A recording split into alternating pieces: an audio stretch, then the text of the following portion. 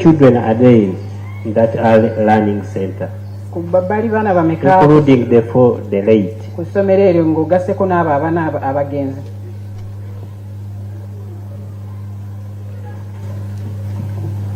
On that day, there were 28 from the vulnerable side and there were 16 from the daycare side.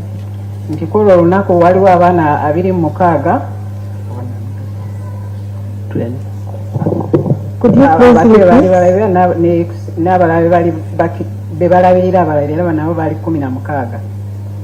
As I Okay, Miss Phoebe, help me understand. On that day, how many of it? 28 plus 16. Phoebe, will I be right? Those are 44? Someone can calculate. Okay, I've calculated. In your mind, the 3 people are enough to take care of these children. No, I think that question is out of place. That's not for her to answer. Much obliged, my lord. In your testimony, that day you said the people who came to help you, more other two, including the security guard. Is that right?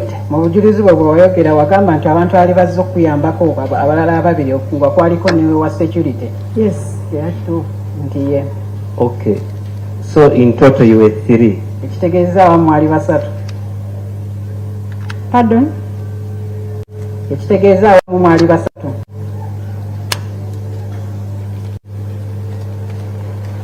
What abalala bakeyateekazi abalala bamaani baneegattako kubanga be baakuba endulu ezayita abajja okutuyamba.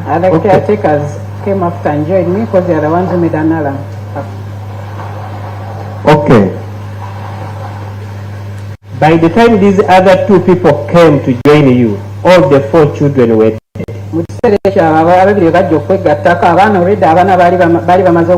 Nedda. No.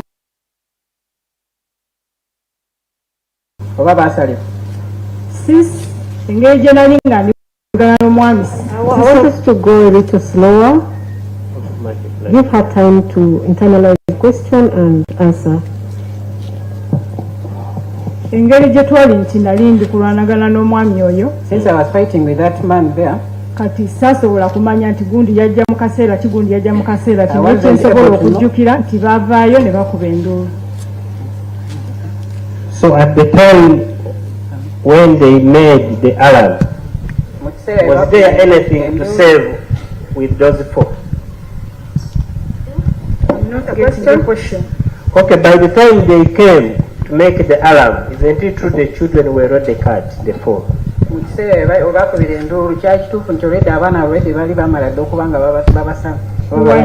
were in the process. Process of doing what? That man was in the process of cutting the children. So you want to say that the 3 were present while he was cutting?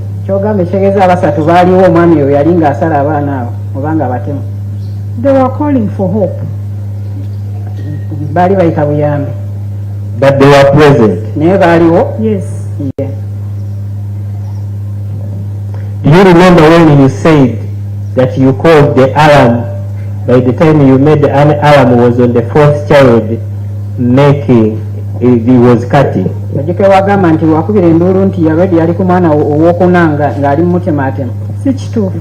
is not what she said. What was like? You remember on 1st April, you said that person came at the gate.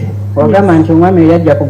And you talked to him while the gate was closed. Yes. Is that the way you talk to the visitors? He was a stranger. Was a stranger. All the visitors who, all the... Mr. Fumuga, remember we are recording, So give us the time to record, then we ask the next question.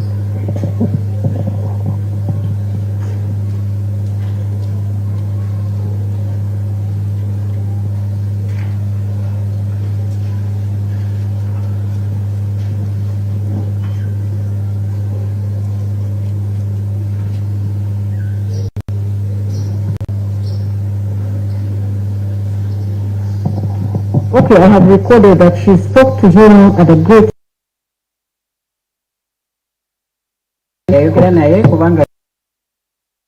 Is that the way you usually speak the strangers?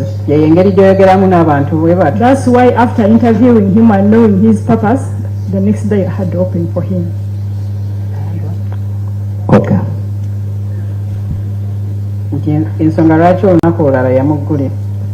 The first time of interaction, did you notice anything unusual in him?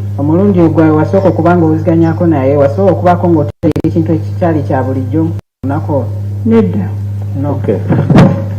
The second time, when you were talking to him. Okay, Mr. Lunduga, we are going to regulate your speed. Because it's not writing. So Please regulate your speed so that you allow us time to record.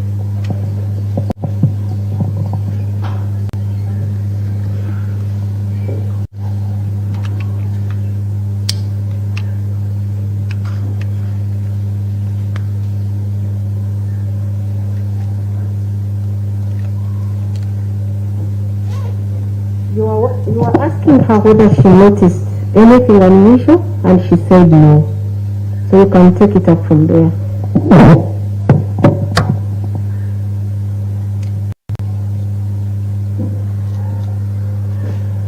The second time when you are interacting with him,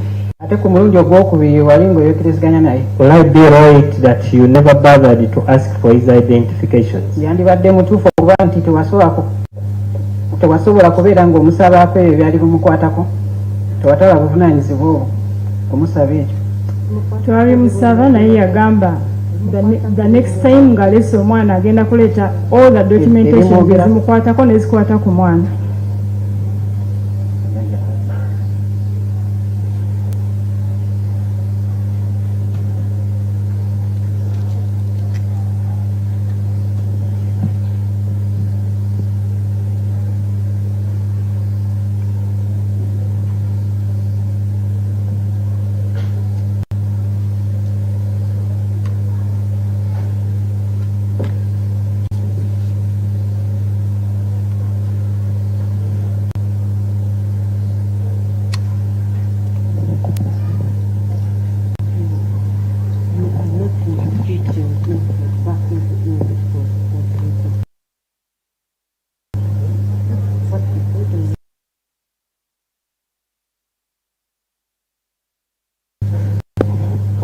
Yes, Mr. Kumga, let's proceed.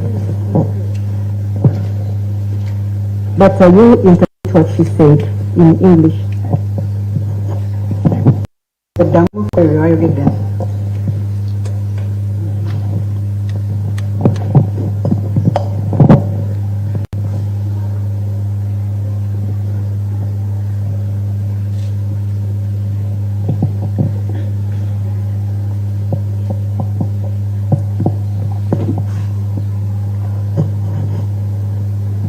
I beg your pardon.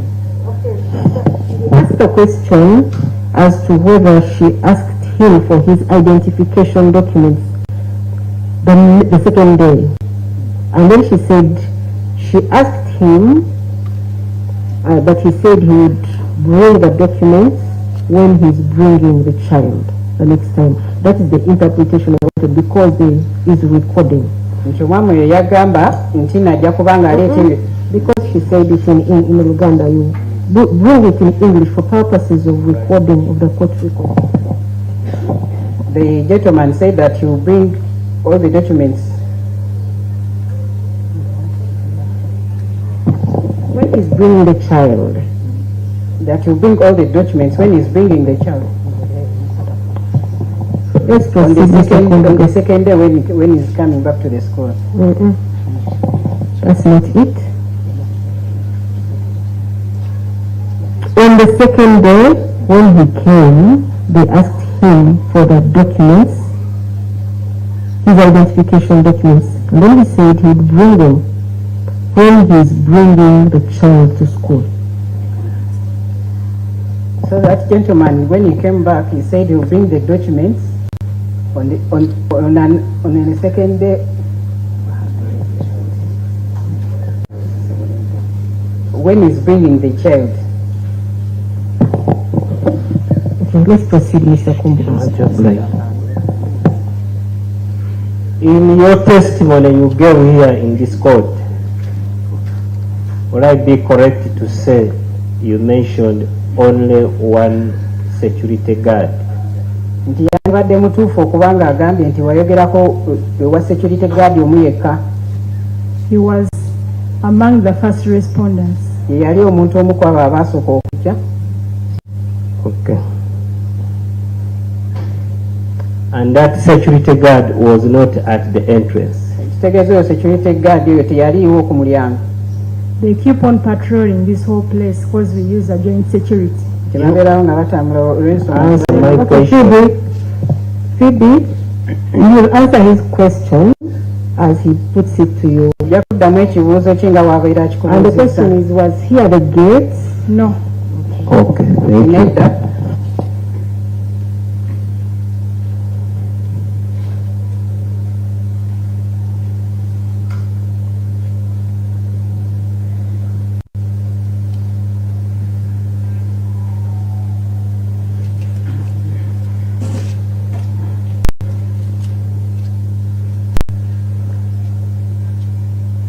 At the time when these children were out, will I be right you were in class or you were in your office? Mu kiseera ekyo abaana bwe baali nga bali bweru yandibadde mutuufu okugamba nti wali bweru oba ali mu ofiisi yo.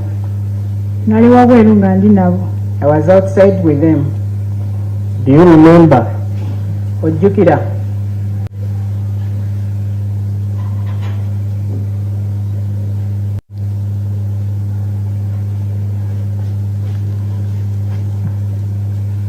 When that person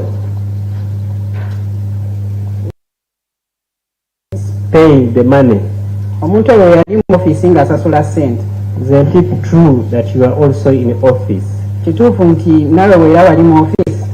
It is true, nali mu office. Okay. Kituufu nali mu ofiisi.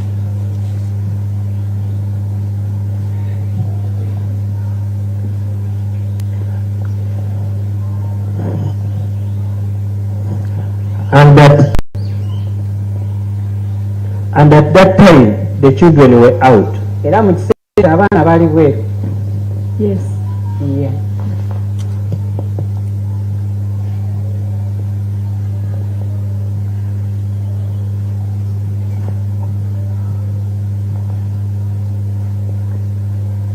When this person was getting out of the office, Omuntu oyo yali ng'afuluma ofiisi.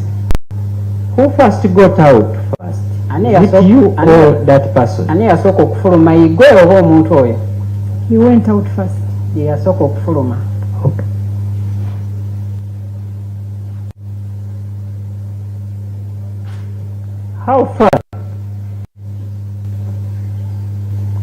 How far is your office towards where the children were playing from? Ofiisi yo n'abaana be baali bazanyira wali wenkanawa. It is close. Walinaaniganya. Can you estimate? Osobola okutulagamu We put here. wano mu kooti.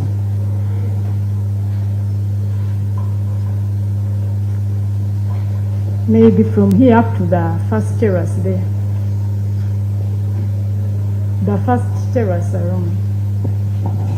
We can estimate, prosecution and defense and the assessors estimate and let me know. Kinga okuva omukyala waali paka wali eri ku madaala. Terraces wezitandikira awo. Where the terraces start from.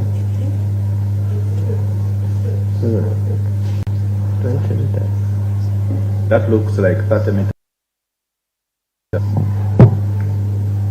Is that the agreement of everyone? It looks like it seems to be shorter than 30. Let's, assessors please, just come and help me to assess this.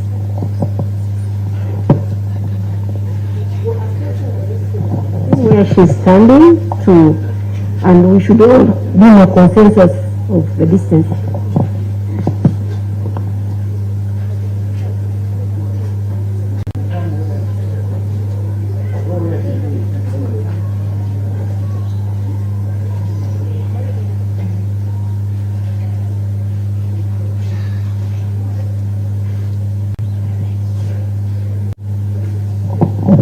What is your estimation?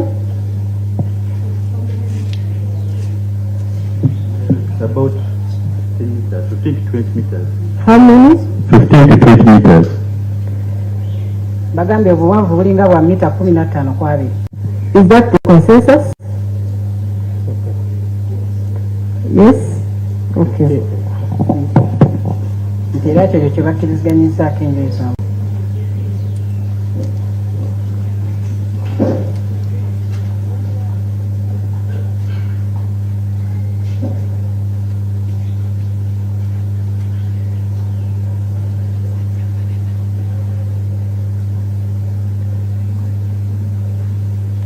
Do you know the number of children who were playing at that time? That place? Omanyi omuwendo gw'abaana abaali bazannya mu kiseera ekyo? Anju abamu nga bazannya kati simanyi bameka bali mu lujja. I don't know the urban what it's called. Some had gone for a short call and others.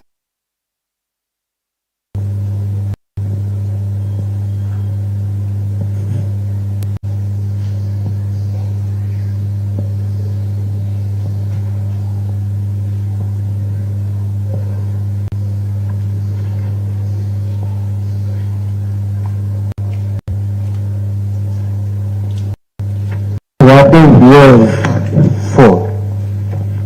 There were more than 4. Baali basukka abana.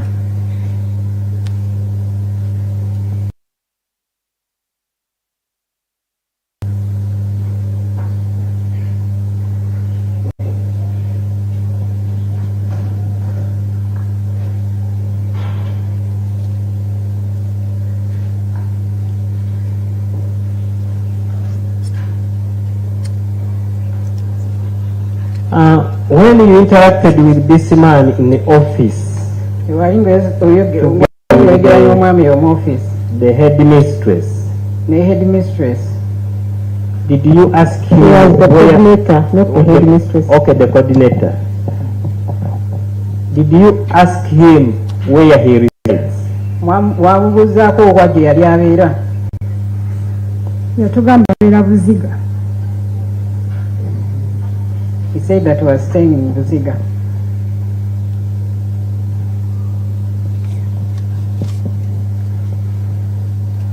Buziga is big. Did he exactly tell you the place? Nedda. Did you find it necessary? Bwe wakisanga nga kyali kya mugaso. Since he had told us that he was going to come back with the daughters that day he was bringing the child plus the mother, we thought we would discuss that on that day. Bo bakiraba nti baali basobola okuba nga bakinnyonnyola olunaku olwo kuba yali yabagamba ajja kuba nga akoma olunaku olwala ng'aleeta omwana. So the question is, did you find it necessary Yes, to ask him? yes. Nti yakisanga kyali kya mugaso okubeera ng'amubuuza.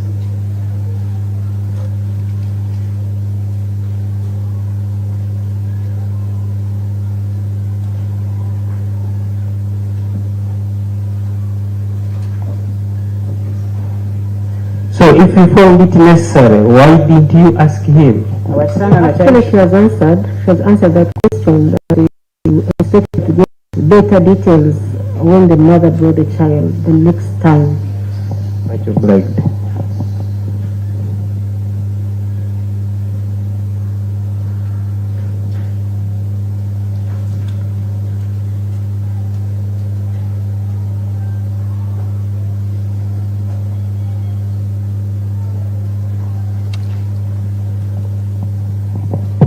Ms. Sawa, is there anything you want to communicate to the court from your client? None, ma'am.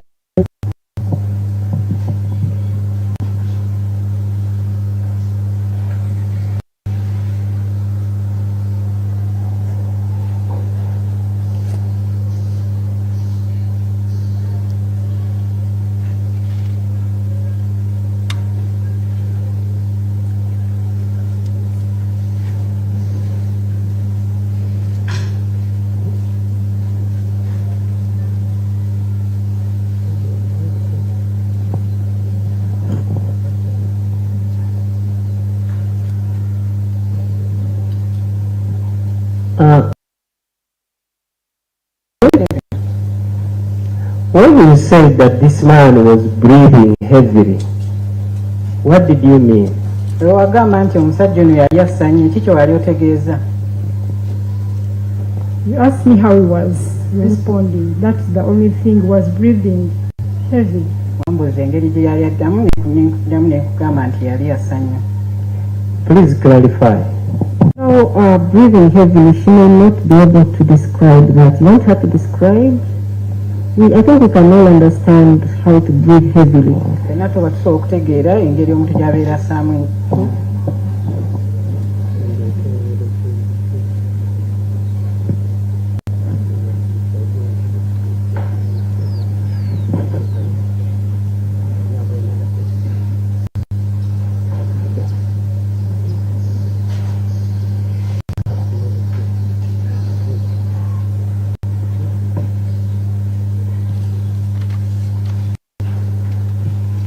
Okay, one last question. The gate of that school and the main road, how far is it? Ekibuuzo ekirala ekisembayo ku geeti y'essomero eyo n'ekkubo lyennyini waliwo distance yenkanawa? I'm not good at measuring distance, but it is not so. It is a bit close. Well, can I say they are like 50 meters? They are like 50 meters. Sinsi mulungi ye kubanga ategeera distance eyo. I can't measure in meters. I don't know how many meters are there. Can you try to estimate here? Meters mmeka? From our gate to the main road. From where you're standing? Ojja tuwulira ng'osinzidde okuva ago I oyimiridde think kati. it can be like from here up to that place which goes to the Maranatha High School. Ngambe kiringa okuva wano paka ku kifo ekyo ekigenda ku ssomero eryo. Just behind that building. Emabega w'ekizimbe ekyo. Let's get to know the estimate of the distance.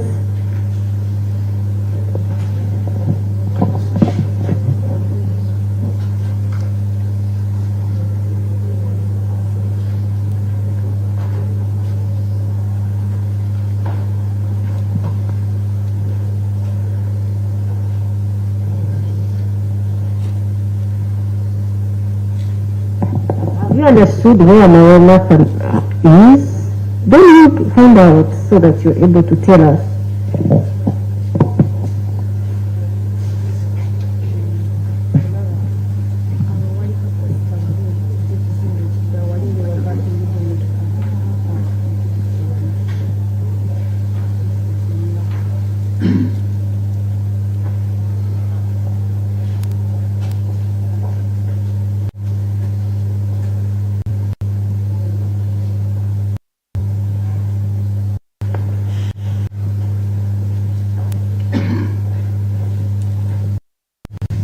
My lord, we estimate it to be around 70 meters. Abakooti bo bagambye bateebereza okubeerawo obuwanvu bwa mita nga 7.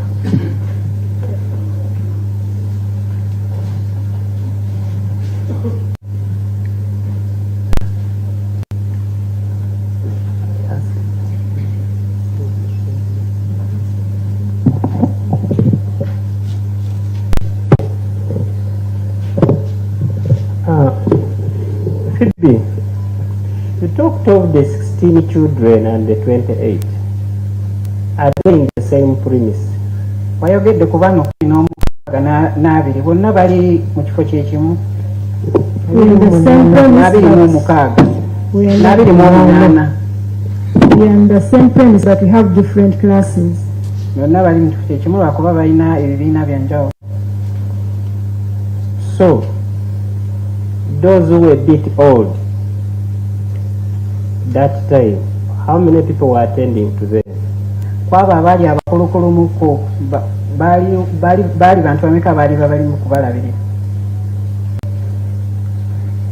Our age groups are almost the same. So kati simanyi bw'ogamba abakulukulumu baluwa b'otegeeza. I don't know when you say those were a bit old, the ones that you mean. Maybe let her clarify for us the two categories of the children. She said the vulnerable and help us understand that differentiation. Bwengamba vulnerable waliwo church egenda mu communities nerondayo abaana abava mu families ezitalina buyambi abali malnourished nebayita netubateekawo netuba nga tubalabirira. Among those who are vulnerable, the church gets them from the community.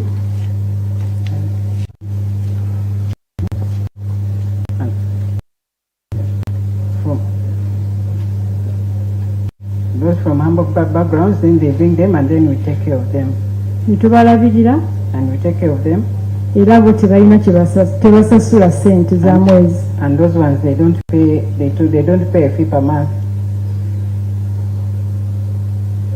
Then ne wabawo category endala. Then there are those others, another category. Abazadde bo basasula kubanga bayagala abaana baabwe tubeere nga tubasigaza naye nga tebali mu project eri. Whereby parents pay for those children and we take care of them because for them they are not in the other project. Kyekikula ky'ono omwami category gye yali agiddemu okuwandiisa omwana we. So that is the same category that this gentleman also came to register his child.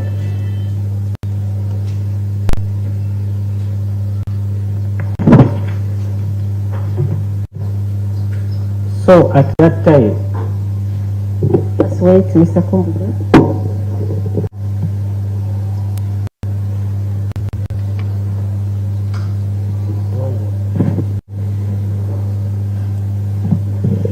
Help us repeat how many were in the vulnerable group and how many were in the other group. Ddamu tubuulira abo abali mu group eyo ya vulnerable gye wayogeddeko n'ekibiina kiri ekirala. Abali mu vulnerable group bali 28. Abali mu vulnerable group bali 28. Abali mu category endala bali 16. Then bali abalala bali 16.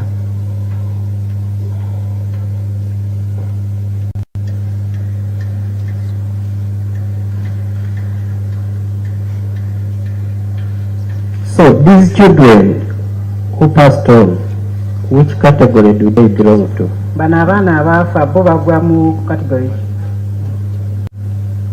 Ababiri bali bali mu group y'abaana ab'obuyambi, ababiri bali mu group eri esasula ssente. Two of the children, they were from those parents who used to pay for them, then other two, they are coming from the other group of the vulnerable.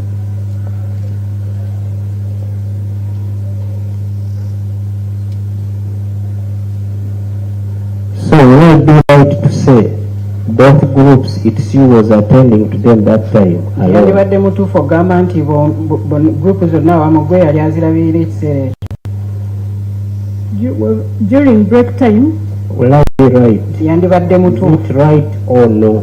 Kituufu oba nedda?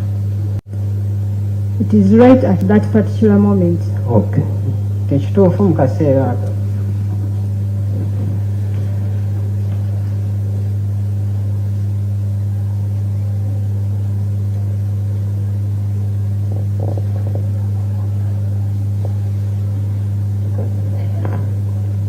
My Lord, I'm through the cross-examination. Thank you very much. Mr. Mwoga, any exam? My Lord, just one.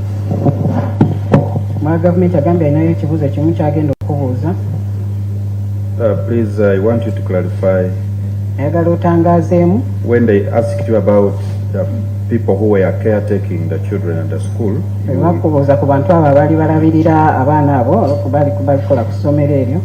You listed people in the category of caretakers.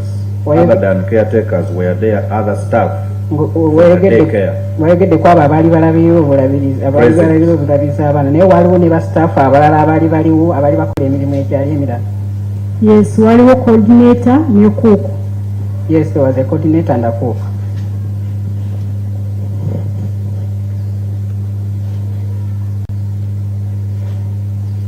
That's all, my Lord. We pray to call the next witness. ng'era bye beebuuzo First wait, I have some questions for her. Okay, my lord. n'omulamuzi alina ebibuuzo byagenda okuba nga akubuuza.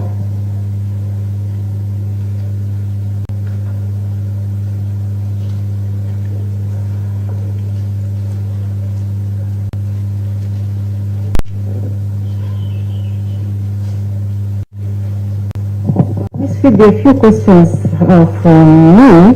naye ebibuuzo ebitonotono byagenda okubuuza. I want you to clarify something for me, for the court. ng'era ayagala otangaazeemu mu kkooti. You talked about the gate, the way where you met or where you talked with that gentleman on the first day.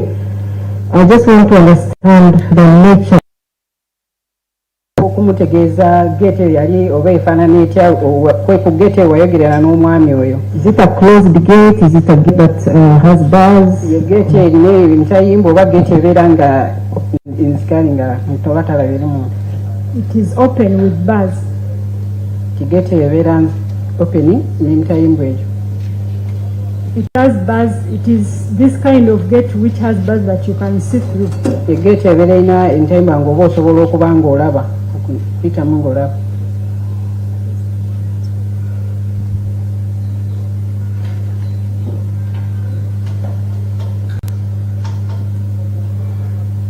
So during the day, is it locked? Yes, it's locked. nti emisana geeti era ebeera nzigale.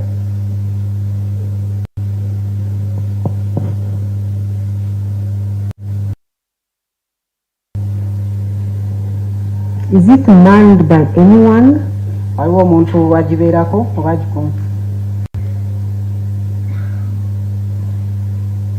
Is it manned by waliwo omuntu anyone? abeera akola ku geeti eyo.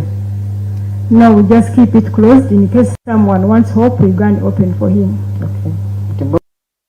bakikuma ng'ebeera nzigale omuntu era waaba nga alina ayagala obuyambi bwo bagenda ne bamuggulira.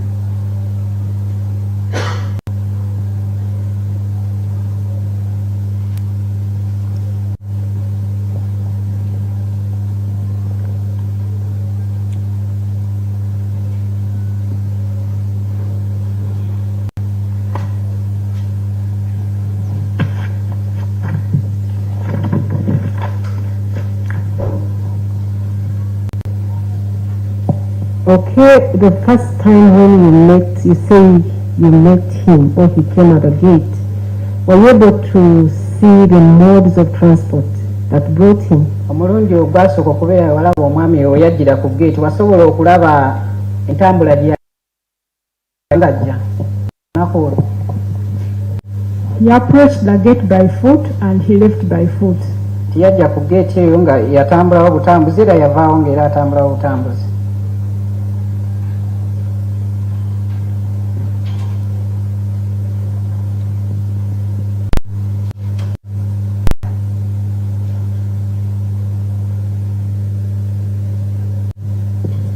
And you also said that the act of cutting the children took a very short time. Are you able to estimate the time in terms of minutes? era wagamba nti ekifo ekyo kyeyakola yali ng'atema abaana abo kyatwala ebbanga ettono ennyo. osobola okutegeera oba okutebereza kyatwala bbanga lyenkanawa? According to the time we spent there, I can estimate less than 7 minutes. sinziira ku kiseera ekitwaliwo awo zaalinga eddakiika okukawa 7.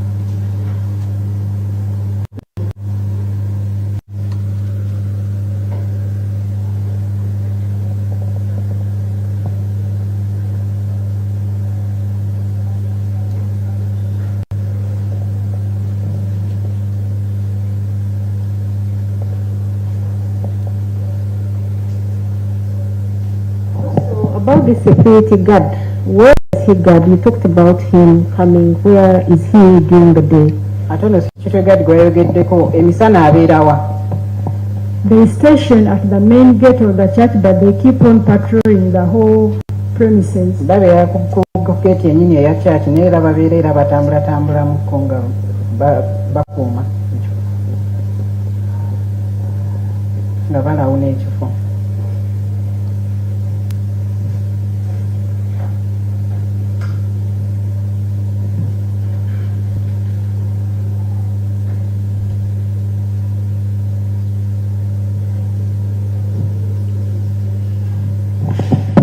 Okay, Mr. Mwaganya, any questions that arise from my questioning? My Lord, not at all.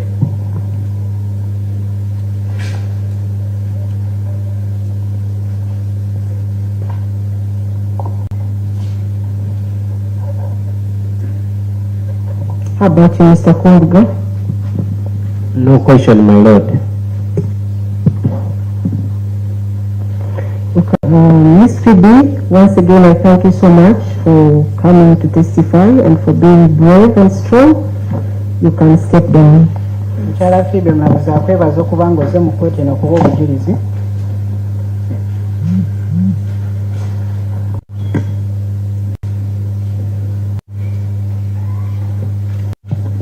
Let's have the next witness. Katufune omujulizi omulala. Lord, as she comes, I had forgotten to brief court that we have planned for 8 witnesses today. This one, in addition to Phoebe or? No, with Phoebe inclusive. Phoebe inclusive. We so we have 7. Yes, my Lord. Okay. Leero oludda lwabadde olinawo abajulizi 8 ng'ogasseeko n'oyo omukyala Phoebe amaze okuwa obujulizi mu kkooti eno.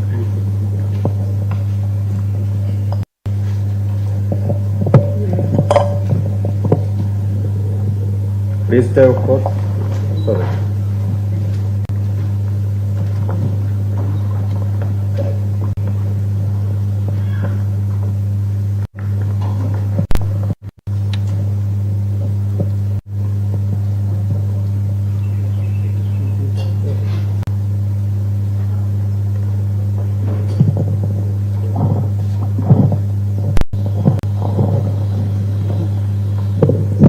This is Phoebe 7. Yes, my Lord. Good morning, madam. Good morning, madam. May I please know your name? I'm Annet Agoy Odong. Annet? Annet Agoy Odong. You're going to spell for me the 2 names, the last 2 names.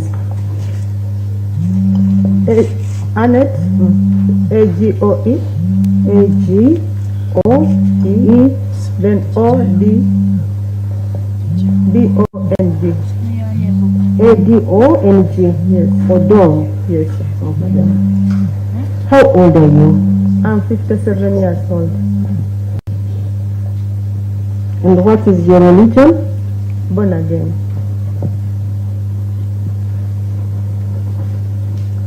Okay, you're going to hold the Bible and swear that you're going to tell us the truth.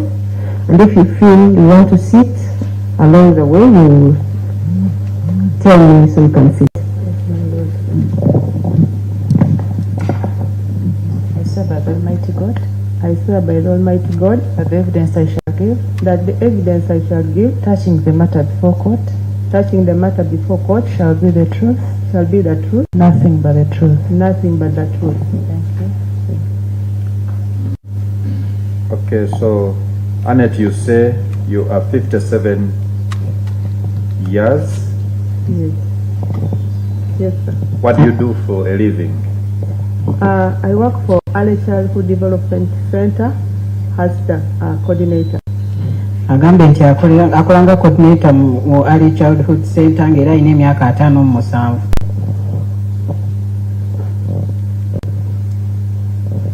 For how long have you worked as such? Omazeeyo ebbanga ly'enkana ng'ogereeyo. I've worked for 15 years. Yakakolerayo emyaka 15. And what do you do as coordinator? Okola mirimu ki egyo nga coordinator? At the facility, one we Mr. Morgan, I'm hoping the other witnesses are not here. No, my lord. Okay. They are far apart. at the facility we have 2 programs. One is for the vulnerable children. So for the vulnerable children, You are going to go Okay. to allow court to write. Ku facility balinawo program ziri 2 ng'emu esooka ey'abavunaanyizibwa. then the second one is for the children from those ones who pay money, that is the daycare. Then ey'okubiri abo abaddekeyo ababa babasasula ssente. Yes. So for the vulnerable, I meet the mothers. We register the children door to door from the community.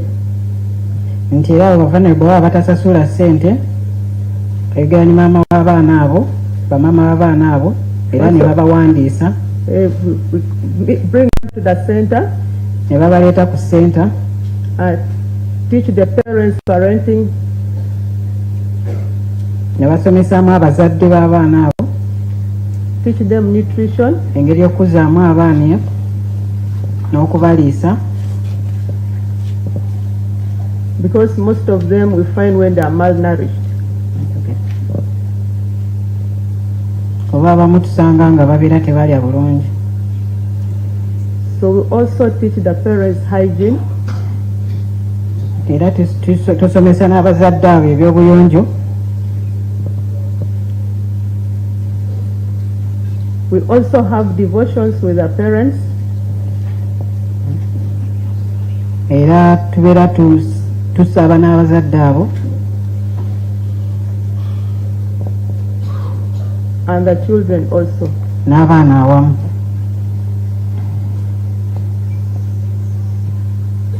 Then for the daycare side, then bano abadde care oba baba basasula ssente we register the children, abaana abo tubawandiisa get all the details of the parents, ne tufuna ebyo ebikwata ku bazadde b'abaana abo and have an interview era about the age of the children. ne tuba interviewinga ku myaka gy'abaana abo.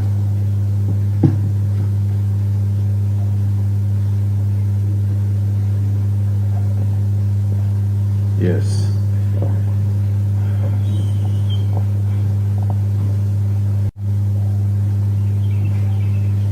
So, how many children in total do you take care of?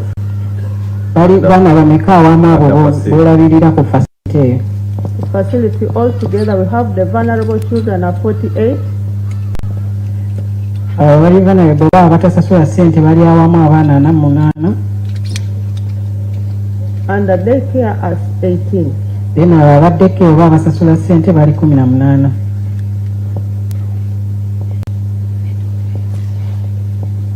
Do you know the accused? oyo omwana oyo amumanyi oyo gwe bafunaana omusango nti ye How do you know him? ojja otya okumumanya? On 2nd of April 2026 ennaku z'omwezi 2 ogwokuna guno omwaka at around 11, ssaawa nga 5 ez'oku 11 a.m. ssaawa 5 ez'okumakya one of the caregivers omu ku baali balabira abaana abo Do you brought know the name? Phoebe, The other name? omanye erinnya lye Namtebi Phoebe, ng'ayitibwa Namutebi Phoebe, Yes. brought him to the office n'amuleeta mu ofiisi and she told me that this, Accused to office. Phoebe, Annet, you will go through to allow court to. Annet ejja kuba ogendamu nkola osobola kuleka kooti. So, Phoebe brought him to your office? Yes? yes, at around 11 a.m. Yes, yes. and she introduced him to me Era n'amunyanjulira and she told me era n'aŋŋamba that he had come a day before nti yali yajja olunaku olumu emabega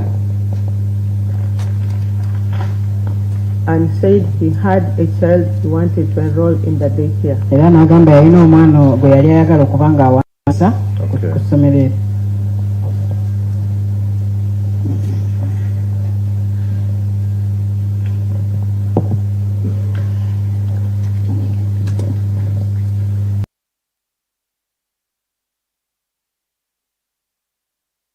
Okay.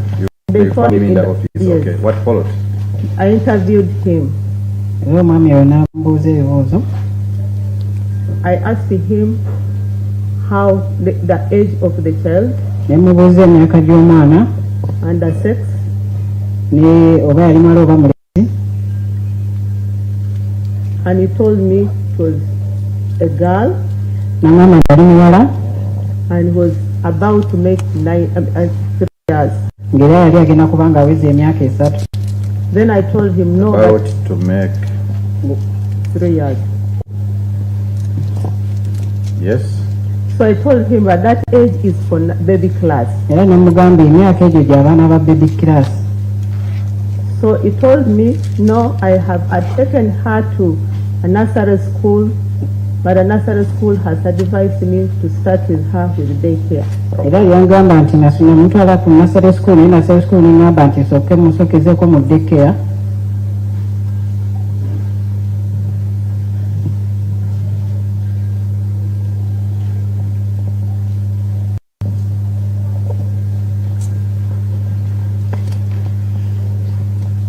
Okay. And he gave me the reason. Era nampa ensonga. He told me the girl was not social because she stays with the mom alone. Nti era omwana oyo yali tayogera nnyo n'abantu era ng'abeera ne maama we. Yes. And she cannot speak well. Era atayogera bulungi. Yes. And he went ahead and told me that, but we can give a trial for this term. If she copies very well, then we can introduce her to nursery school. Nangamba era basobola okuba nga bagezaako tamu eno kasita ateeramuko basobola okuba nga bamutwala then awo mu nursery.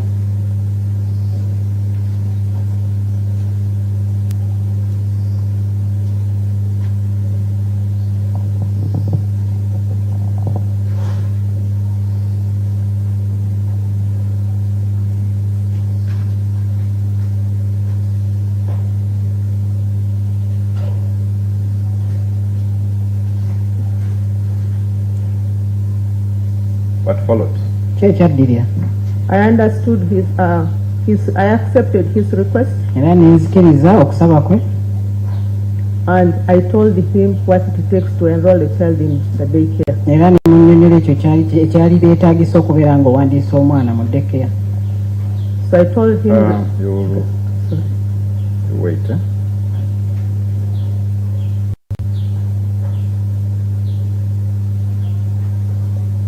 What did you tell him? Kiki wamugamba? I told him registration is 10,000. Nemugamba okuwandiisa omwana gubeera omutwalo gumu. Daycare fees is 120. Then eza daycare gibeera emitwalo 12.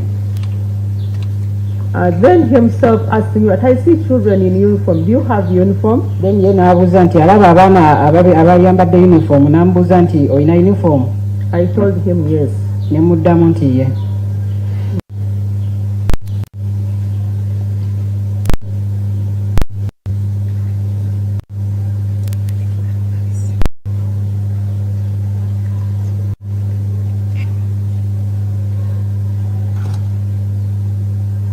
Okay.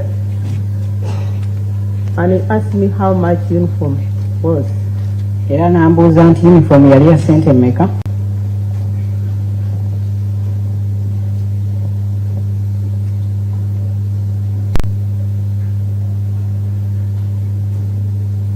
Yes. So I told him uniform is 60,000. Ne muddamu ne mugamba nti uniform yali ya mitwalo 6.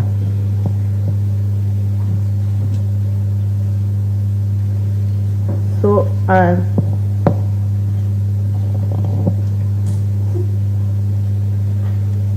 Yes.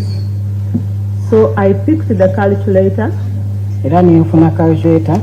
As I was totaling, he already tells me that no, it is 190.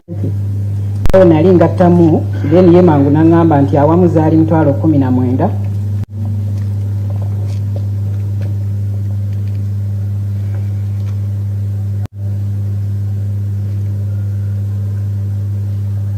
Yes. Which I had also confirmed. Era nange ze namala ne nkakasa.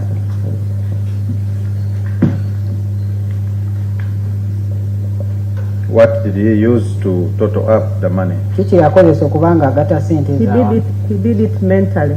Ye yatukozesa bwongo.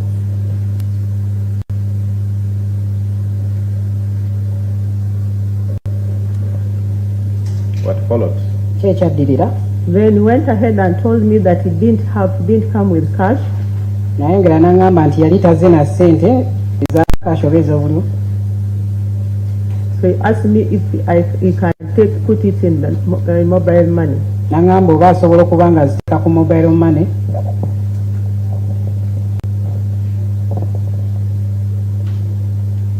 Yes. So he asked me for my contact.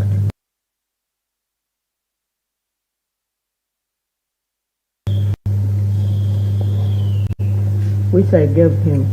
Zinamala nemuwa.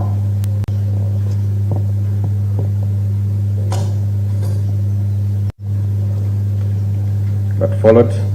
So I told him that if you are sending the 190,000, you need to include the withdrawal fee. Nemugamba obuweereza sente 19 ayongerako n'ezo ez'okugyayo sente ezo. And he told me it's fine, let me put there 5,000. Nangamba kale tewali buzibu era kayongereko naye 15,000.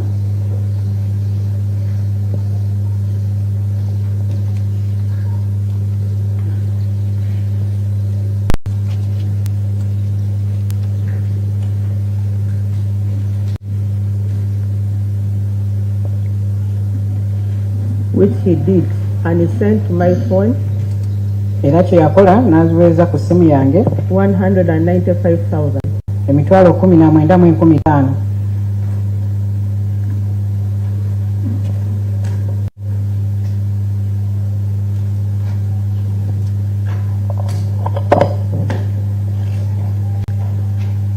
Then after seeing the message, bwe namala okulaba message, I instructed Phoebe to write for him a receipt. Ndagira Phoebe okubeera nga amuwandiikira risiiti.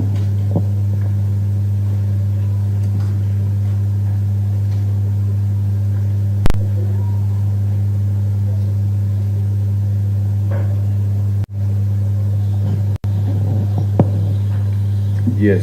She wrote the receipt and she gave it to him. Era yawandiika risiiti eyo n'amala n'agimuwa.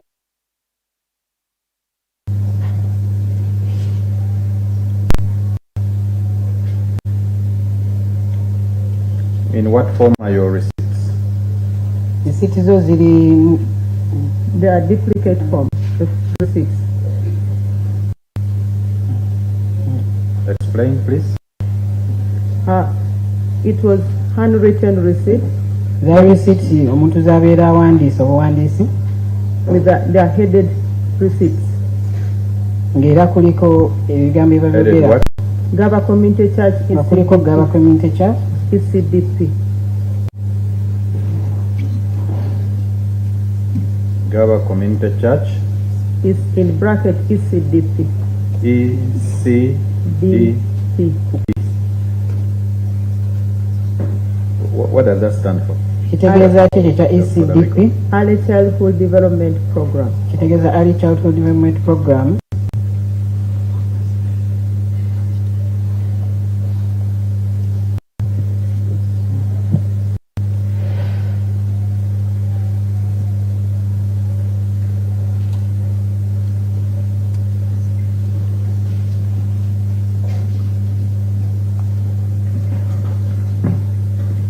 And when you say they are duplicate, what do you mean?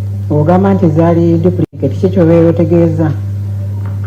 The client takes the original and will remain with the duplicate. Client yatwala copy original, ffe ne tusigazaako eyo eya duplicate.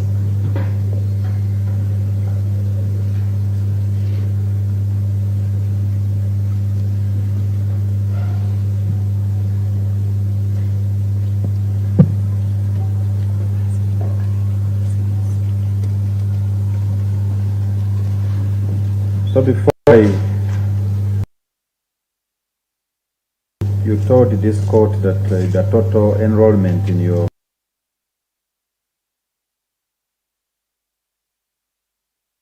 in daycare, Yes, sir. were all these numbers at the school on the day of the second? Wadde ogamba kooti eno nti abo abaali vulnerable abaali batasasula ssente baali 48, then abaali basasula ssente aba daycare baali 18.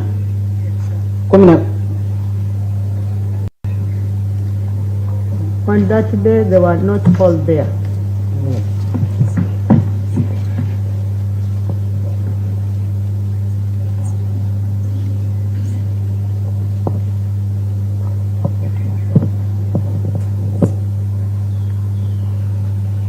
you have an idea of how many could have been there, or if you don't, it's okay? I have an idea. How many were there? The vulnerable On the were, second. on second, the vulnerable children were 28. Abali vulnerable baali batasasula ssente baali 28, while the daycare was 16. then abo abaali abadde abo abaali basasula ssente baali 16.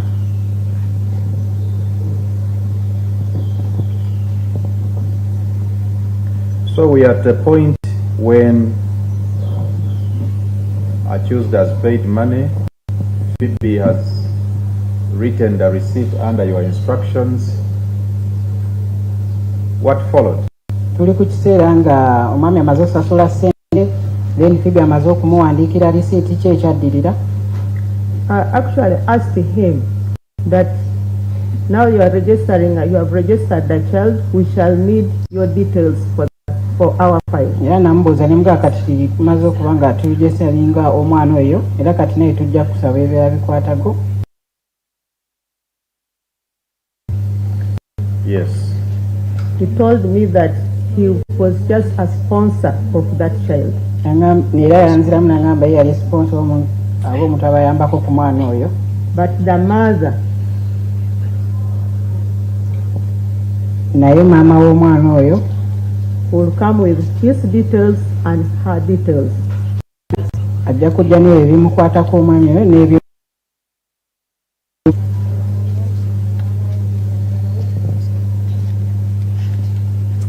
Yes.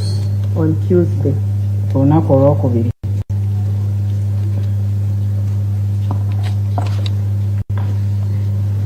Yes. What else followed? Ekyaddirira. So he got out. Amala n'agenda n'afuluma. Actually told him thank you very much for waiting and the child on Tuesday. Oluvannyuma namala ne mugamba webale nnyo nga mwebaza era tulinze omwana oyo ku lunaku olwokubiri.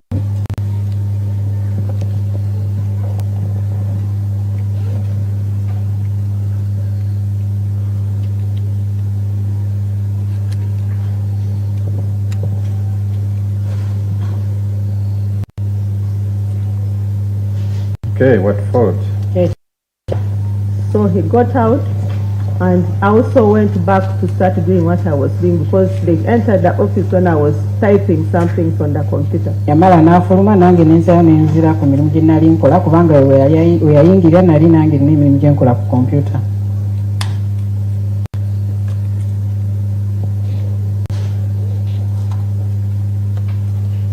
Yes. Then Phoebe put back the receipt book. Ka receipt mu drawer.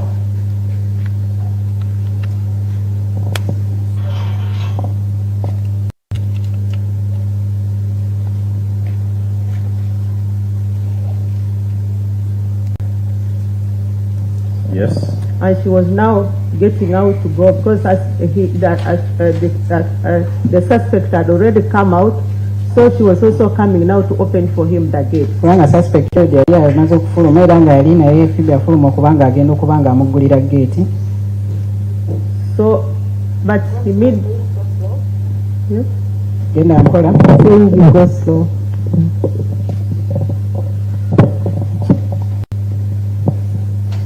So you got out to open the gate. Wagambye nti ne Phoebe naye yafuluma kubanga agenda okubanga aggulira omwami oyo gate.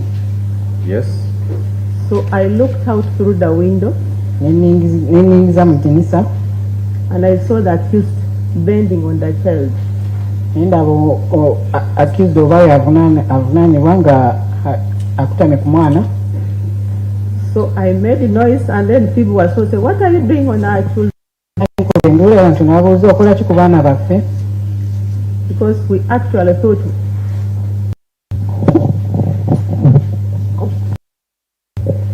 Let's repeat that. You looked through the window. What did you see? I looked through the window and I saw him on the child. He was bending.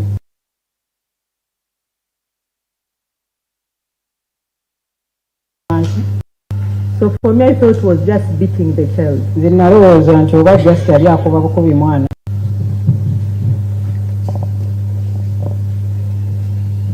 So at the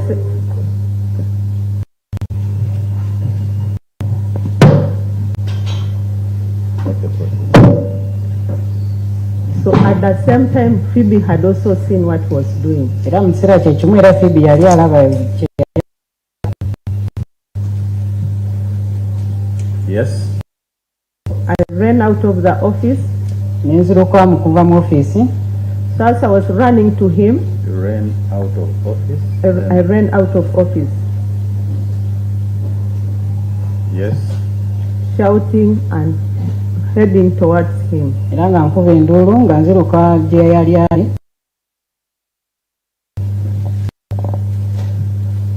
Yes. So he stood up and left the child who was lying down. Era n'ayimuka n'aliko omwana oyo ng'omwana oyo yali yeebasaawo wansi. And was lifting the knife towards me. Era nga asitudde akambe nga with open eyes. n'amaaso nga agankanidde. So now what? Now, Phoebe, I will keep prompting you. I mean, Annet. Okay. I'll keep prompting you. So just be patient with our speed. So you say he lifted the knife. I ran away. He lifted the knife towards me. Yasitula akambe nga akayeesa gye ndi. Yes. Then I ran away. Nenziruka.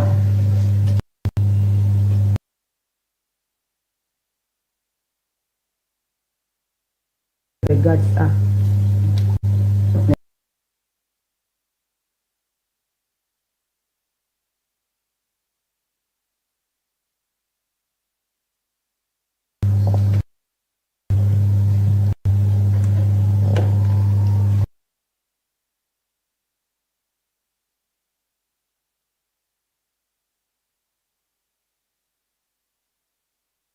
Picked a bicycle to hit him. Era mu kiseera ekyo Phoebe n'akwata akagaali okubeera nga akamukuba.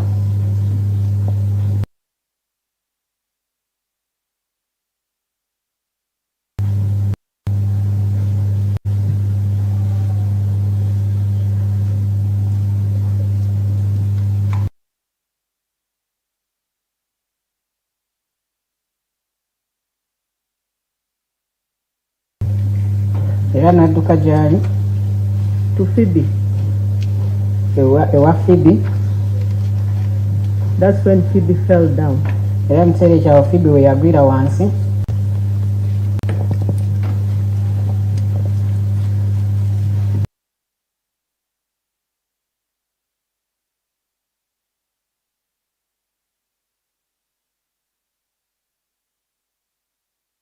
Kept on making noise. Era nasigala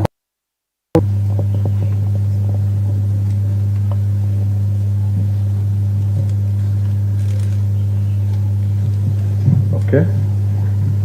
Proceed. eyongereyo. Then Phoebe still picked another bicycle. Era Phoebe n'akwata akagaali akaali akalala At him. n'akamukuba. That's when now he jumped.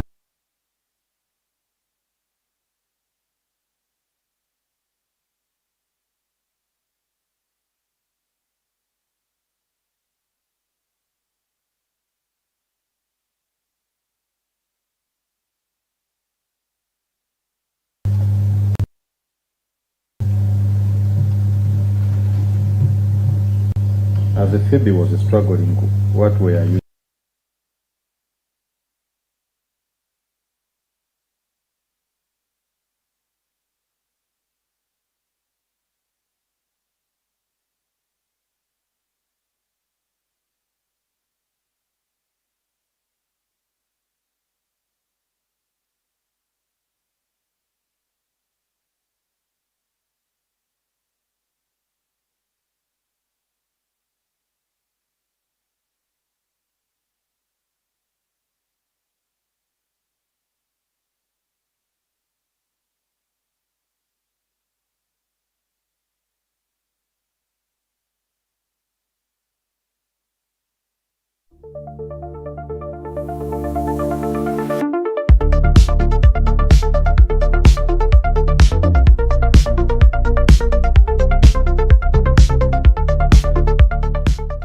Hard workouts make you old.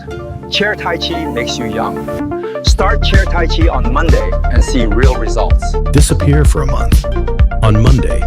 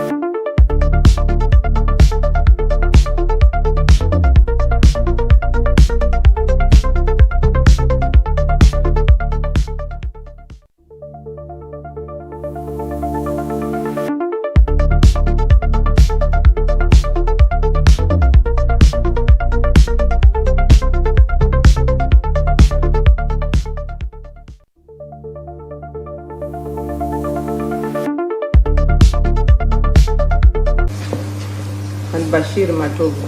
Bashir Matovu.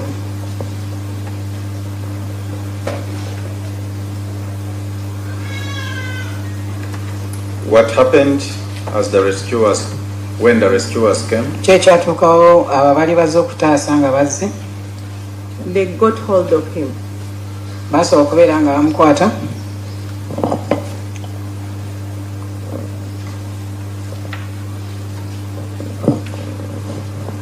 Did you observe any other thing?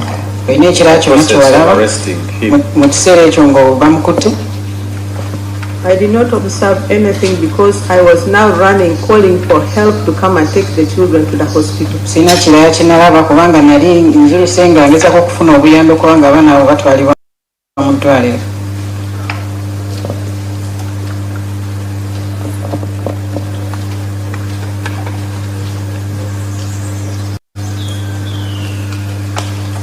Did you get the help? Yes. Yes, sir. The court, how? The nearest person there with the car was Auntie Harriet.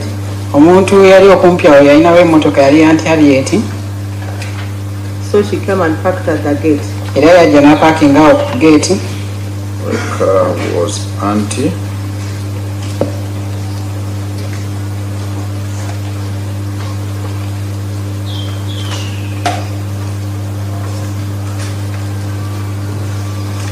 What happened when Harriet came with her car?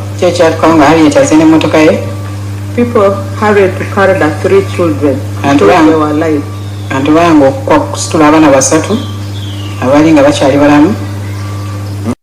We thought they were alive.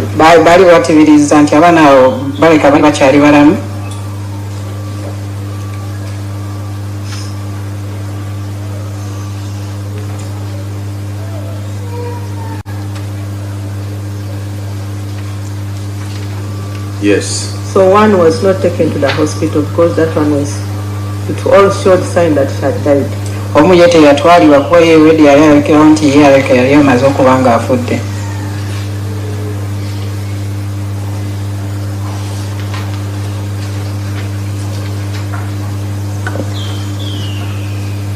Who was that was left? Ryan Odeke.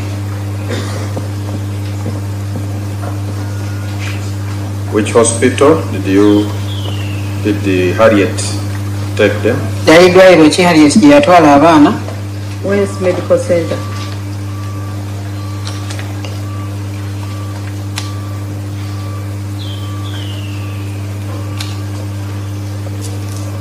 What followed? The police arrived.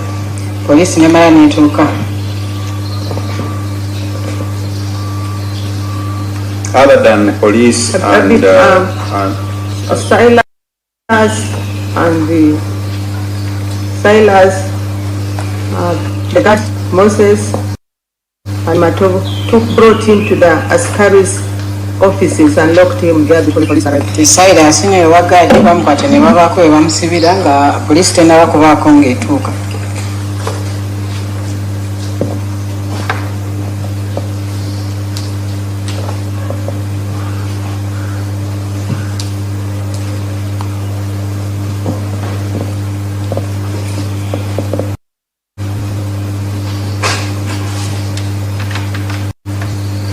So other than those three, Cyrus, Moses, and Matovu, and the police, did any other person come or respond?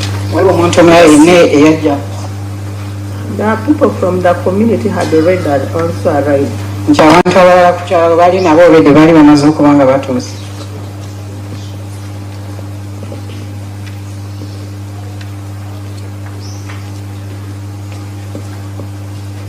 What happened when police came? The police tried to control the people.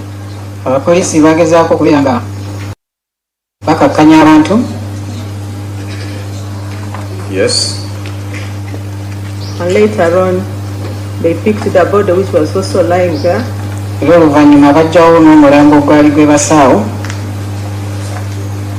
And picked the other also at once.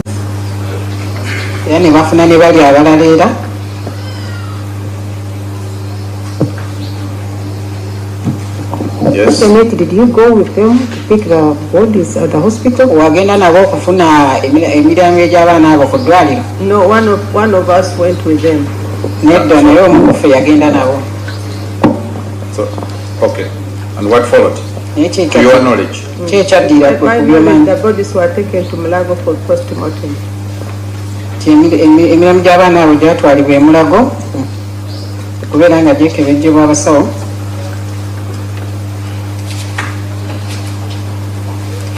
What followed?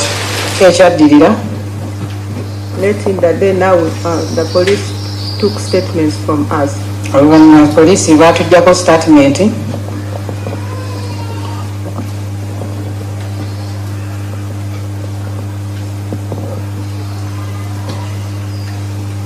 So other than police taking a statement from you on that day, what else?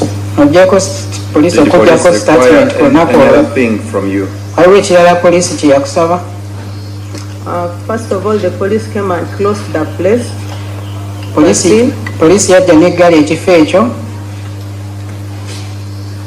Other than that? They checked my phone to confirm whether I received the message from the suspect.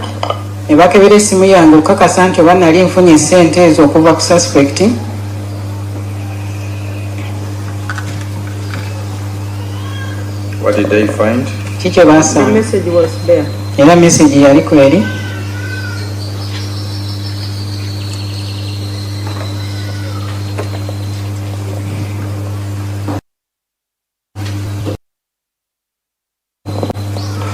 The next day,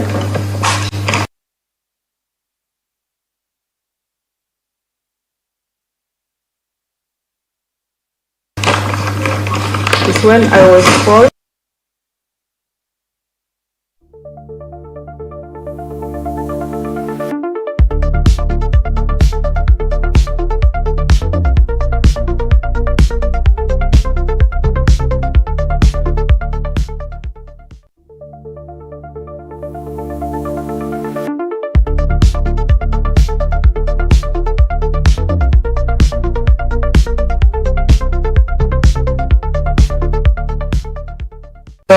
Offices of MTN.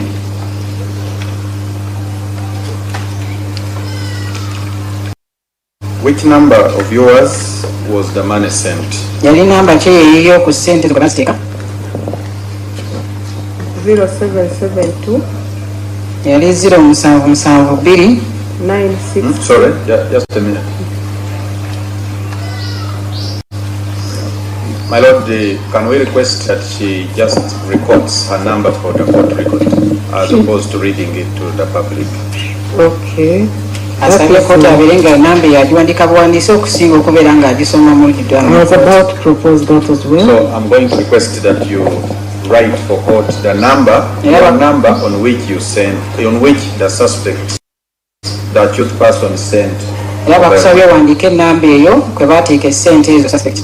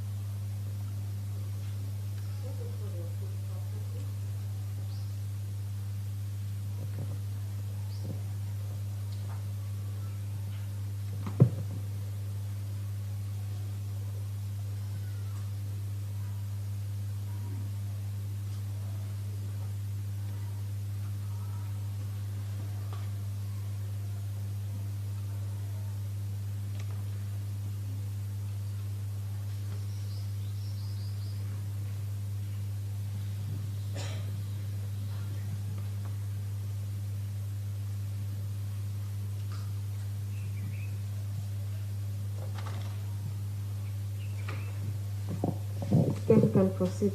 Other than police asking you to print the said, procure your said mobile money statement, what else? Ojjako ekyo poliisi okugamba printing out statement ya mobile money ate ekirala. I printed the statement and gave to police. Okay. Na printing a statement eyo n'enjoba abapoliisi. What else? Ate ekirala. The next thing I was summoned to this court. Olala bampita okujja mu kkooti eno.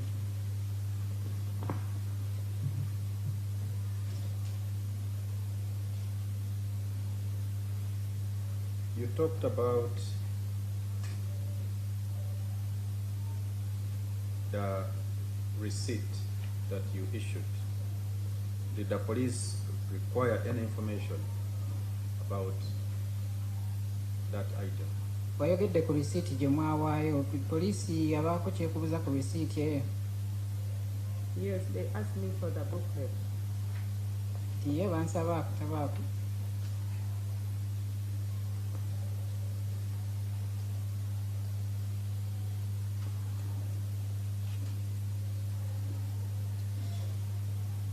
And what happened? Kyekyaddira. The police went with it.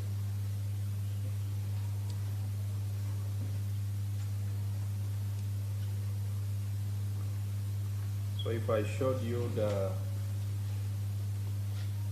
receipt book and mobile money print that you handed to the police, are you in position to recognize? Ntiwakuwa akatabako aka risiiti n'eyo ya print gye wafuluma ey'aba MTN osobola okubeera ng'obitegeera.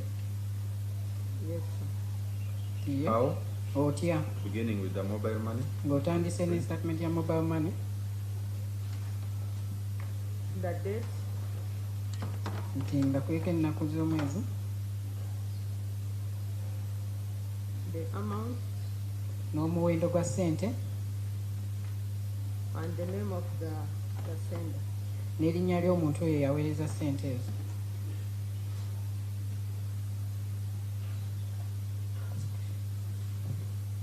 And the receipt? Ate ku risiiti. The receipt, the name of the child. Ku risiiti kubeerako erinnya ly'omwana. And the amount. N'omuwendo gwa ssente.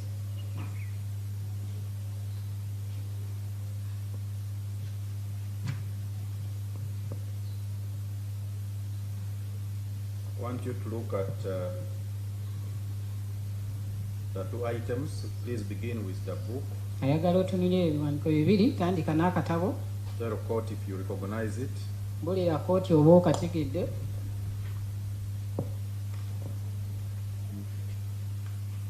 Do you recognize the book? Yes. What is it? Ye akatabo akategedde. Nti ke katabo ka receipt. Does it bear the duplicate copy of the receipt that you issued to the accused? Kalimu ezo kopi eza duplicate ezo That was issued to the accused. zemwawa accused oba omusibe. Yes, sir. Nti ye. What is reflected in the duplicate?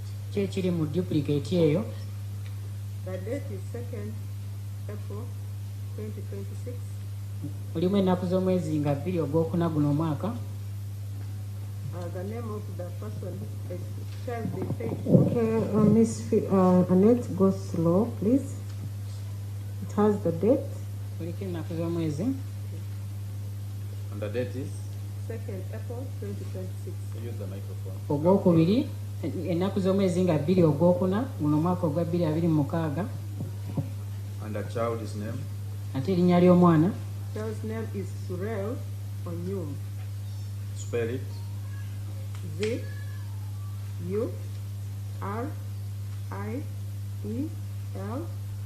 Surel. Erinnya ly'omwana ye Zuriel And the second? Then Onyum is O-N-Y-U-M.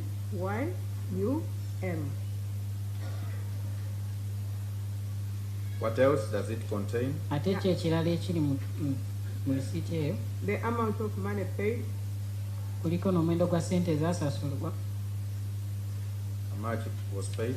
190,000 shillings only. Nga kwaliko emitwalo 19 gyokka.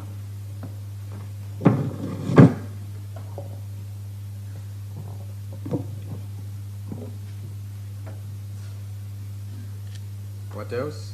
Ate ekirala. What else? Ate ekirala. Being payment of. What was the reason?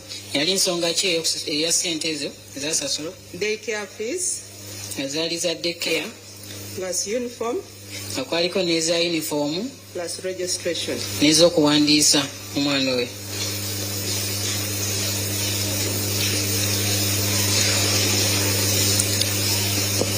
Total amount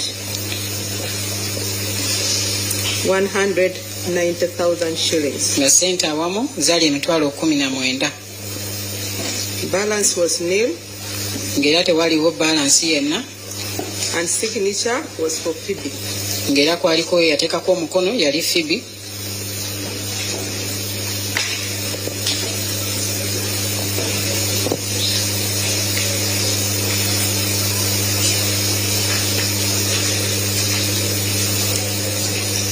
My Lord, I pray that court looks at the school record and compares it with the PID number 1 for PID number 1 to be admitted as an exhibit. Asabe kooti etunule ekiwandiiko ekyo.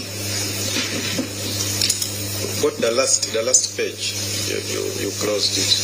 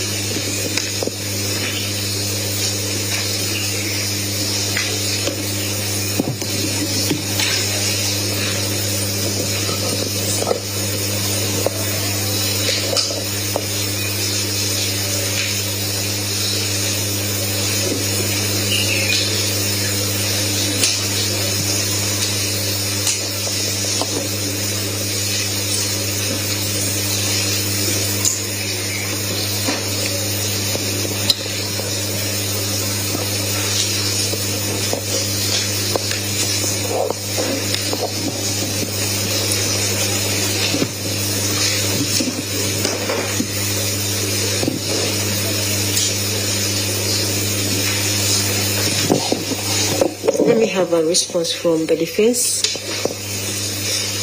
He's asking me to look at this book, compare it with PEID 1, and thereafter admit PEID 1 as an exhibit. What is your response? You have looked at the book.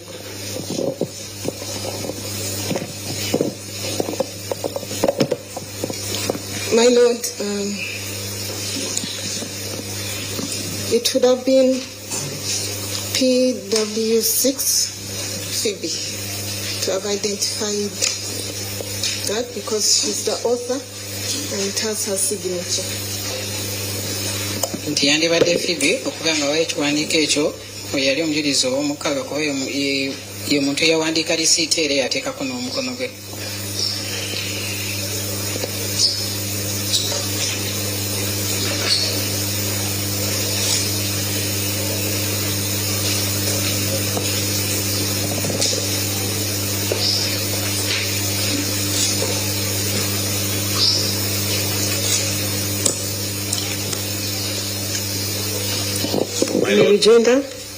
My Lord, from the testimony, the receipt,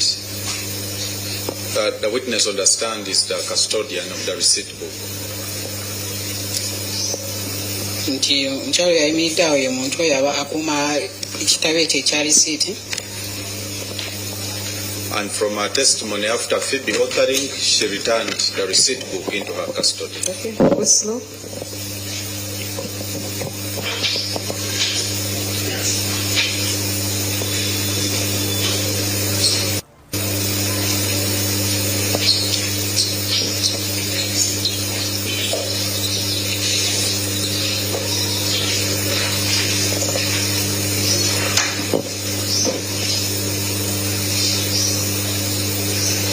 Phoebe identified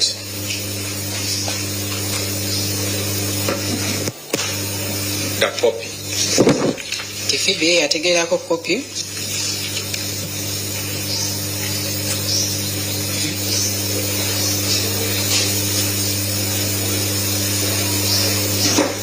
Which in this case, my Lord, is in tandem with the record in the receipt book.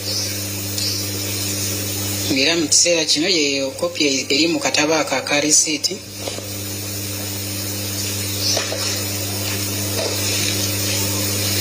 My Lord, ordinarily,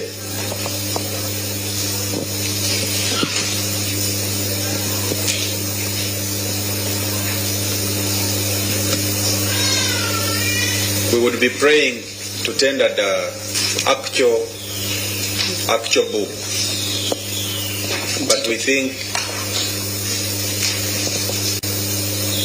that since it is still a book in the actual use of the school, it is sufficient for court to inspect it and compare with the copy, and we tender.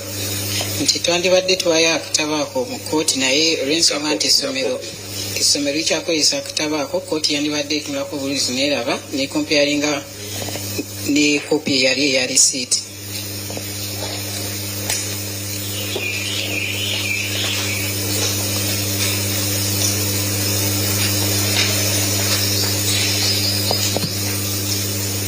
So, my Lord, if court is of the opinion that the comparison will not meet the ends of justice,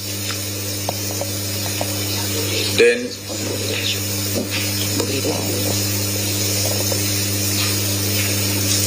the receipt book could be tendered in its form as an exhibit. Nti ekiba kyetaagisa kooti akatabo kasobola okubeera nga kaweebwayo ng'ekizibiti eky'oludda oluwaayo. And the exhibit management rules would require the person in custody to be the one to tender, and my Lord, the witness understands, has already demonstrated so.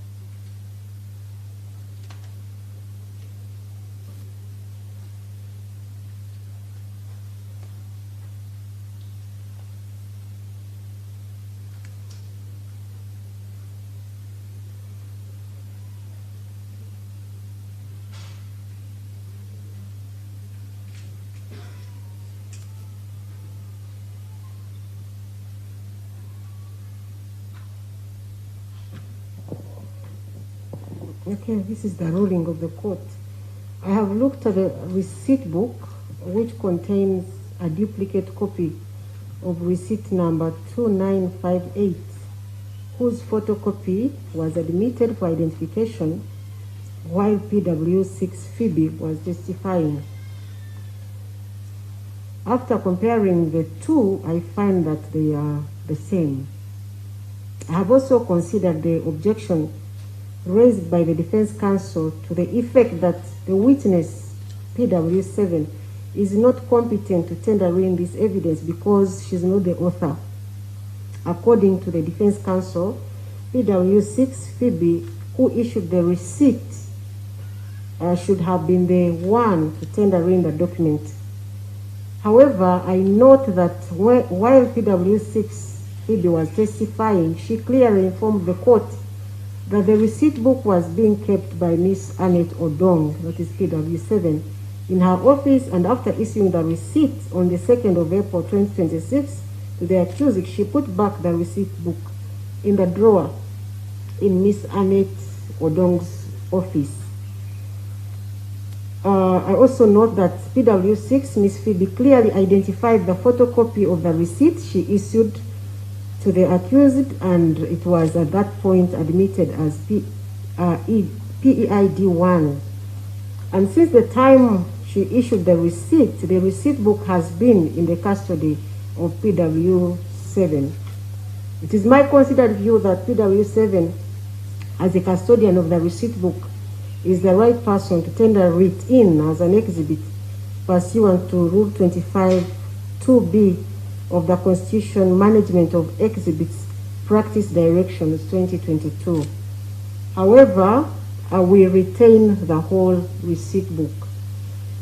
The receipt book is therefore retained, and receipt number 2958, which was issued on the 2nd of April 2026 to Zuriel Onyum for Uganda shillings 190,000, is accordingly admitted, and it is marked PEX5. Nsalayo mulamuzi agambye nti akatabo ako enamba yako eya 2958 agambye nti akatunuddemu era n'akageraageranya ne receipt book ne ka receipt akaweebwayo wano mu kkooti oyo yali omujulizi ow'omukaaga ayitibwa Phoebe, era yali yateekako omukono ogwo, era nayongera n'agamba nti yadde abalooya b'omusibe badde baganya akatabo kubanga kaweebwayo mu kkooti, naye ye ajja kubanga akakkiriza olw'ensonga nti omukyalo ono ali mu kkooti, omujulizi ow'omusanvu Annet ye muntu oyo atereka akatabo ako era yabeera nako, nga yadde Annet yali yawandiika risiiti ng'ennaku z'omwezi 2 ogwokuna omwaka guno eno, era we yamala okuwandiika risiiti n'agiwa omwami oyo akatabo n'akazzaayo mu woofiisi ewa mukyala Annet, era kkooti eno yatunuulira receipt book eyaleetebwa omujulizi ow'omukaaga, era kkooti eno nebeera nga risiiti eyo egisigaza mu kkooti eno ng'egirabako ng'eyali ey'oludda oluwaabi. Ng'era omujulizi ow'omusanvu ye muntu omukyalo ono ali wano mu kkooti ye muntu omutuufu okubeera ng'awayo akatabo ako, era kkooti n'esalawo nti ejja kuba akatabo ako ekasigaza akaalimu risiiti eyaweebwa omwana yali Zuril Onyum, ng'era kajja kubeera nga ekizibiti eky'oludda oluwaabi ak'okutaano.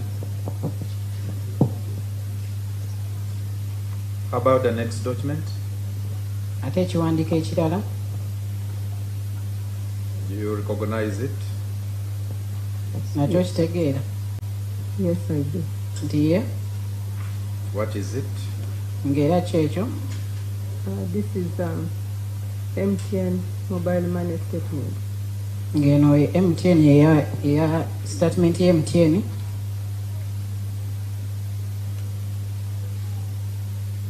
Eya mobile money. Does it reflect the transaction that you told court? Eragako esente ezo ziwagambye kkooti eno? Yes, sir. Ndiye? Does it reflect your telephone number that you told court? Era eragako enamba y'essimu eno gye wawandiikidde kkooti eno? Yes, sir. Ndiye.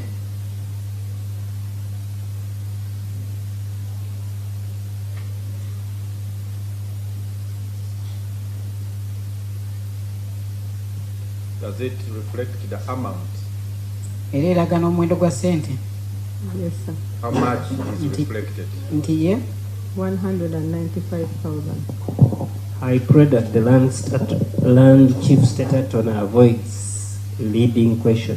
Does it reflect this? She's saying yes.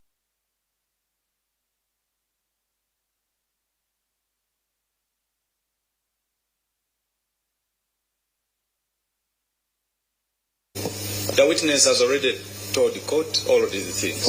We can hear from her. How much money does it reflect? I can always do. Most obliged, my lord. How much does it reflect? Eragako ssente mmeka? It reflects 195,000. Eragako omuwendo gwa ssente emitwalo 19,150. Does it reflect the number that said, you know, we come to the same? There's just no way of doing it. I'm trying to avoid also speaking out the numbers here. Actually, for her number, it was deliberate because I can't ask her to read out the number. We already have, and court can always compare. How about the number that sent on your number, the money? Ate namba yaweereza ssente ezo ku namba yo? I have it here. Nti nayo kweri? My lord, can she read it? Does the defense think that they still need it as a private? She read it out or agisome mu lujjudde oba nedda? The number, the sending number. Enamba eyo yaweereza ssente. Let it be private as it was from the beginning. Okay. In what column is the number that sent reflected? Enamba eri mu kolomu ki? It shows from. The number is here.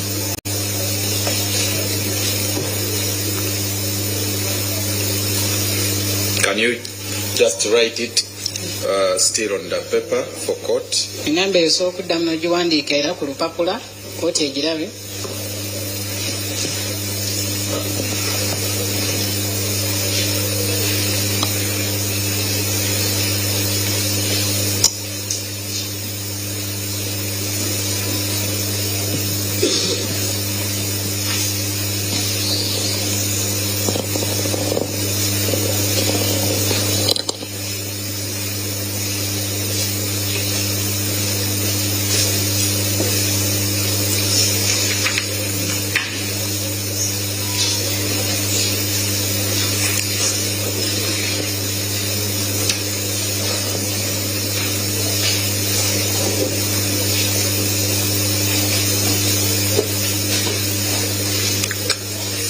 Can I have the statement first?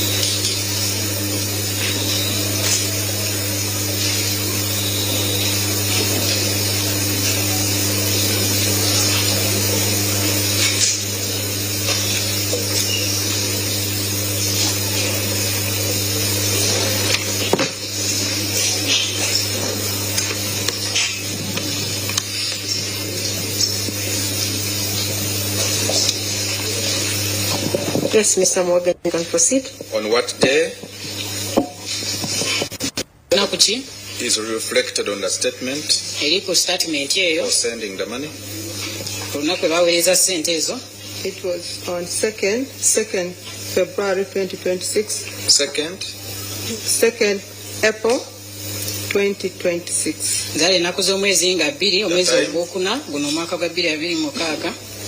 11 minutes past 11 and 5 seconds. Kwali kuyiseeko eddakiika 11 ku ssaawa 5 ez'okumakya ne seconds era 5. My Lord, I apply to tender the statement as an exhibit.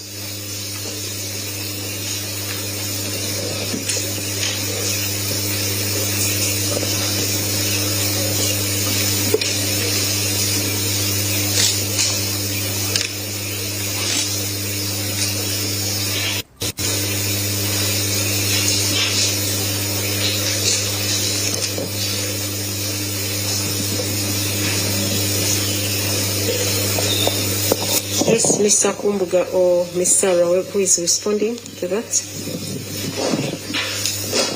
My Lord, we have an objection to that exhibit. Oludde lusabye ekiwandiiko ekiweeyo ng'ekizibiti kyabwe era abaloya b'omusi ne bakiwakanya.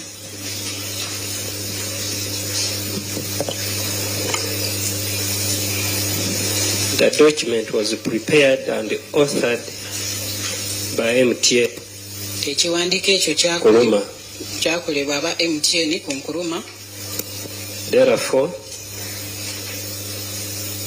if it's tendered in as an exhibit, it offends the rules of tendering in exhibits.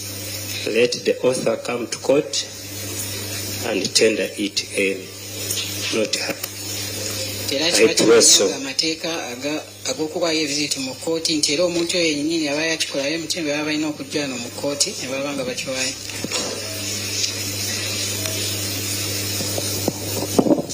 Yes, Mr. Mwaganya, any rejoinder? My Lord, does our land colleague want to specify which rules so that we respond from an informed point of view when he says this procedure breaches rules? Which rules, my Lord? Yes, Mr. Kumbuga, it offends which law? My Lord, right now I do not have the law, but the law of tendering in exhibits, especially documents written, etteeka ery'okuwaayo ekizibiti ddala ebyo ebizibiti ebibeera biwandiikiddwa.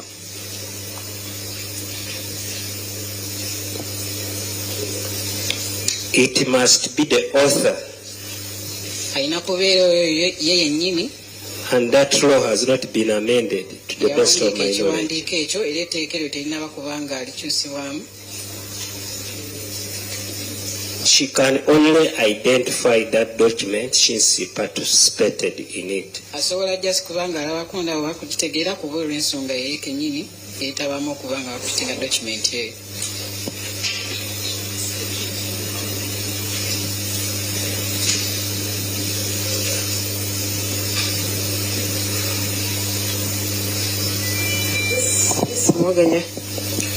My Lord, the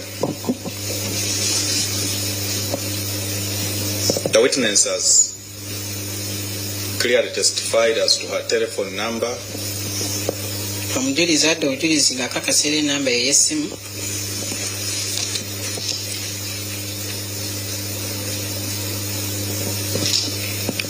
And to the fact that she personally went ng'era ye kennyini yali yagenda to the telephone provider and secured her personal mobile money printout.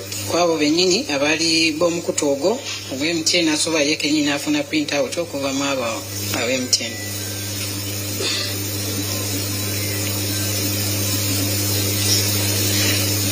My Lord, she also had earlier described in details the transaction on her phone on the day in issue. Mu kusooka essente ezo ezaali zaateekebwa ku ssimu eyo.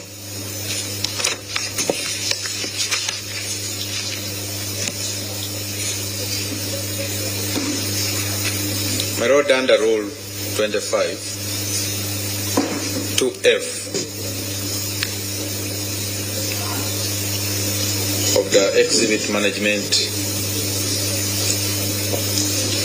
of the Constitution, Management of Exhibit Practice Direction of 2022.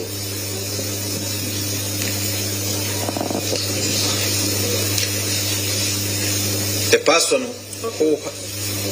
person who has sufficient knowledge of the exhibit is competent to tender it.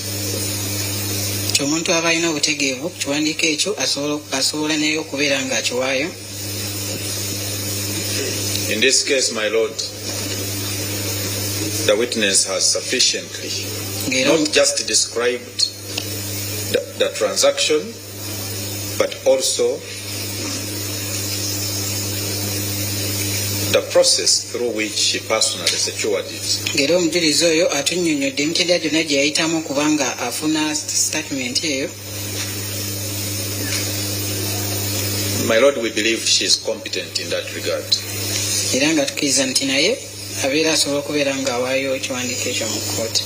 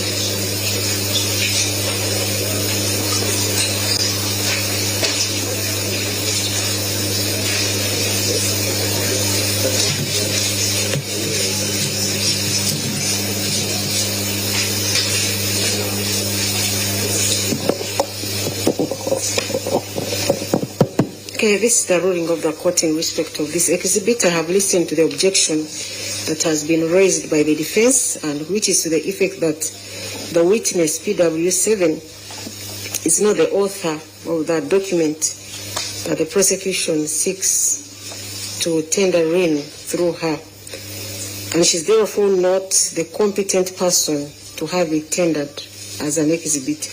I've also considered the argument by the prosecution that the witness has testified to the processes through which the same was produced. However, I find that whereas the witness has clearly described the document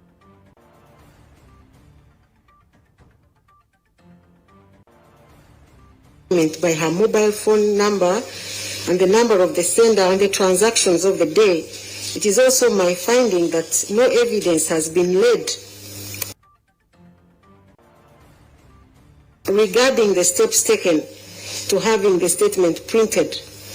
Whereas she testified that she was called by police to go and print the document, it did not come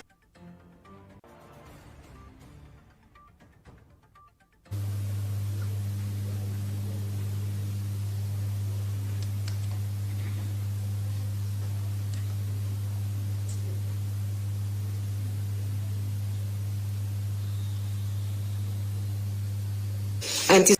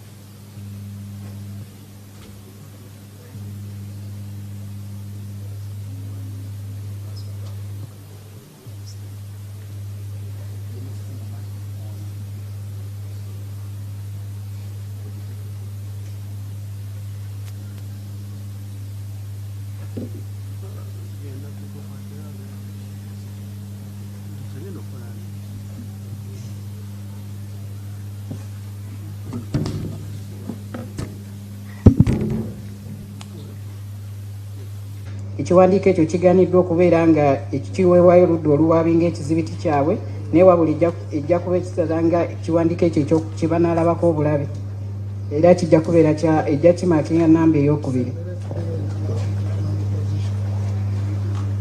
Yes, Mr. Morgan, are you done with her?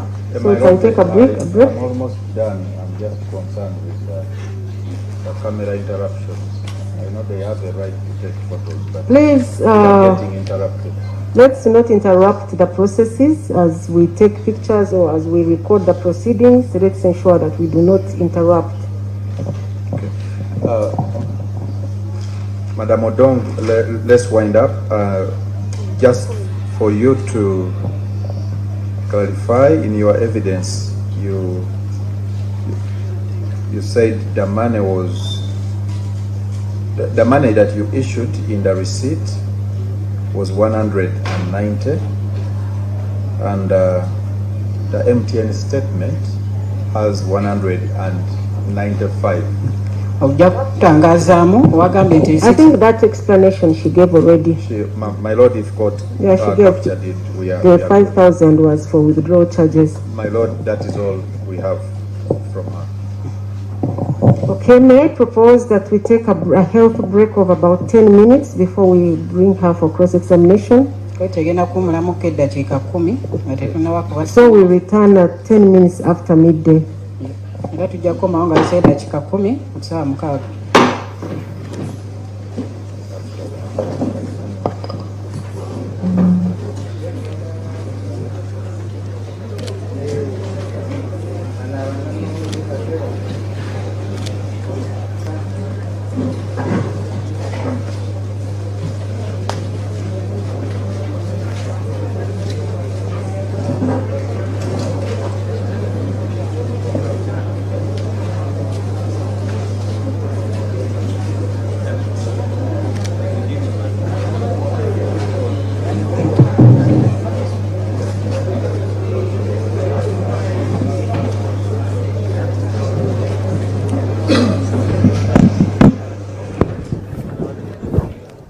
Yes, mulabi wa sanyuka tugenze mu break ya dakika 10 naye nga tugenze ogenda mu break nga tulabye nga omujulizi omu ngono yakulembera essomero lya kindergarten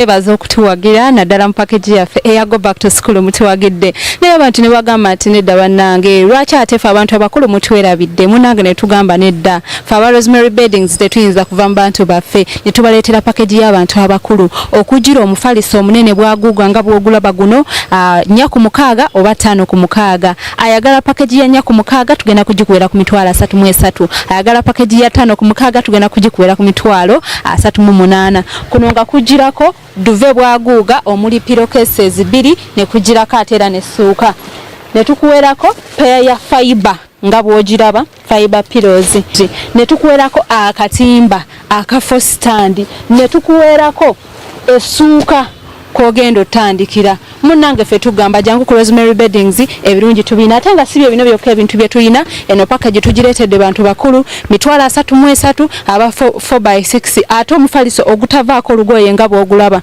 mitwalo 38 aba 5x6 omufaliso ogutavaako lugoye ate omulungi ogwa rose form tukubireko ku namba z'essimu eziri awo oba mutu whatsappingeko tugenda kubanga ebisingawo tubibabuulira. Musuubuzi munnange nawe walina ekirooto ky'okusuubulako e Dubai nenessanyu okukwanjulira banno ba Clarion Integrated Logistics Solutions abeesigika era abeesimbu mu kutambuza ebyamaguzi by'okuva e Dubai paka e Kampala e Uganda nga biyita ku mazzi oba ku nnyonyi ku bbeeyi ejja mu nsawo yo. Twesige ku Clarion tukuyambeko okutuuka wotosobola kutuuka mu bwangu nga kagayise ku mazzi atwala ennaku 18 zokka ate eya kago atwala ennaku 3 zokka okutuukako ku woofiisi yo. Tusangibwa ku Diamond Trust Building omwaliiro gw'okuna akasenge 411 kati osobola okukola oda y'obutereevu ng'oyogerako ne Nankabirwa Sitera ku plus 971 582 noti 58 noti 79 oba ku WhatsApp ku plus 256 756 846 772 oba jangu butereevu ku ofiisi zaffe ezisangibwa ku Hamri Airport Edeira mu Dubai ku gate namba 8. Clary. Meet our passionate creator, ready to bring ideas to life at Truth Design Academy. From mastering graphic design to creating stunning visuals, this is where creativity begins. But design is just the start. Lights, camera, action. Exploring the world of filmmaking is just as exciting. With hands-on experience, every challenge turns into a learning opportunity and success is just a step away. At Truth Design Academy, we offer courses in graphic design, film production, digital marketing, website design, 3D animation, and photography, including drone technology. Your creative journey starts here. Enroll today and turn your passion into a profession. Millennial Logistics and Outsourcing be bannoggwa omusuubuzi ali e Uganda ng'oyagala okutumya emmaali okuva e China ekutuukeko ku mulyango. Aba Millennial Logistics and Outsourcing bakuguliza emmaali okuva e China nga ne bw'oba oyagala kugula butereevu okuva ku kkolero gw'oyogera bwogezi ky'oyagala nga bo banyeenya ngobero. Emmaali ne bw'eba ejjira ku nnyonyi oba ku mazzi bo bagitikka ate nno ne bagituusa nga nnamba ne bakwewaza okuyombera enkolo. Bano bw'obakwasa emmaali yo oba obakwasizza kibyago serengeta mu Nkulubagga kubanga ekuumwa bulungi okuva gy'eva okutuuka gy'eraga. Ennamba z'essimu zino bw'ozikoonako onooba weewonyezza embeera ya kirazamwoyo ng'ebbwa eridda mu nkovu.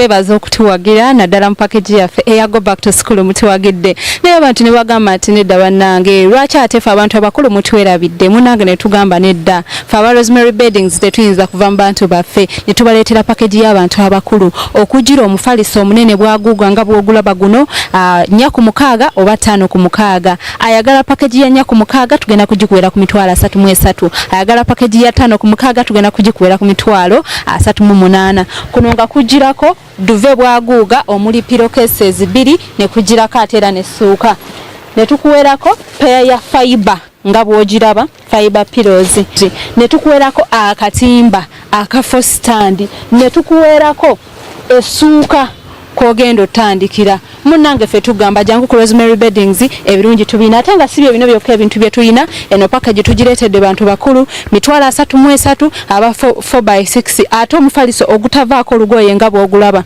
mitwalo 38 aba 5x6 omufaliso ogutavaako lugoye ate omulungi ogwa rose form tukubireko ku namba z'essimu eziri awo oba mutu whatsappingeko tugenda kubanga ebisingawo tubibabuulira.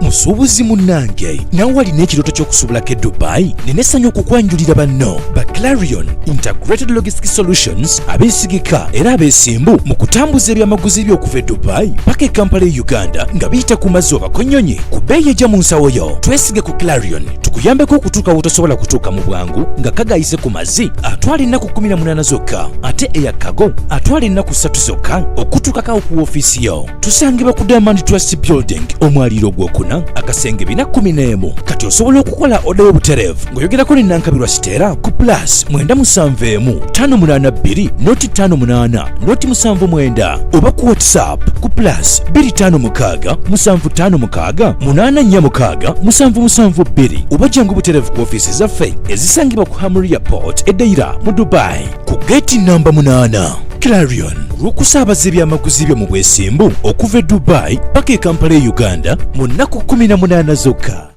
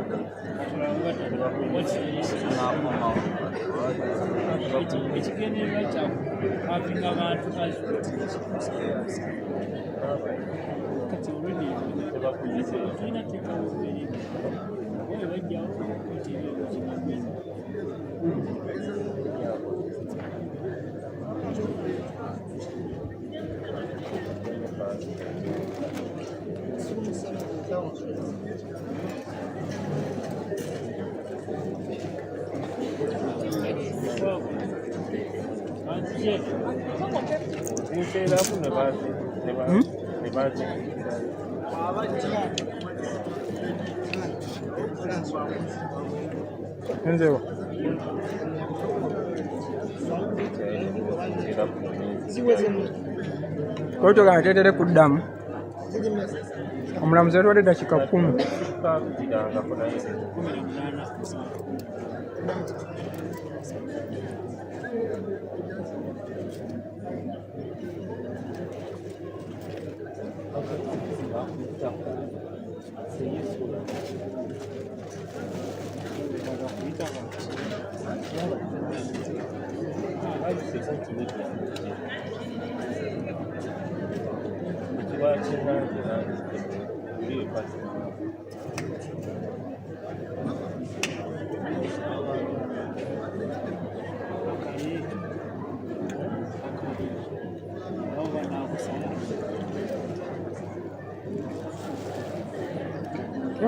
omusango bagumpenze ngisale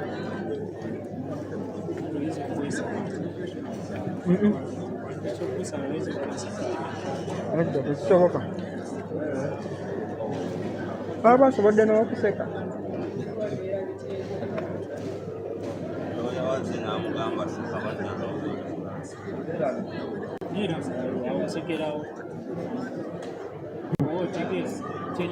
ayinza n'obutaba mulala naye akuzanya psychology nnyo omutuse mugambe omuntu asimulamu olaba akaseka n'okuseka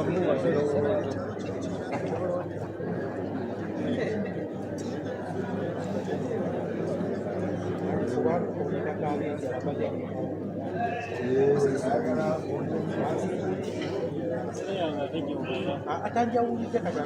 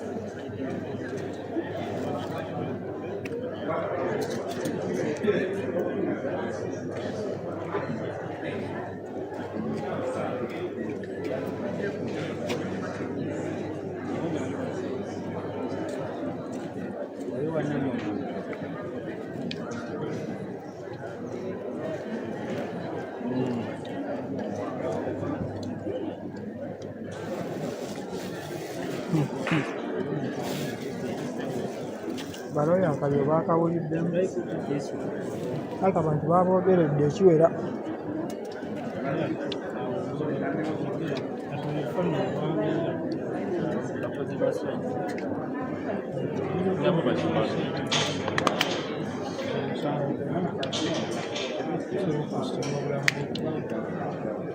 Ngira guli mu kamera. Abantu yakubolereza ekyo lwakitaka kunoonya. Aha, omulamuzi. Tekeyewala.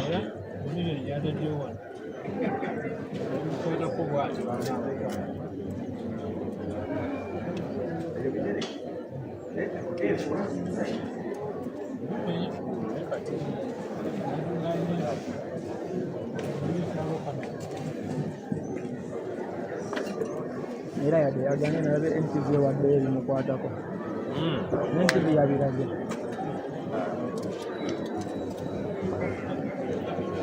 Kati obuzibu bwe buvaade n'ayogere.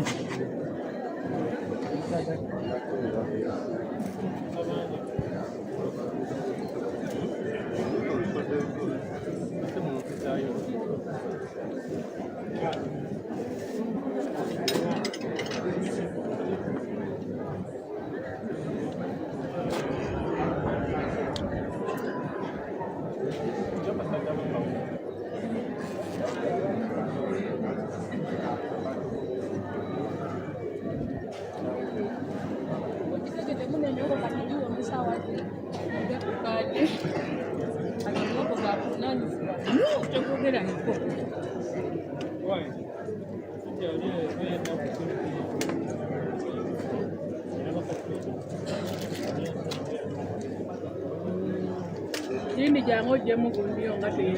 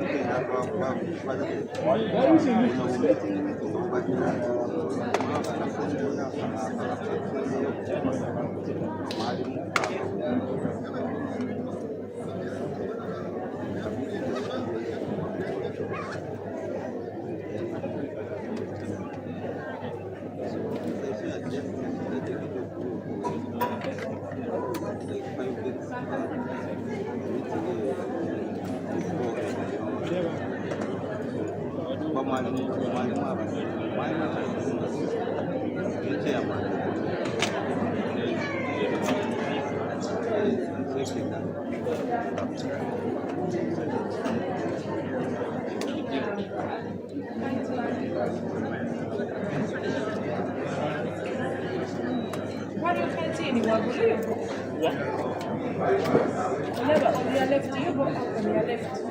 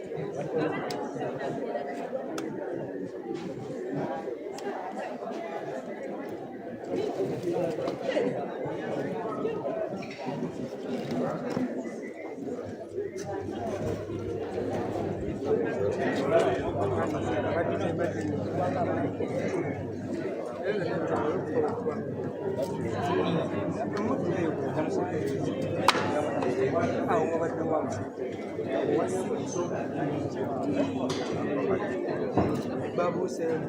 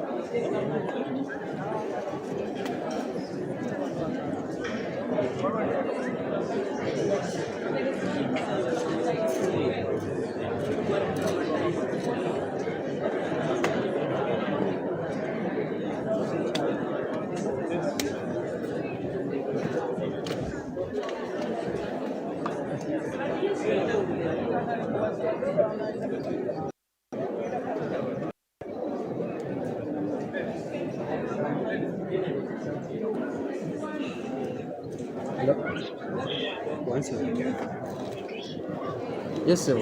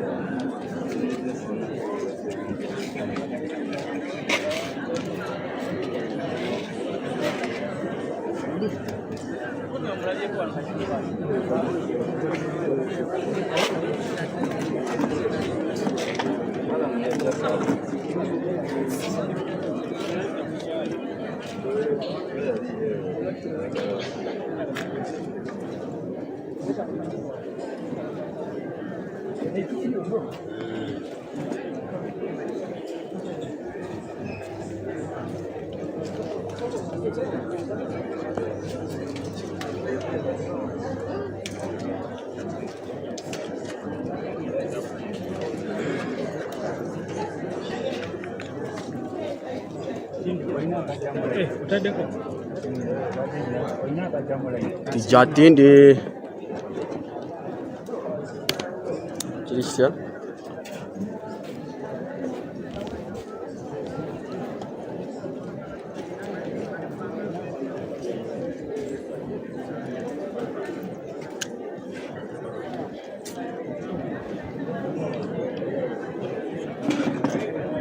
Najib musumali gwa muno guliwa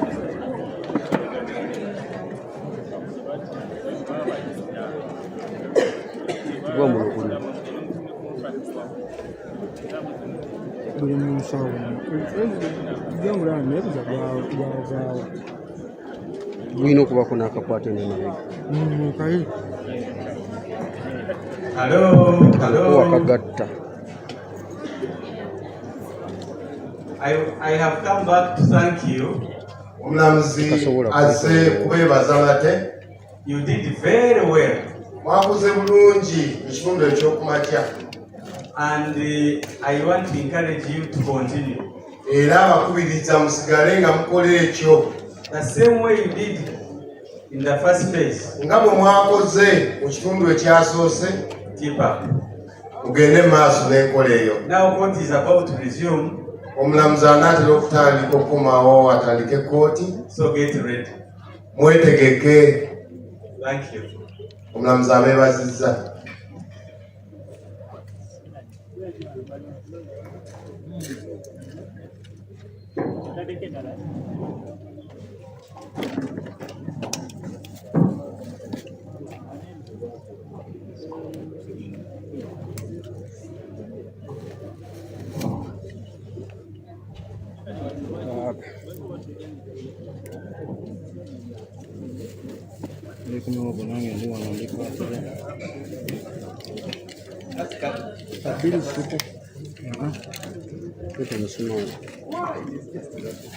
Commando.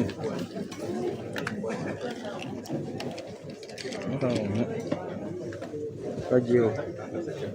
Mando ya kabilo.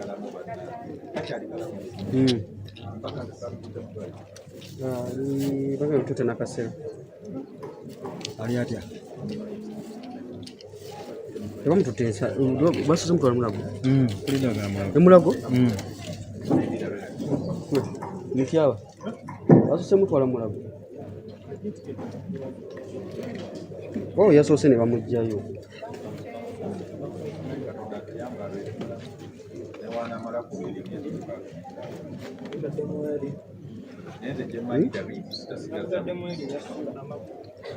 Najibu nawe bintu bizibu kati guno gwavamu gutyamu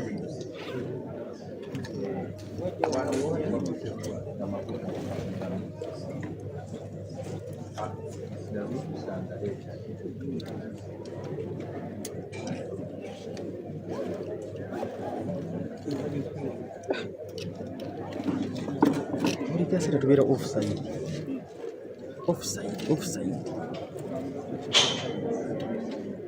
Sawa yali asobola tugikozesa. Tuterekemu ebintu byaffe.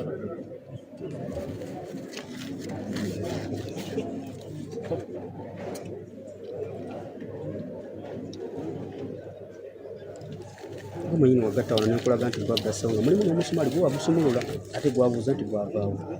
Ku lunaku lwe twali tugenda ewa Shakira.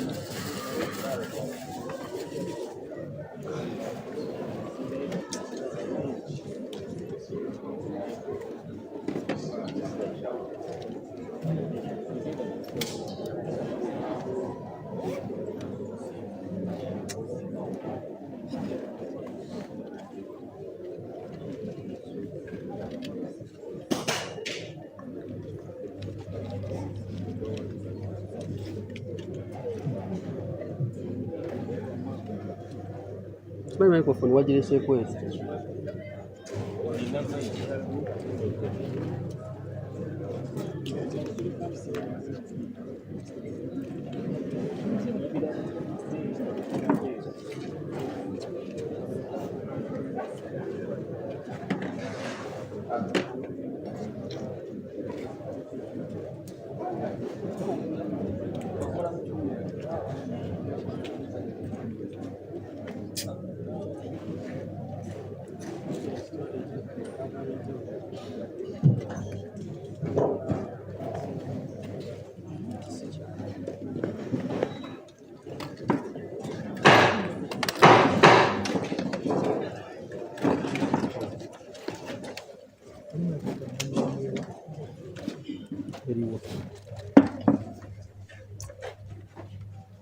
microphone najitafuta hoteli kati ya Girirawa. Criminal Session Case Number 132 of 2026, Uganda versus Christopher Okello Wanyonga.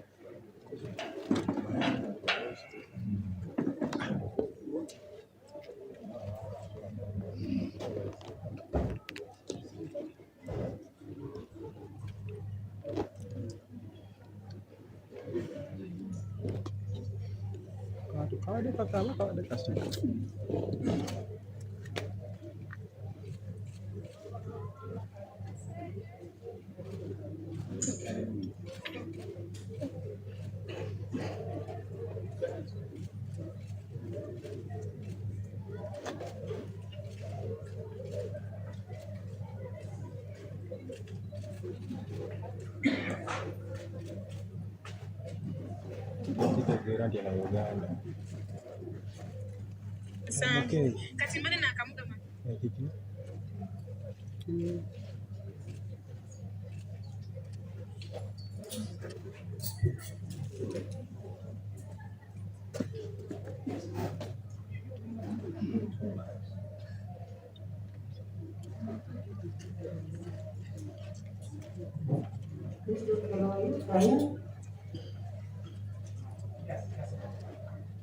You well? Are you okay? Yes, my God. I'm fine. Mr. Morgan, let's have the witness on stand. Please cross-examine. Ms. Annet, that lady is going to ask you some questions. Please answer according to the best of your knowledge and ability. Ms. Annet,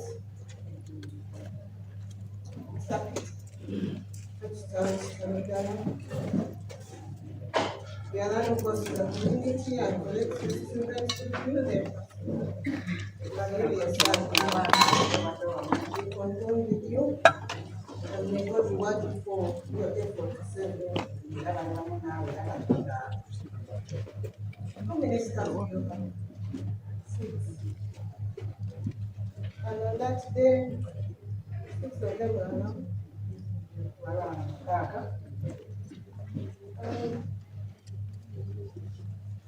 How long did all this day take you?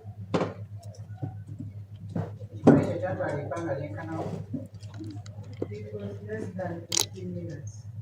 You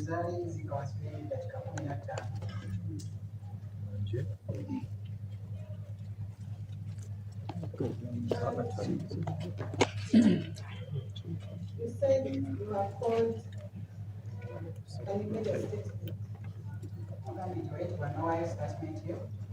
Yes.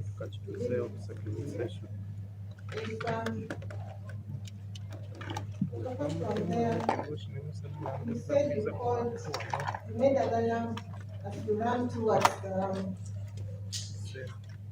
where the guards were. Was there anyone there? Yes. Who was there? There was a female guard. Where the guards were? Was there anyone there? Yes. Who was there? There was a female one in the back, but Moses was also just coming from down here. Aliwo omukyala yali akuuma naye ne Moses yali era ava wansi. Okay.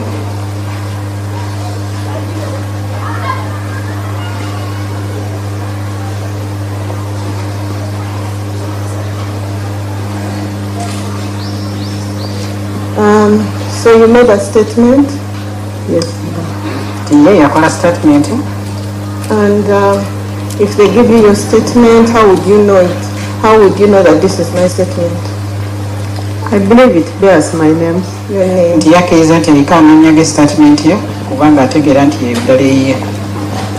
Okay. I will pray for prosecution to give the witness. Sabe oludda oluwaabi omukyalo yaweewe statement yo.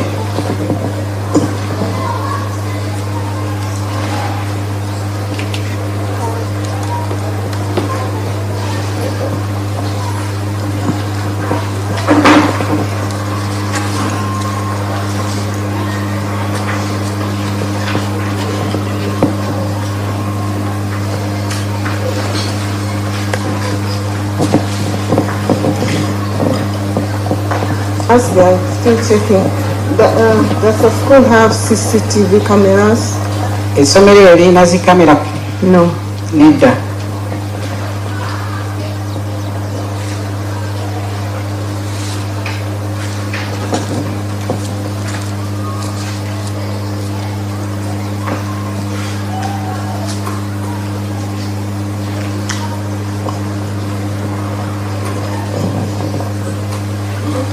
Was this statement read back to you? Statement eyo baddamu ne bagikusomeramu.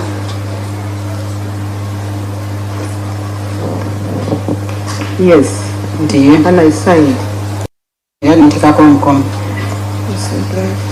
I will go to the last page of your statement. Ina ku page esembayo mu statement yo. Where your signature is. Wateeka omukono gwo. Count from the top to line 5. Naye waggulu ku line ey'okutaano. You've gotten there? Yes. Read the 5th line. Tusomere line ey'okutaano. From down, from up. From up.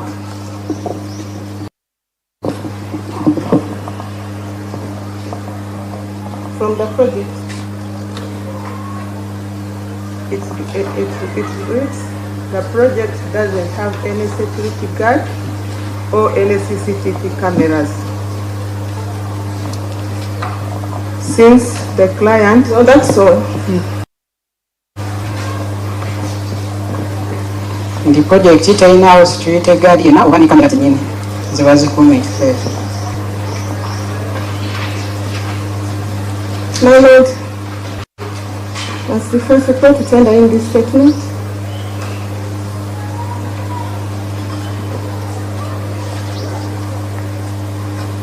because the witness has been telling this honorable court that they are security guards.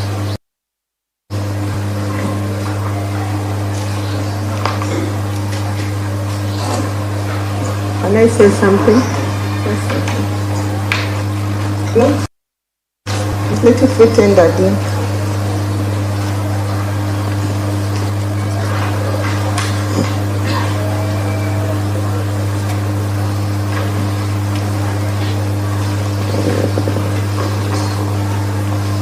What you write, you want to tender in the statement because the witness has been telling the court that the school has security guards. Yes. And the statement, in the statement she said there was no security guard. Yasabe statement eyo eweebweyo mu kooti kubanga ye mu bujulizi bwe wano mu kooti abadde agamba nti essomero libadde lirina security guard naye ye mu statement ye yeyawaayo mubadde mulala nga yagamba nti essomero lyali teririna security guard.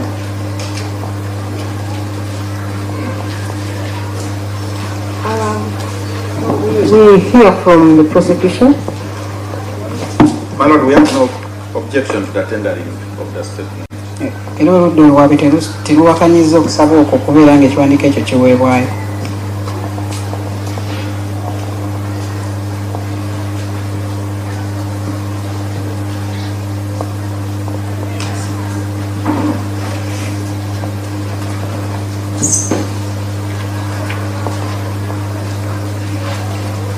Miss Sarah, please let me first make a ruling on that.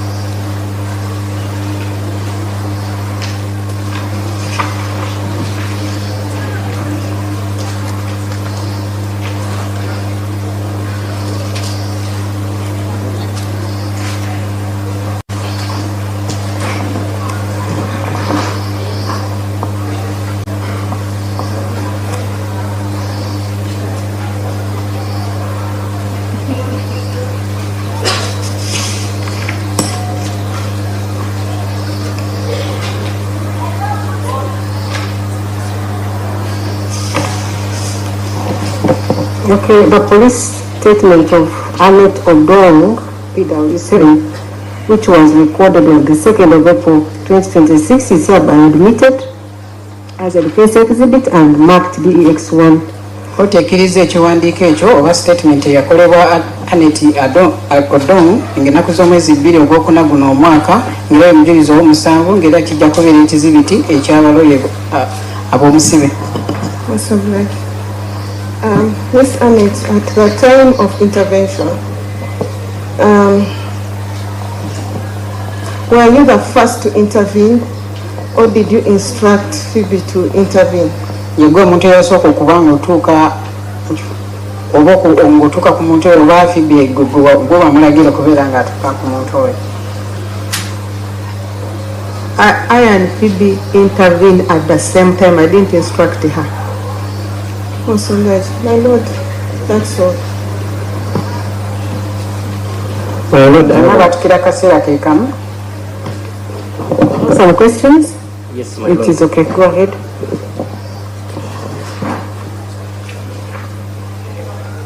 Annet, would I be right that this statement is self-recorded? Annet, the one on the police record. We registered that. I registered it together with the police. Interviewed me, but what I can tell court at that time, as a human being. You first answer the question. No, I've said yes. Were you the one writing it, No. or as you told the The story? police was writing as she was interviewing me. The police wrote as she was asking me. Nti abapoliisi bennyini be bawandiika statement eyo nga bali bamubuuza ebibuuzo.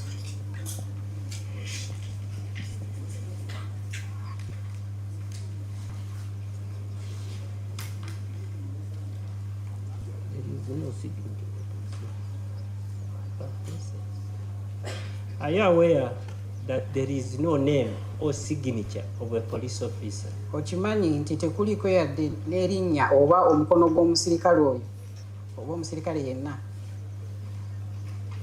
I don't know.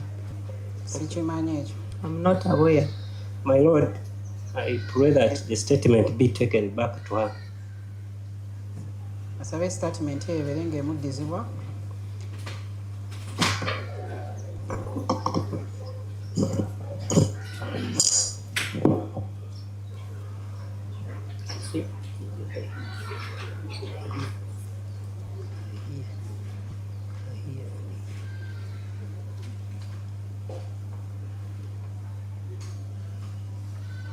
So we on page 1.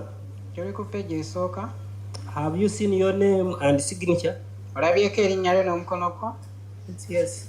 Is there another signature or name of another person? Kuliko erinnya ly'omuntu omulala abanne we yateeka omukono gwe. Go to page 2. Genda ku page ey'okubiri.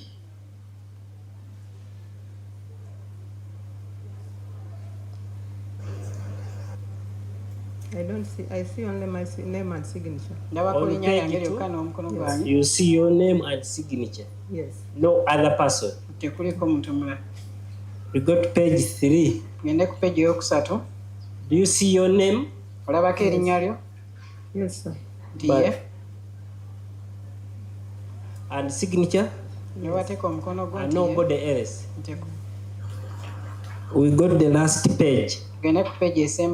On the side of your statement, do you see your name and signature? The last statement, the last line of the statement. Do you see your name and signature? Yes. So you confirm it is self-recorded. I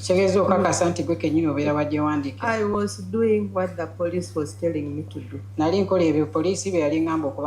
So it's you recorded? No, she told me after she recorded to sign.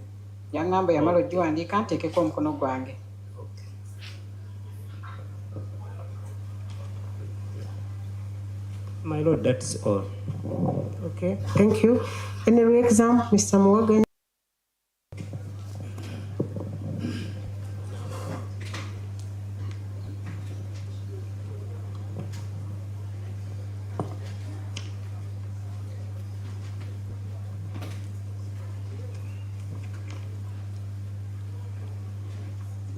We want you to clarify one thing.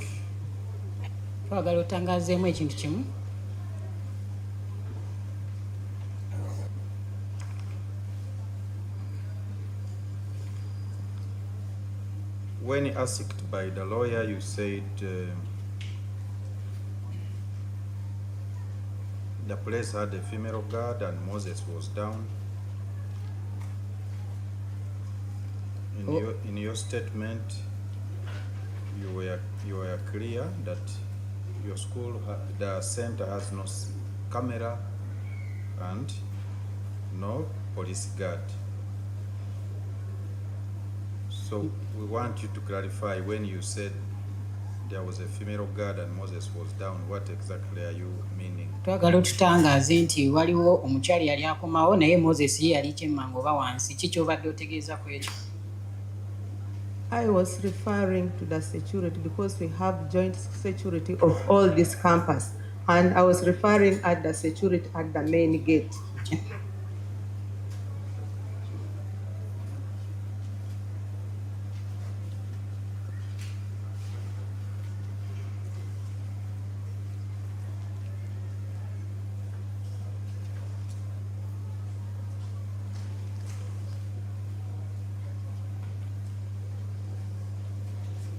Last page. On the side of your statement, do you see your name and signature? The last statement, the last line of the statement.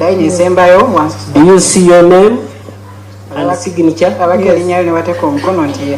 So you confirm it is self-recorded. I was doing what the police was telling me to do. So it's you recorded? No, she told me after she recorded to sign. Okay.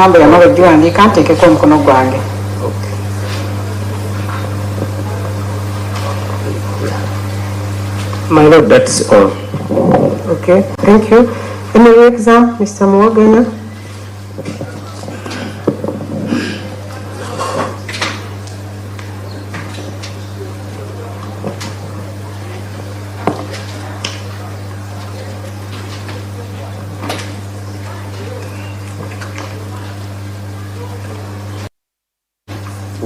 We want to you covered and published. Let me put your question down. What are you saying? I need to record you. Okay. My lord, the next witness is a member. Can he hold on, please? is a member of the public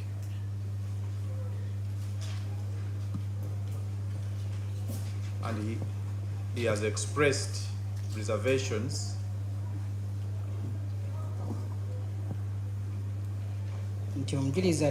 for his image being published in the press, as he believes it will affect his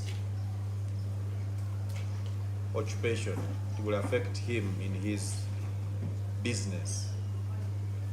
And expose him and compromise his security, in his opinion. My Lord, the witness requests that court orders that he should not be recorded on camera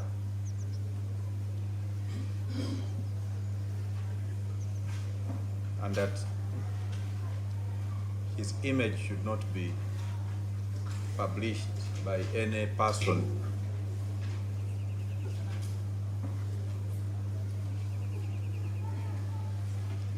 for those concerns. Loma bya government yangedde n'asaba omujulizi oyo addako abeere nga takwatibwa muntu yenna oba kamera yonna n'okubeera nga n'ebifaananyi bye bibeera nga biteekebwayo ku mitimbagano olw'ensonga ezo z'awadde ez'obulamu bwe n'omulimu. Defense, do you want to make any reply to that? My Lord, we have no objection to their request.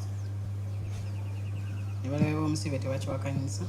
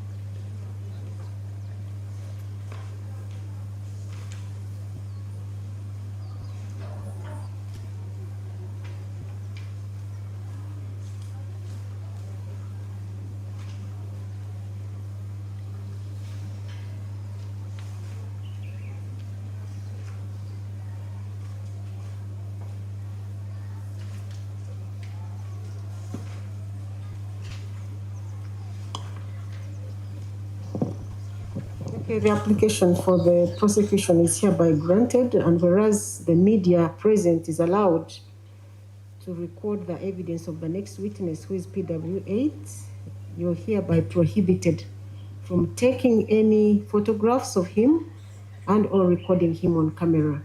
Otekereza okusaba kw'oludda oluwaabi naye era n'egamba abamidia oba abakamera abaliwo wano mu kkooti basobola okulikodinga obujulizi obuliwo naye ye kennyini omujulizi oyo abeere nga takwatibwa bifaananyi bye n'okubiteekayo ku mitimbagano. Who is going to ensure that that is enforced? DR, please.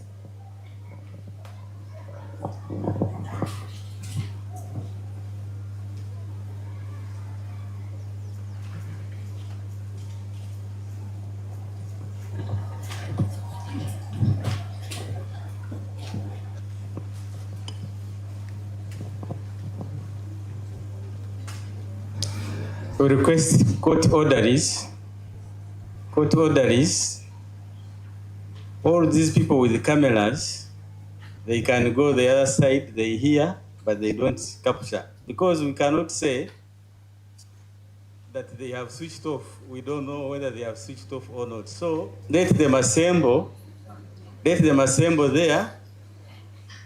They can hear audio, but they don't take pictures. And please, if you take a picture, it means you are committing a crime here. So don't. And your camera or your phone can easily be traced. Thank you.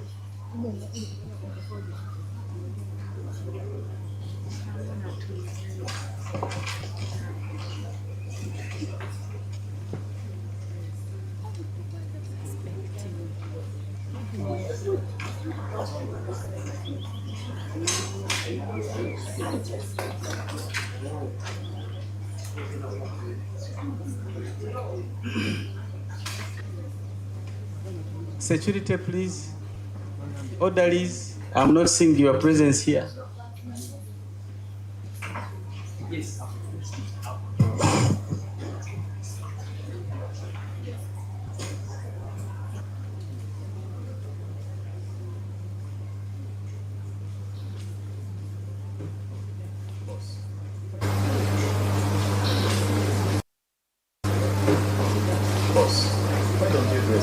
No,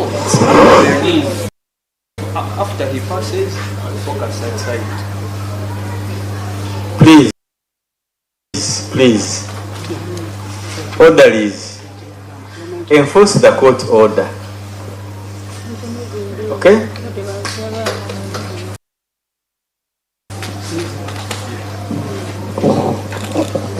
Let's hold the witness. Omujulizi oyo ajja wano mu kooti.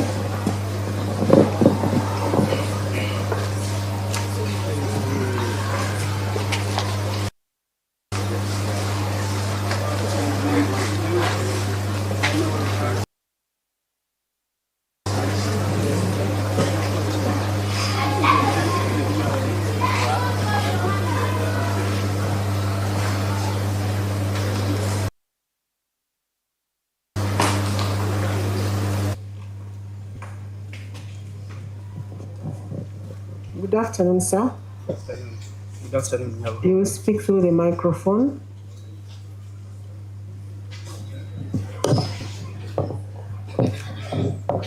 Could you please tell court your name? By the name is Hashim Juma.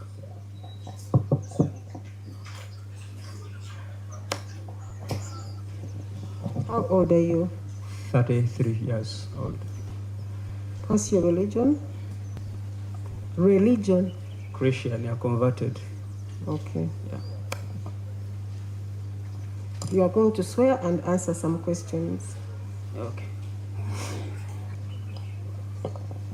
You prefer speaking in Uganda, my lord?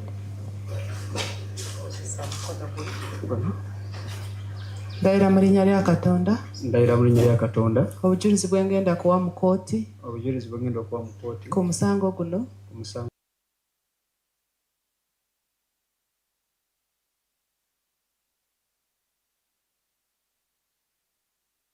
Bw'amazima. Bw'amazima. Awatali bulimba. Awatali bulimba.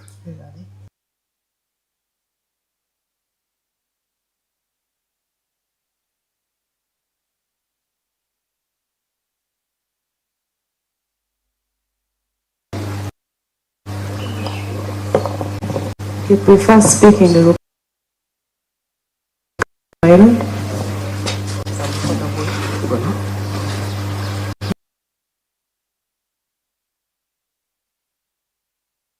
Ndayira mu linnya lya Katonda.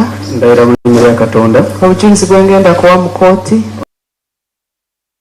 Obujulizi bwe ngenda okuwa mu kooti. Ku musango guno. Ku musango guno. Bw'amazima. Bw'amazima.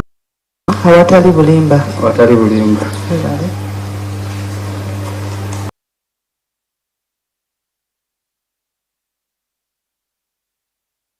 You say you are Mr. Hashim Juma? Yes, sir. 33 years. Yagambye ye Hashim Juma ngera yakasatu mwesatu. Where do you live? Oberawa? Namasuba Mbeje. Abera Namasuba Mbeje. I stay in Namasuba Mbeje.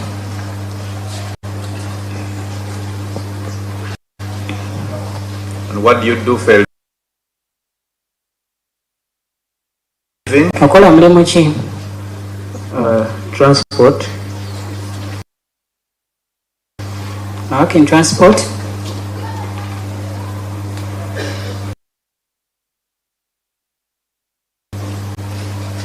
What do you mean? Kiki otegeeza? Car rental.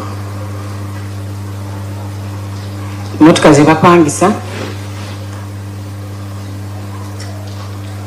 Is this by an individual or? It's a company.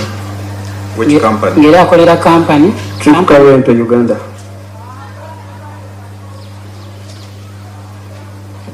Repeat that. Company cheyo. Trip. Yeah. Trip Car Rental Uganda. Ng'akolera company yitibwa Trip Current Uganda. Current Uganda. Yeah. The accused person. Omanyi omwami oyo avunaanibwa kuno mu kooti? Yes, I do. Ye mumanyi?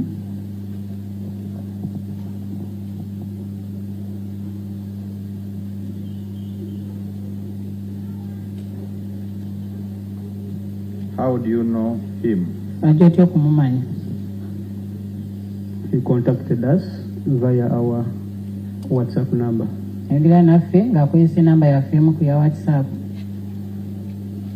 That is on our online platforms. Ngeri enamba eyo ku mitimba gifeno gyaffe.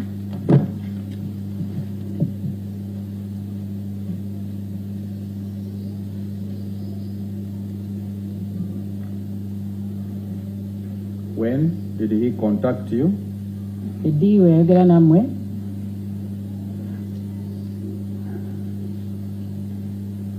Where is the information? I see you pulling out your phone. Obako obuulidde awakulayi nga gyesimu. Anything we can let court know. Oba olina kyoyagala okugera tusobola okuwulira kooti. Yes. Print out. No. Where would you know when he contacted you? Osobola okumanya ddi omwami we yayogera nammwe? It was on 12th March.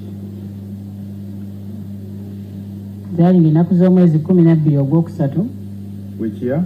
Mwaka ki? 2026. Omwaka gwa 2026. 2026.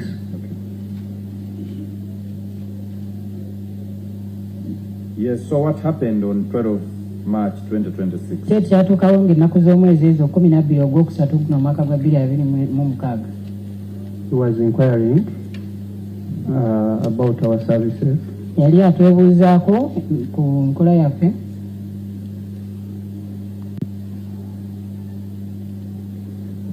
And how, under what platform? On what platform was he inquiring? Yali akozesa nkola ya WhatsApp.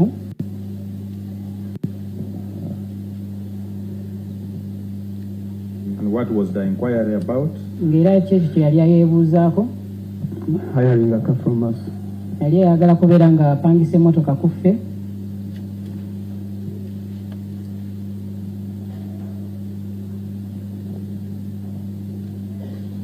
On what line did he inquire from you? Ng'era yakozesa line ki okubeera nga abeebuuzaako. +1, the state's number. No. On your line first. Ku namba eyiyo y'obusooka otubuulira. 07 431 43 706. Enamba eri 074 31 43 706. If I get it right, 074 31 43 706. Correct. And Which line was he using to communicate to your line? Ye yakozesa line ki eyo okubeera nga ayogerezeganya nammwe ku line yo? American number. Yali akozesa enamba eya America.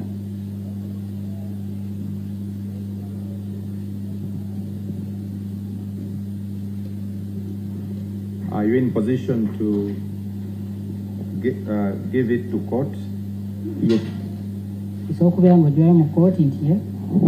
Where is it? Eriridde awa? Here on my phone. It's on your phone? Eri wanene ku simu. Okay. You can read it from your phone. Nsobola ogisoma? +1 571 32 82 40 9. Eri star emu ttaano musanvu emu. Yes, star. You said plus. Eri plus emu ttaano musanvu emu ssatu 28 409.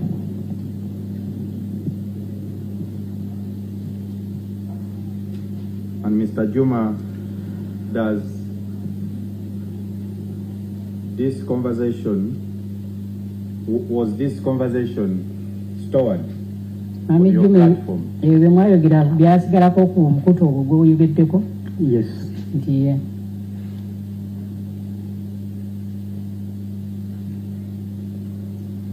Are you able to take court through the details of what you communicated with the accused?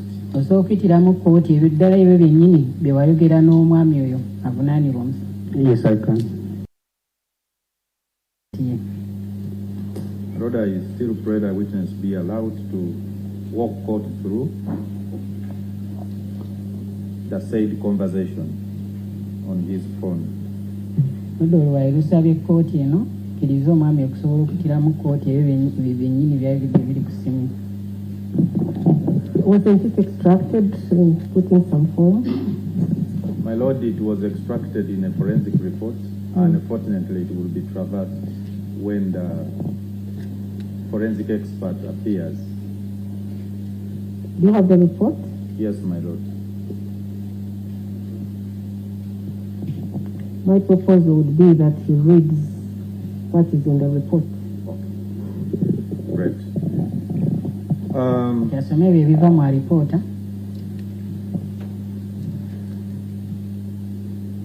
So what followed, we shall come to the details of the conversation. What followed after the inquiry on the 12th of March 2026? Kyekyaddira omwami oyo yakolezaako ku nnaku z'omwezi ezo nga 12 ogwokusatu mu mwaka. Yes, can I, sir? Yes, I'm with you. Okay. And Juma, if you feel like you want to sit down, please, you can sit. Juma, oba owulira oyagala kutuula osobola okutuula? Do you want to sit? No. Oyagala kutuula? Nedda. So Okello, from the 12th, yes. Okello wanted the next day on 13th. How did you know it was Okello? You have not told us. His number displays the names. Yajja okumanya nti yali Okello kubanga enamba eraga erinnya lye.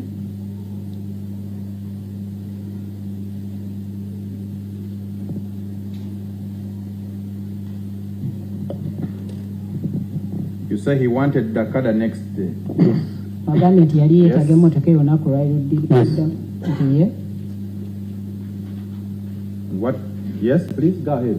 When I say yes, I want you to go ahead. Weeyongereyo ng'onnyonnyola. He wanted the car the next day on 13th. Yali ayagala emmotoka eyo olunaku lwaliruddako olunaku z'omwezi nga 13. 13th of? Ogwa ddi? March.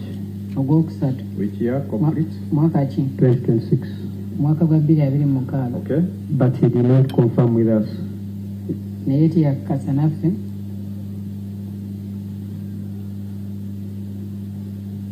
Yes.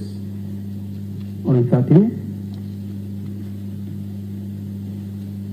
Ng'ennaku z'omwezi nga 13. He called. 13th, please speak for the record, complete the month and the year. On the 13th March 2026. Yes. He called me. Yes. And he said he was already at the location. I told him.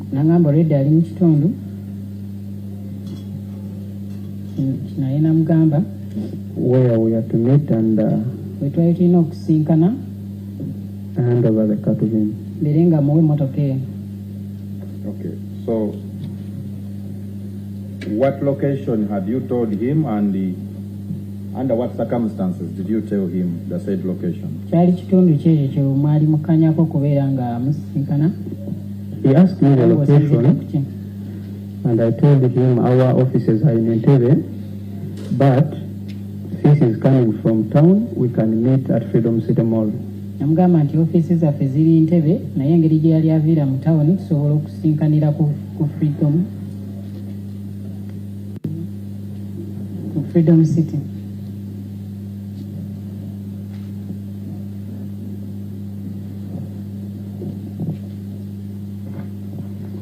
And you say he called you to make this inquiry.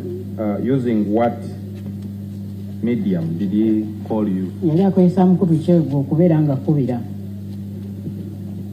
I can't recall, but he used to use his WhatsApp number. But sometimes his MTN number.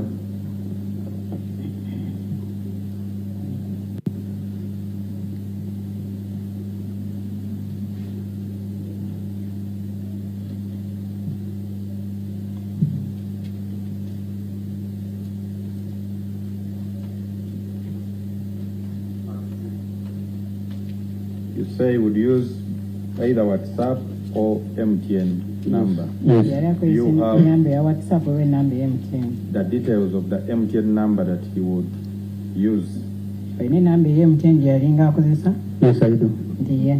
What number is it? Number 2.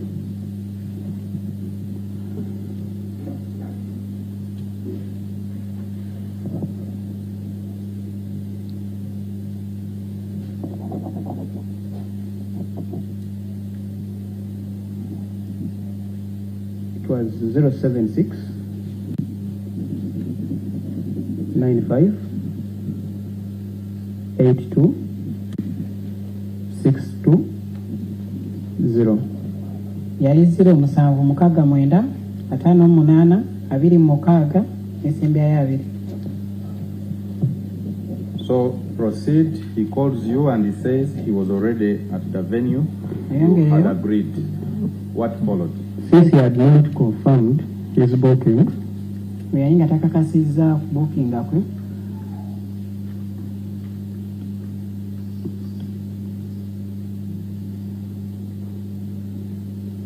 by that time I was not expecting him. Then I told him to wait for me to go and collect the car where it parks and take it to him.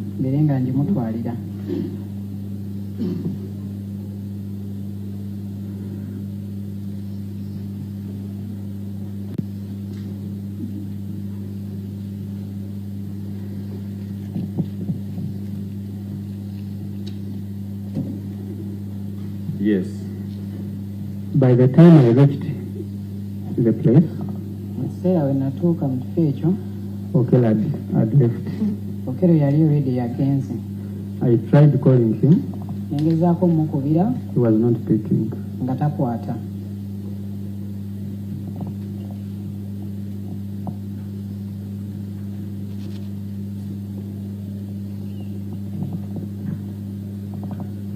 How long did it take you about set off, mobilize the car and go to the agreed venue?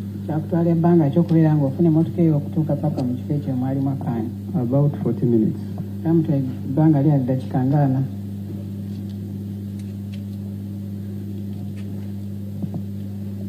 What followed? I didn't call Okello back. What followed? Okello again texted me after some time. After some time in terms of what? Hours, days, weeks? Days. It was on, let me check.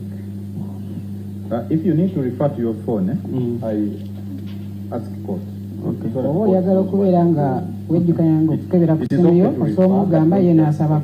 Okay. Yeah.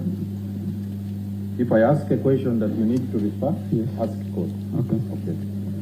So after some days, are you in position to tell when? So kumanya duality ngawaisewe nako. It was on 31st. Please don't guess if you have anywhere that information is. Please let me know. You are free to refer. Okay. I only want you to always tell court so that court knows that you want to refer to your phone. So come back court please do.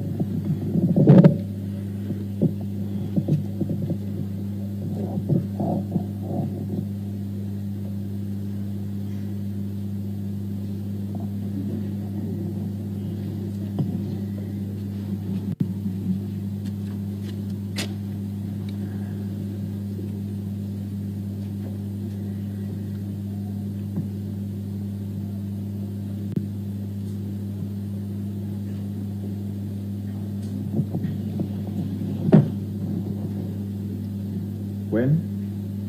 I'm checking, please.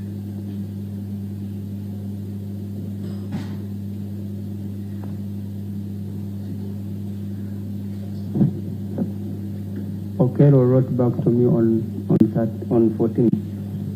14th of March 2026. Okay, that is the next day. Come again? That is the next day because we are on 13th.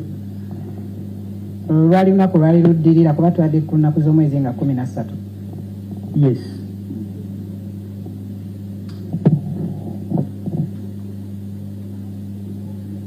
So he wrote to you saying what? He wrote to me saying he was rushing somewhere, he couldn't wait.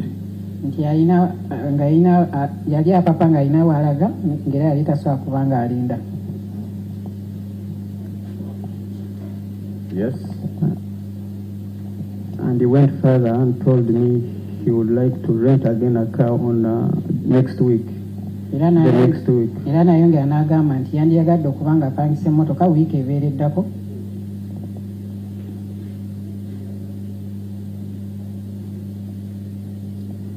Yes. Then he came back to me on 31st.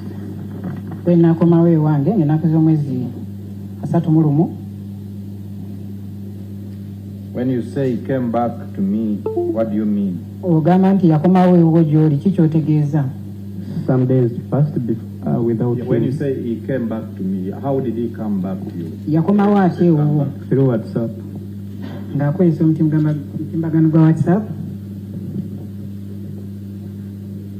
So what happened on 31st?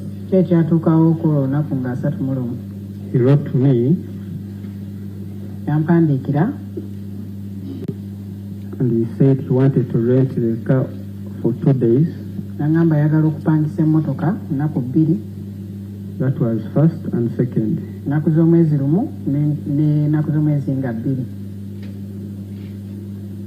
First and second of March 2026. Of? We are already on 31st March.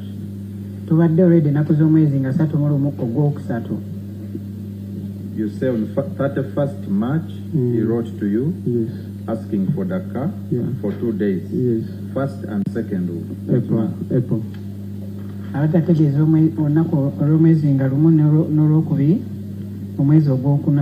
Yes, he wrote to you. And he said he wanted the car the next day.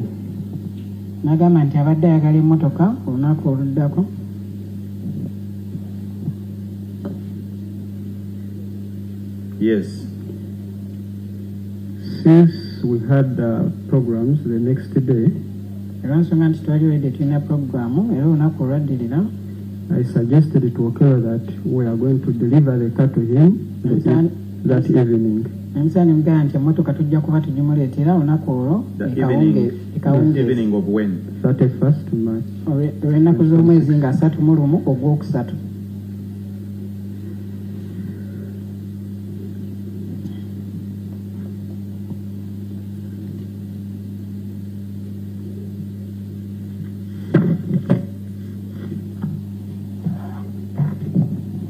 Yes.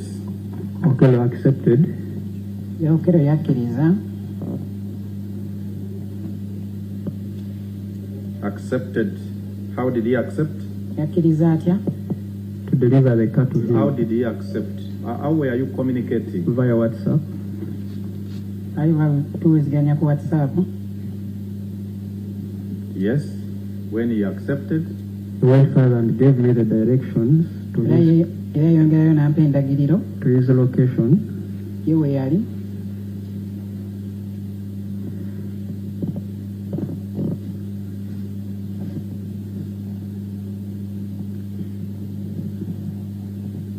What direction did he give to you? He sent me a Google picture. Yes. That led me straight to his location. Era yennyini gye nakozesa okubeera nga mutuukako. Where did that Google pin lead you to? Chanja. Yamutusa paka Chanja. Chanja.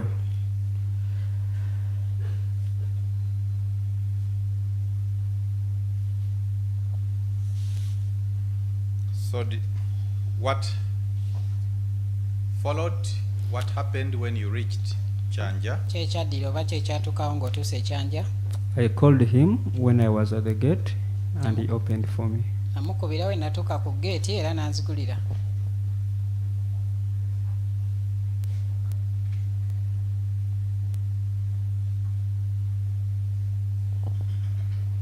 Around what time was this? On the 31st?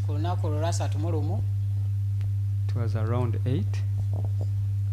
8 what? PM. Morning, evening? PM.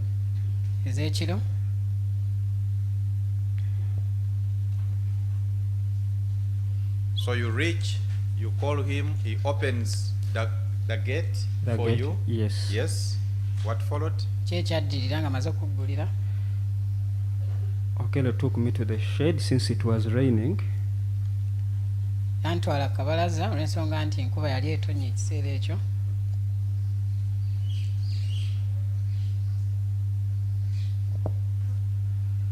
Yes. I requested Okello to give me his passport and driving license.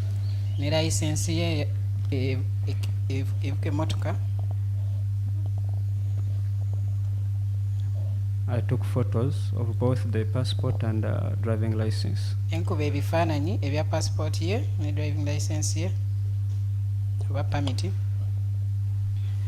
What passport? What nationality? Passport was the passport? It was American passport. Passport America. How about the driving permit? Ate driving permit. American driving license. Era nayo yali yansi ya America.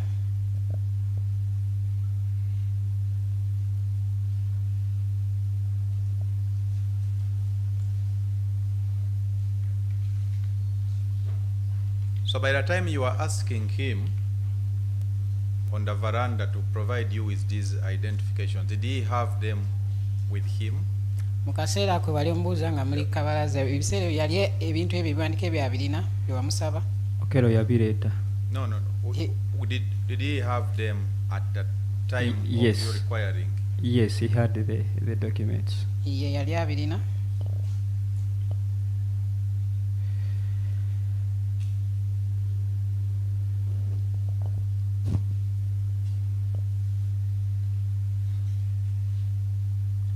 What followed? I told Okello to proceed with payments. Nengamba Okello yeyongereyo n'okusasula.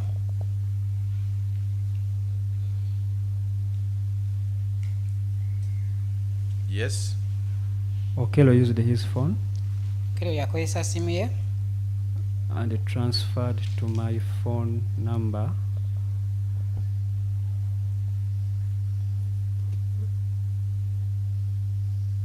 Era naweza sente ezo ku simu yange.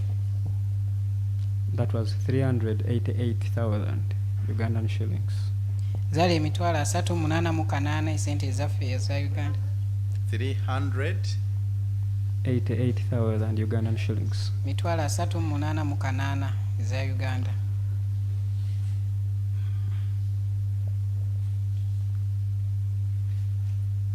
What was this money meant for?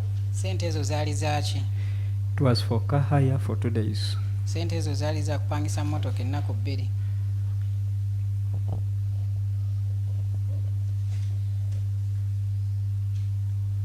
What followed? Ki ekyaddirira? I left the place. Nenvaawo ku kifo ekyo ne ngenda. After him making payments. Nga amaze okuba nga asasula. Later. How did you leave? Wavaawo otya? Using what means? Okozesa ntambula ki? Since it was raining, I walked a distance. Ensonga nti enkuba yali etonnya natambulako ka distance. Then I got a boda. Mala nenfuna boda. Which took me to a tax point. Yamala nentuusa we nali taxi we zibeera.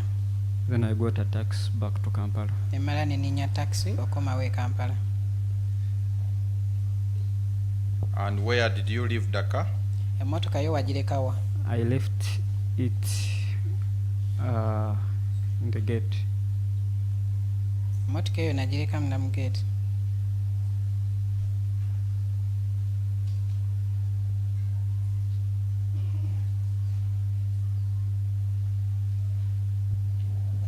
Do you know? What do you mean by you left it in the gate? In the gate. I left it inside the, how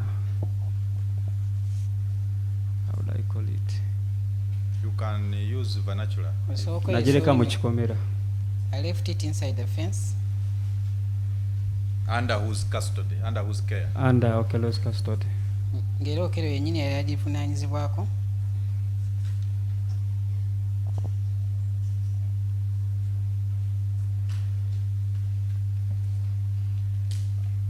Do you remember the registration number of that particular car that you left? Ojjukira namba y'emmotoka eyo gye walekayo? Yes. Nti ye. Can I check? My Lord, I request that witness be allowed to write down the registration number. I've requested. Can I check? No, we are requesting that you just write it down. Asabye kooti enamba eyo y'emmotoka obeere ng'ogiwandiika ku lupapula naye nga togyogera. The court will just write it without you saying. Okay.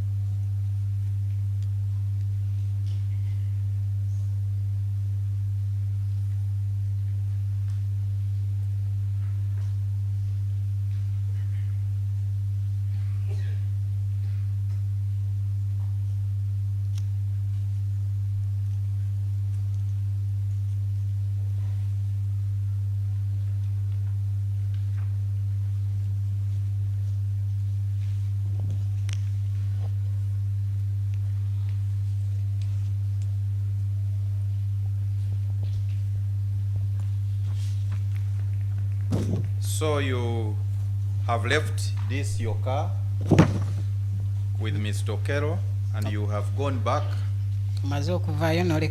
using those means. What followed? Okello called me that very night.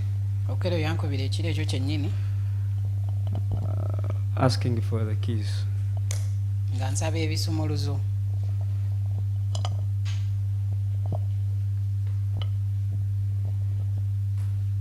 Where were the keys? I forgot to give him the keys.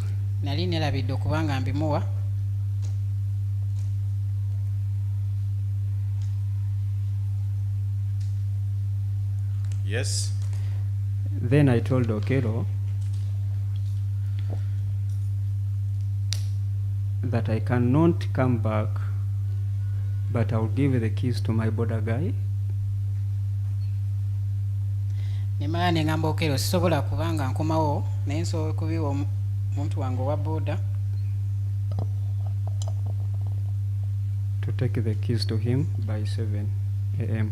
okubeera nga bimutwalira makya ku ssaawa emu by the next day. olunaku lwali luddirira.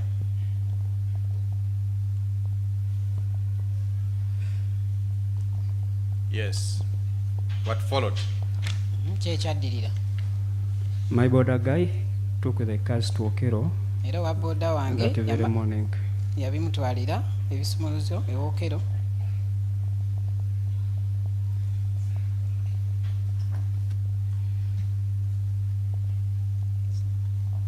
Yes.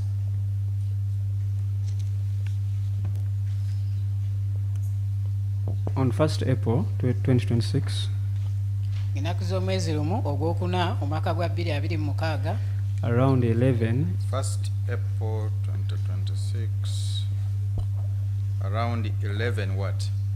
a.m. Ssaawa nga 5 ez'okumakya. Just hold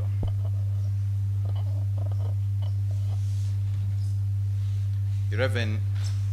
a.m. What followed? Okello called me Okello yankubira and he said the car had issues.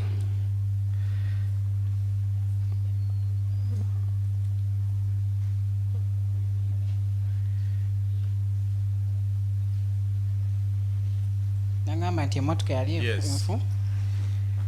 Then I told him to direct us where he is Yamugamba atulagirire wa we yali so that I can send there the mechanic to check what was the problem.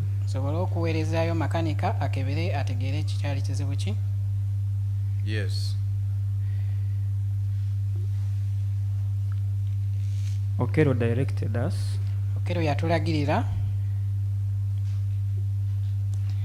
And I also gave the directions to the mechanic. Era nange nyini nendagirira makanika. And he came straight where Okello was. Era n'atuuka awo wennyini Okello we yali. Where did he direct you? Wa we yakulagirira. He directed me to a school in Bunga. Yandagirira ku ssomero e Bunga.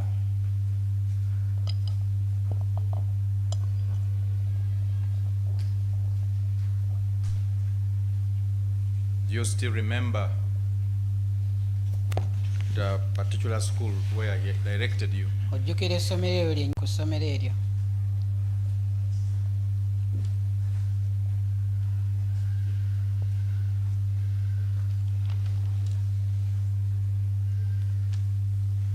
What followed?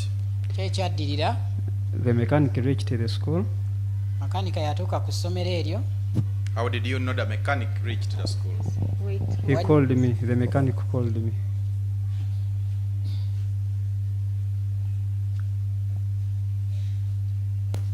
Prisons, is there anything you want to communicate to the court?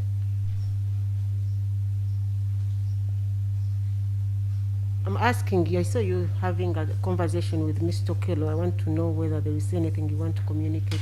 My Lord, no serious communication. I was just informing him that he is free to stand when he is tired of sitting and likewise the same. Okay.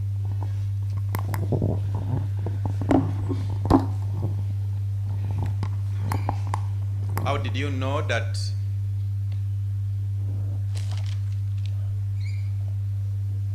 the mechanic got where Okello was? Wajja otya okumanya nti makanika yatuuka awo Okello we yali? The mechanic called me, giving me the report Makanika yankubira nga mpa alipoota about the car. ekwatagana ku mmotoka.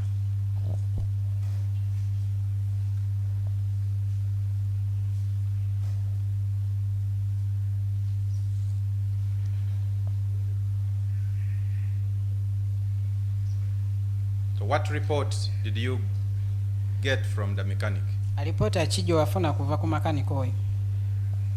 The mechanic told me the car had no serious issues. Makanika yangamba nti emmotoka teyalina buno bwali obw'amaanyi oba yali, And he had sorted it out. era nti yali akitereezezza. Later they tested the car with Okello. Juma, you can hold on a little bit. My Lord, from the defense side, our client is not doing well emotionally, so we're praying for a short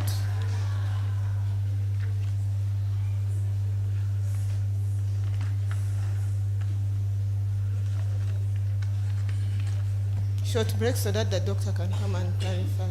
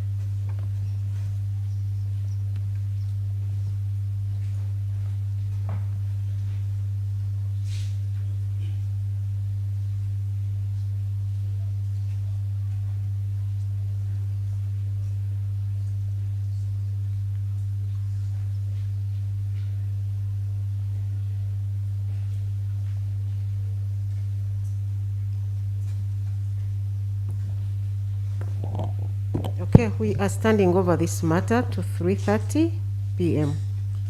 Kooti egenda kuwummulamu era ejja kuddamu nga wayiseeyo eddakiika 3 ku ssaawa 9 n'ekitundu.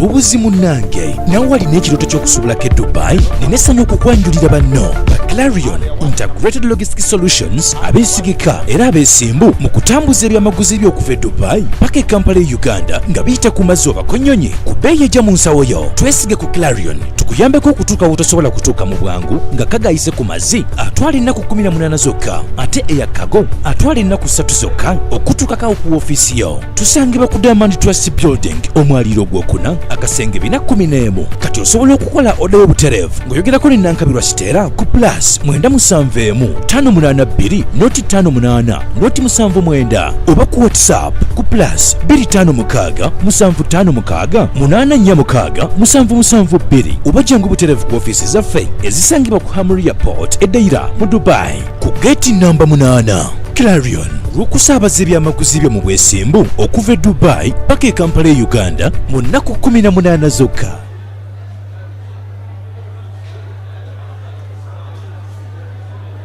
bebaza okutuwagira naddala mu package yaffe eya Go Back to School mutuwagidde naye abantu ne bagamba nti nedda bannange lwaki ate ffe abantu abakulu mutwerabidde munange ne tugamba nedda ffe aba Rosemary Beddings tetuyinza kuva mu bantu baffe ne tubaleetera package y'abantu abakulu okugira omufaliso omunene bwagugwa nga bwogulaba guno 4 ku 6 oba 5 ku 6. Ayagala package ya 4 ku 6 tugenda kugikuwera ku mitwalo 33. Ayagala package ya 5 ku 6 tugenda kugikuwera ku mitwalo 38. Kuno nga kugirako duve bwaguuga omuli pillowcases 2 ne kugirako atera ne suuka ne tukuwerako pair ya fiber nga bwogiraba fiber pillows ne tukuwerako akatimba akafo stand ne tukuwerako esuuka kogenda otandikira munange fe tugamba jangu ku Rosemary Beddings ebirungi tubina ate nga sibyo bino byokka ebintu bye tulina eno package tugireetedde bantu bakulu mitwalo 33 aba 4x6 ate omufaliso ogutavaako lugoye nga bwogulaba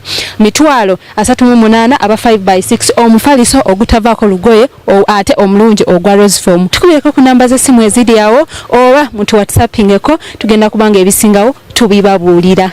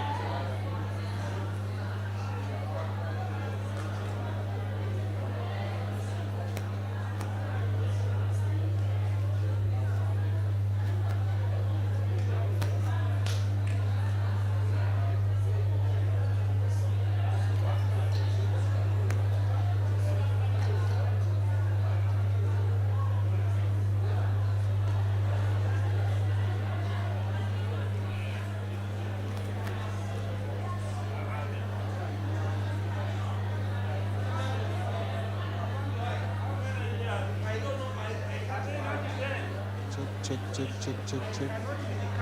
Totally.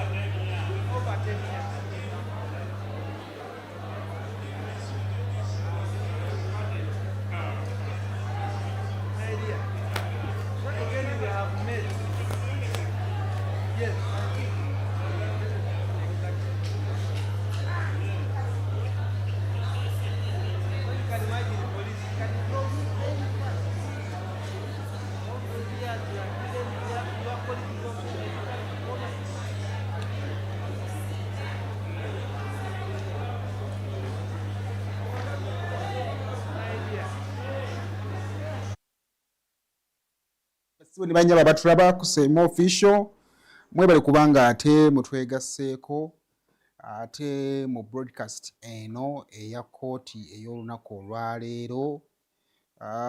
Twatandise ku makya ebintu bingi nnyo ebibadde mu lutuulo olw'olunaku olwaleero. Abajulizi ab'enjawulo bavuddeyo okwongera okubanga ate bawa obujulizi.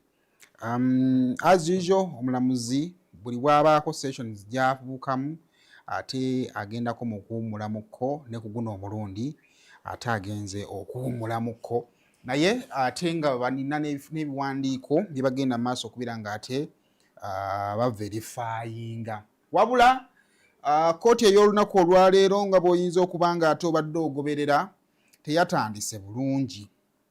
Oluvannyuma lw'emmotoka eyabadde ereeta Christopher Okello okubeera nga ate yalemeredde omugoba waayo mu ekyennyumanyuma gye yabadde edda okukkakkana ng'ate erinnye munnamawulire. Paka na kati tukyagenda mu maaso okubeera nga tufuna details ku embeera entuufu munnamawulire gy'alimu tetunnagitegeera naye tegabadde mawulire malungi naddala eri ab'amawulire era okusinziira ku ground abannamawulire bayongobavu. Toyinza kubanga olabye munno mukedde ku makya omanye amawulire gulinga ng'omulimu omulala mujja ne mwogerezeganya ne mukkiriziganya nti kakati gwedda wali nze kanzire wano ebintu ebifaanaganako bwe bityo. Kakati ate mu lutemya lw'eriiso bakugamba nti ate afunye obuzibu automatically kiyinza okubeera ekizibu okusigala kyekimu naye regardless omulimu guba gulina okutambula. Osanga olwaleero temwandifunyeyo kantu yadde singa ab'amawulire bakozeseza emotions ez'ebyo bye balabye ne bagamba nze sisobola kukola lwakuba nti nno ndabye kwafudde. So olw'ensonga nti nno balina okukola bamaliriza nga beegumizza. Actually waliwoko omu ku babadde bamulinaanidde ddala ye afeintinze n'okufeintinga ate naye ne bamuyoolera awo. So si byangu abantu naye Uganda eno abantu bagamba mizimu gy'abaana gitandise okululuma gyagala justice ne bali mugiwa Justine. Kakati ezo mboozi ozirizo zinyumyako. Naye twagala okwebaza abeegasse ku mukutu guno abatulaba amera g'ekyemisana gano oba akawungeezi kano mwere kubanga temu. Now on social media ekifaananyi ekiri mu kutambula kyeky'omukulu ono Okello ng'ali mu kubwatuka aseka. Akafaananyi k'Okello ng'aseka kali mu kwogeza abantu obwama. Ekisooka lwaki abadde aseka nkategedde bulungi lwaki Okello abadde aseka kiki ekibadde kimusesa iziyooke kubanga proceedings zibadde zigenda mu maaso nga ye ali mu kuseka. Kati bw'ogendako mu comment sections nga namwe mujja wano njagala nfune mmwe abalaba mulaba ki bw'ogendako wano mu comment section onagambye the prisoner isn't bothered at all. I don't know why he isn't bothered by the court proceedings. Tegedde bulungi yo observation ye. Ono n'agamba so all of you guys expected him to be so angry. Naye ate lero lijja kubuuza ki ekiyinza okuba nga kikusesa essaawa zino nga oli mu musango omunene bwe gutyo. Ebiseera ebisinga abantu balowooza nti omuntu asobola okukola omusango ayinza okukola ekintu ekigambibwa Okello nti yakikola olw'ensobi olw'obusungu olw'ensonga yonna. Kati mu kaseera nga kkooti egenda mu maaso kubanga ewulira omusango gwe oba olowooza nti nno ojja mulaba mu ngeri eraga nti mumenyefu. In all this, I can only imagine the exciting pain, the excruciating pain the parents are going through, losing your child and then having to see the unbothered, unpatent, cold-blooded murderer laughing in your face is the pain no one should go through. Kategedde bulungi nti nno oli awo olaba omuntu eyatta omwana wo yaali mu kuseka. Kategedde bulungi akantu ako. Olaba eyatta omwana wo agenda mu maaso n'okuseka n'ogamba naye ddala ki ekiyinza okuba nga kigenda mu maaso okubeera ng'ate kimusesa mu kaseera nga kano. Kale kansukenzeko mu comment section yammwe wano abandaba. Ono n'agamba he is surprised at the rebels. I have a story. He's a professional killer. Okello is an Arsenal fan. Immediately after talking to his lawyers, he started those tricks. Oba bagala bali kwagala tutunza kifaananyi nti mulalu. He laughs because the lawyers read that the evidence of some paper does not include what they may be. You don't know English, and that's what made him laugh. Okay. Why is he laughing when he killed the children? That is crazy. That crazy done with the job. Plandi musibe. Oh God, Uganda is not for the weak. Kale n'abalala bakyagenda mu maaso okubeera ng'ate batuwa ekigenda mu maaso. Kakati ekiriwo ye mukulu ono Christopher Okello onyu ate gunje tusembyeyo okubeeramu obujulizi batusembyeyo okufuna omujulizi oyo kooti yasabye aleme kutunuzibwamu kamera. Yasabye aleme kutunuzibwamu kamera era yembeera gye tugenda mu maaso okubeera nga tukola ki tulaba sayidi ezaawo okiddeawo. Kaakati awo nno embeera bweri tulindirira omulamuzi okubeera ng'atadda tulabe embeera nga bwegenda okuba ng'ateebeera mu kitundu ekiddako.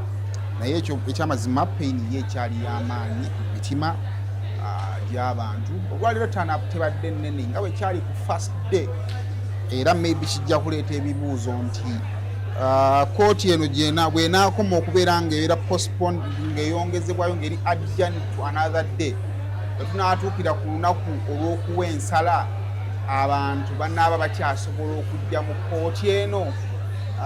Nsonga ki eziyinza okuba nga zitandise okubeera nga zigambisa abantu bannaye katusigale ewaka tunoonye ssente, kino kiyinza okuba nga tulina kyetugenda kukikolera. The last time mu interviews ze nafuna n'abantu abamu balina expectations zaabwe nga bagamba Okello, baali balowooza Okello agenda kubaweebwawo bamuli obunyama n'ebifaanaganako bwe bityo bye bataafu. Kati oluvannyuma lw'okubeera nga mu session eyasooka kye baali basuubira si kye baafuna, bagamba wange ogezi osigala ewaka okusobola okubeera ng'ate olinda ebirala. Endowooza kitusooka tukoleko Lawrence, tusooka tufuneko ku bantu bano. Buli nafuna twalina abantu ab'enjawulo nga batubuulira, tusobola okukomyawo ezimu ku mboozi z'abantu bano nga batubuulira expectations zaabwe zaali ki era lwaki tebabadde bamativu okutegeera n'olutuula lwa kooti mu mbeera efaanaganako bwetyo. Nina mukadde oyo tutandike ne mukadde oyo tutandike n'oyo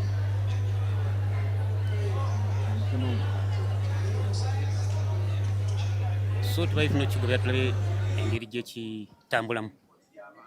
Omwami ono bw'anootinga ensonga agiteeka mu red pen ate preamble n'agissa mu black, kitegeeza ali serious. Kakati biki by'onootinzeeko sokka kuba watandise?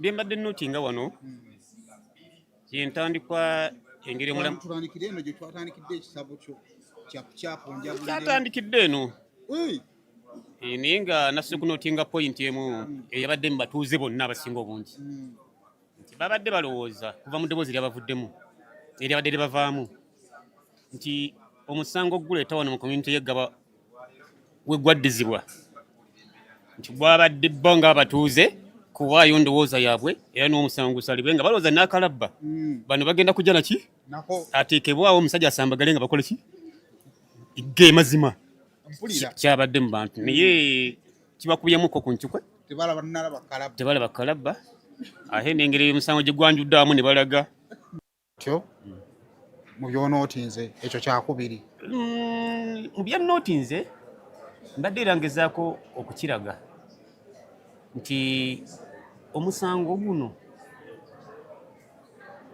lwaki sipiidi ya waggulu nnyo egutambuziddwako ng'ate gubadde nagwo omulala kite nga gwetaaga okunoonyezaako okw'amaanyi okusinziira ku bantu abasooka ku ssiini ebigambo bye baayogera ku lunaku lwakola ki ebigambo ebyo bikuŋŋaanya bonna buli alabikira mu kamera alina okugibako statement either ne gavumenti nayo neezuula ekigendera ky'omutemu kyali ki yavaawa yatandika atya ayinayo abalala banne ebyo byonna gavumenti ebinoonyeza mu nnaku 10 gwe wali okirabyeko ku musango gw'amaanyi ng'ogwo n'obujulizi nti kati tandika okuwulira omusango ekyo nakyo ndaba nga nakyo kirinkubyemu nti okunoonyereza nibalinoza kubadde kukyaliyo ebbanga ku muntu oyo kubanga ekyo tekikola muntu wa bulijjo kitegeeza omuntu asobola okukola ekikola ng'ekyo alina kunoonyerezebwako mu buwanvu era mu bujjuvu background ye ekyo tuyinza kutwala nnaku 11 katugendeko mu proceedings oyinza obaga bantu ffe tetumanyi ntambuza ya mirimu gya kooti oba kooti ejja mu bantu yandibaddeko byekyusa kuba abantu abasinga ekintu kya gwani nti nze gundi omuyita otya nti muyita bwe nti ali luddawa naye ng'ensi yonna ekimanyi nti yaziikiddwa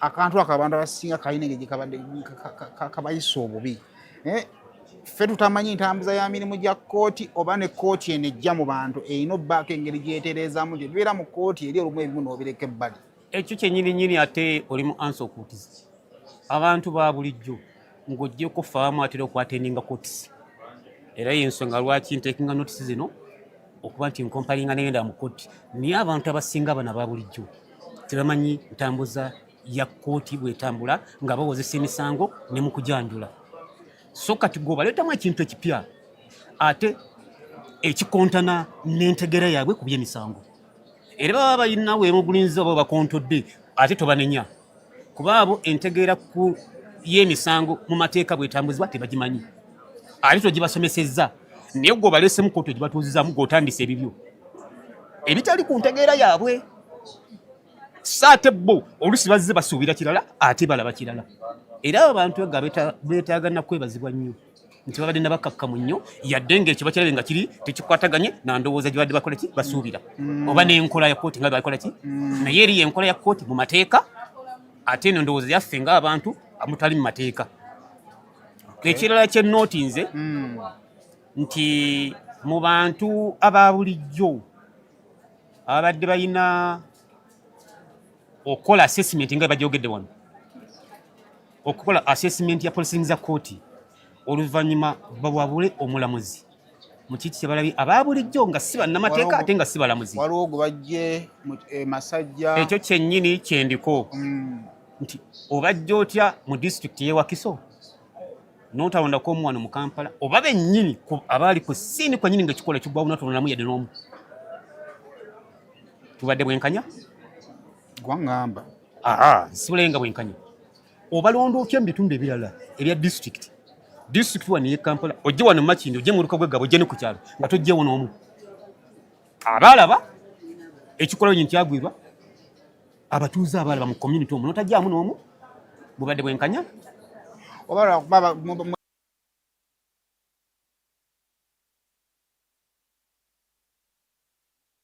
na mu maaso kese mu official na gyosinzira okuba nga ate otulaba tuli mu luwummula wadde oluwummula ate lugenzeemu akajogoli akalala ate omusiba omumanyi nti mumanyi mwana wange ali ludda wa kiraba nga kibiki kambuzeemu nnyera gansigadde bubi nnyo nnyo nno naye ekyatulese wano bwenkanya engeri kooti gyetambuddemu abajulizi gye baleeteddwamu gwe nga ggwe olaba nze nga nze sinagirabamu sigifunyemu bwenkanya olw'ensonga abajulizi bagamba ngeri gye batuga nti kooti bagirese mu bantu netule mu bantu ebyogera wenyini n'ebibuuziddwa nze binkosezza mu mutima gwange era sibitegeera sibitegedde olw'ensonga lwaki batugambye ti kooti bagirese mu bantu yali badde erina kyesalawo nga ne kati okuba nti bannagiwunzika tunnamanya weegenda kuwunzikibwa essaawa zino nga weeri tonnagimatira sinnagimatira era ekintuuzizza nenjala ennuma naye lwakubanja yakola ki ndabire ddala basala batya kiki bagenda okusala era oluvannyuma kale kooti bwe bemaze okutuula bagenda tugamba batya byebimu ebikyatuuzizzawo abantu bakyali wano bagamba tebannamatira engeri ebintu ebimu gye bibuuzibwamu naye bagambye tebagenda kuvaawo balabe nga kooti ewunzika nga bwekola ki waliwo abakyala abali wano kuba ekinyiizizo tulira kaadi zinene balinga nga batuyise ku mukolo omukulu oba batuwadde kaadi wagifunye otya okukwalifying okufuna kaadi wadde olina kuba tewali nnyo kyamaanyi jasi nti wadde yagala kujja kugira ne bakuwa kaadi mwali muyita mwani kyeyamaani ogenda wakyama nomugamba nyala genda mu kooti mbeereyo gwe biki ekyasinza okutwala osabe kaadi eno ogifune kubanga bamu abaafa baali banneiba baffe newaka akati obadde wali ogenzeko mu kooti before nga etulamu bantu tennajja nedda ssebo sigendangayo togendangayo kiki ekipya kyolabye oba olinamu ekikwewuunyisizza olinamu ekikusanyusizza olinamu ekikukanzeemu ku lutuula lwa kooti luno byonna byewuunyisa binyiiza kwegamba byonna tutandike ku binyiiza ebinyiiza bingi ekisookera ddala ne batuwa kaadi eno ate ne batatuwa kya misana kuba abantu nga bazze ku mikolo emiyite ku kivulu kya rediyo ndi yazze ne batatuwa mmere oshegere ate ye kati kali akatta akasajja ate ne bakawa n'amazzi tulabe kanywa ne lwenzoolo anti omusibe alina eddembe lye teri ddembe binyiiza bunyiiza bandi katuwadde buwi kuba katambulirwako abantu 9 be bakakuuma ati singa bakabawa mwene mukatetenkanya tuli bazadde kati tugendeko mu ngeri kooti gyetambulamu engeri gye babuuzaamu ebibuuzo engeri gyaki awo woolabyewo otya wali watya kooti yantamyatamya edda lwakuba ndi mukamera nandiyogedde ekigambo kye nandiyogedde bakubuuza batya nti omwana waaliwo ate nga bamanyi yafa bamuziika mbagwe tata w'omwana simanyi aliwo byonna kwegamba binyiiza bunyiiza kano kebabuuzizza gwe tata w'omwana mba omwana aliwa ali atya binyiriza ddala kwegamba byatutamya edda abantu baade beesunze kooti y'abantu oba kooti y'omu bantu gwe wavudde wakawadde olina kifaananyi kya kooti ki byantamya edda gwe gusosobera mu kooti naye babintamizza ebyakuddayo bino bya kisiru nnyo ne byetwagala okugira si bibaliko gwe biki kikyoyagala nako bakakoleko emikolo nga yekakola ku baana babannaabo kati awo gomaze okugumusalira nako kalina okufa neera kyemmanyi tebigenda bbanga etulowooza yetubyagala kooti gyewandyagadde bajje bagambe watta kyokola muno naye wali kiveewo kyokola muno naye kyebaba balina okukola naye kati baneeno batulimba bulimbi ndowooza owulidde guno gwe mulundi ogusookedde ddala oluvannyuma lw'okuproposinga mobile courts gwe mulundi ogusookedde ddala kooti okuba nga esobola okujja n'etuula mu bantu tulina communication oluvannyuma lw'oluwummula same official yonna gy'osinzira okubanga tulaba tukwebaza okubeera ng'ate otwegasseeko tukyagenda mu maaso n'okutunuulira entambuza y'omusango guli Uganda versus Christopher Okello Onyum era nga musajja mukulu ono ekimuvunaanya kyekigambibwa nti yadda ku baana abato abali mu ddekeya n'abasanjaga abaana bana be baava mu bulamu obw'ensi eno. Kakati abantu bangi nnyo bakyagenda mu maaso okwebuuza omukulu ono kiki ekiyinza okuba nga kibadde kimusesa. Kakati wakati mu lutuula lwa kkooti olubadde lukyagenda mu maaso ezimu ku nsonga eziwalirizizza omulamuzi okubeera ng'ate adijjaninga olutuula lwa kkooti eno. Defense lawyers informing the court nti omukulu ono he was not emotionally okay. Kategede bulungi bategeezezza kkooti nti nno omukulu ono tali emotionally okay. Abantu abasinga bakyagenda mu maaso okubeera nga babuuza lwaki Okello asobola okuba nga abadde aseka. Producer tusooka onoonyezeka kiriipu kali ng'aseka tusobole okuddayo okwetegereza Okello ng'aseka na kiki ekibaddewo kubanga okusinziira ku reports ezivaayo batugambye batya.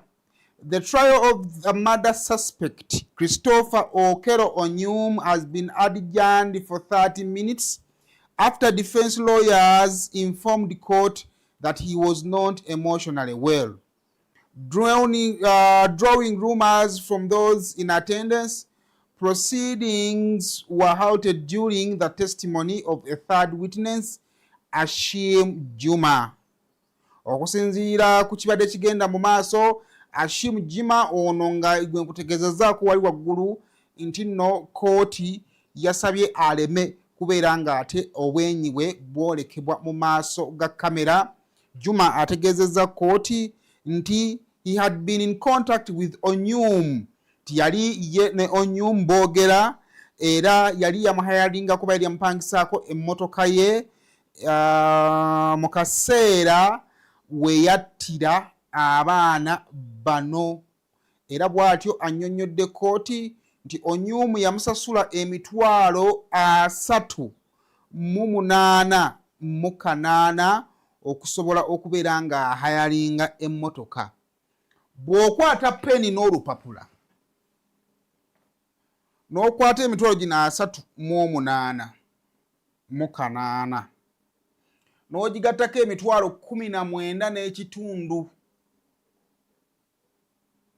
n'ogattako sente ze yagulamu ebyambe,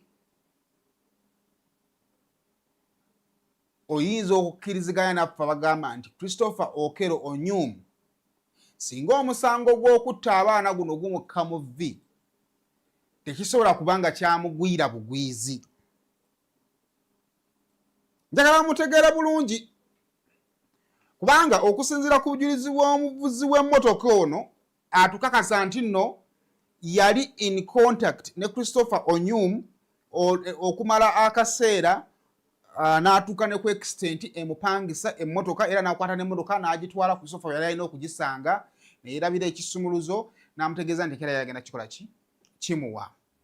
Wabula bw'otunuulira ebintu Christopher engeri gye yabikolamu ekibaddewo ekiyimirizza olutuula lwa kkooti kiba kikubibwamukko ku bituli. Lwaki? Yasobola okuyita mu prosesi yonna ey'okupangisa emmotoka ng'awo tannavaako. Bwe tudde mu bujulizi bwa Nalubega Phoebe, ye Nalubega omukyala oyo, mu bujulizi bwakulaga nti omukulu ono asooka kujjanga ennaku z'omwezi lumu. Oyo asooka kujjanga ennaku z'omwezi lumu.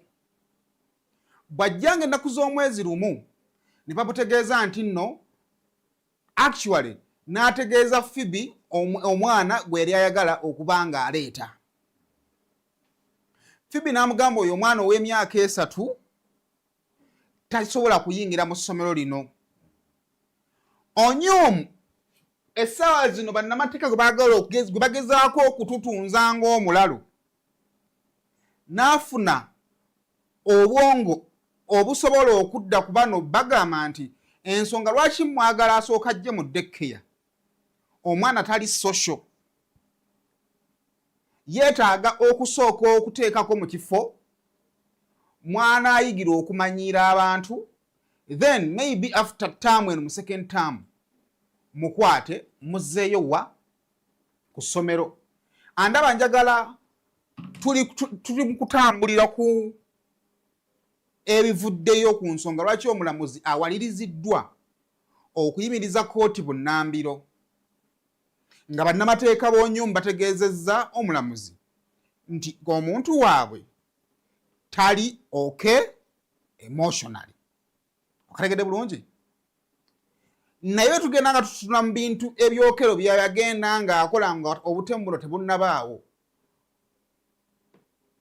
Bireeta ebibuuzo nti oludda oluwolereza Okello lwagala kututunza kifaananyi nti omusajja mulalu. Kubanga nkutegeezezza nti Okello yajja olunaku olwasooka ku budde bwe bumu omulalu ne bamugamba nti kale amaze okuwa excuse nti omwana wange tali social, ne mugamba kale jangu ojja kujja enkeera. N'akomawo era obudde bwe buki bwe bumu ne ayingira n'agenda ne bamubuuza ebibuuzo byonna n'abiddamu nga bw'alina okubiddamu, n'afuna n'obudde obunnyonnyola bano nti nze omwana ono mama we muyamba buyambi, nze njagala kusasula school fees, yajja kuleeta omwana. Awo wonna obwongo bulamu. N'atuuka ku extent ey'okusasula ssente emitwalo 19 gye bali bamusalidde, emitwalo 12 gya school fees, emitwalo 6 gya uniform, n'omutwalo gwali gwa registration. Awo wonna ategeera n'atakomoko n'amanya nti emitwalo 19 bw'oba ogisindise ku ssimu y'omuntu oba weetaaga ezijjayo nazo n'aziteeka ku kuweereza emitwalo 19 n'ekitundu. Ekibuuzo atannateekebwako mu kaguli kutandika kubuuzibwa kajjojijjoji w'ebibuuzo. Kiki ekiyinza okuba nga kimutabangudde psychologically okutuuka ku extent okufulumya ekiwandiiko n'okuyimiriza kooti ng'oludda olumuwolereza lugamba nti nno the court he was not emotionally well. Bwe tuddayo mukyali mu kooti e Makindye ng'omusango guno gusindikibwa mu kooti enkulu okusinziira ku munoonyereza owa gavumenti ofiisi ya DPP nga basanctioninga fayiro eyo kugisindika mu high court okutandika okubeera nga omukulu n'atandika okwewozaako.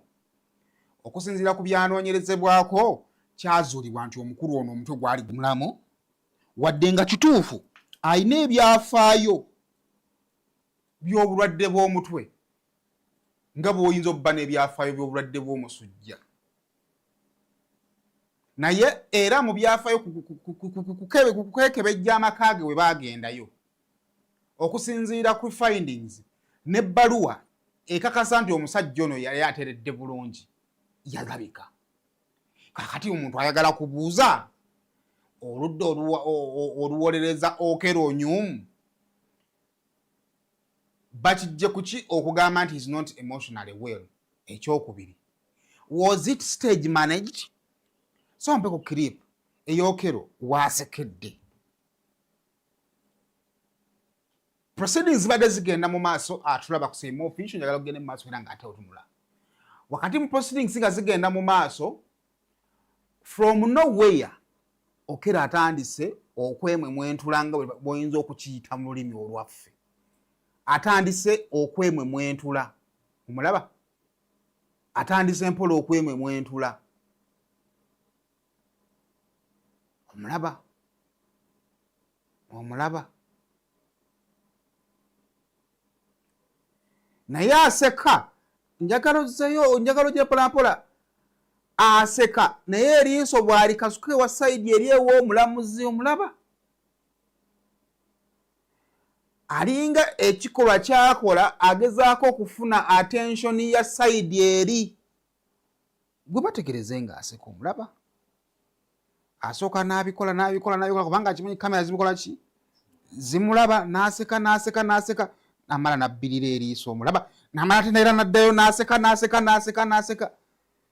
abali mu comment section musobola okuŋŋamba muyinza okuba nga nze just maze okufuna oludda sobola obba nga nfunye oludda omulaba asoose n'aseka yekka tewali kiriwo proceedings ezigenda mu maaso temuli kisesa n'agabikkula taseka mu ngeri eno gy'oyinza okugamba nti nno omulaba olaba wabbirira eriiso alina naddamu n'akola ki gireke etambula egende mu maaso netugenda mu maaso omulaba wabbirira eriiso omulaba naddayo n'atunulayo omulaba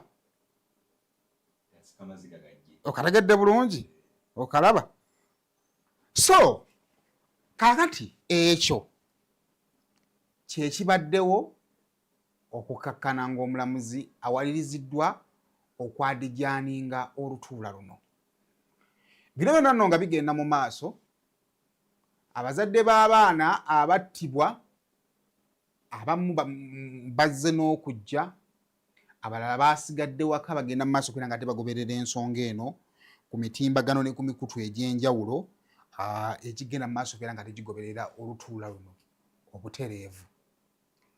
Ekibuuzo,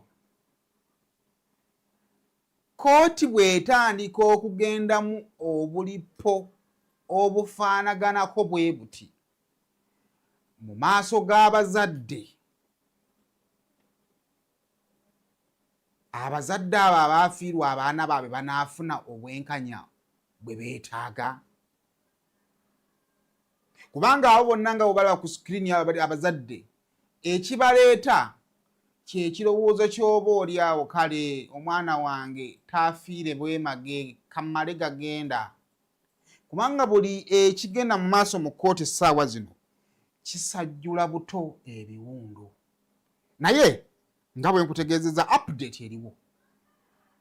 Bw'otunuulira akabanga akaatuweereddwa n'ebbanga lye tulindidde eddeneko, ensonga lwaki kkooti tekyasobola ku proceedinga kweyongerayo essaawa zino, era ng'essaawa zino buli kimu ekigenda mu maaso kyayimiridde, nga bw'olaba ekifaananyi kiri ku screen essaawa zino, ekyo ekifaananyi ekiri ku screen essaawa zino. Lwa nsonga nti nno omulamuzi atasobola kweyongerayo na lutuula lwa kkooti olw'ensonga nti bannamateeka booli bagambye omuntu wabe tawulira bulungi. Now,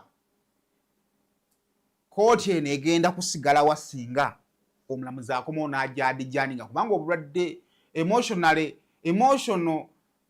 simanyi therapy ya emotion ebeera kisikuwummula, kubanga oli wagamba nti I'm not emotional weero kitegeeza aba yeetaaga kuwummula.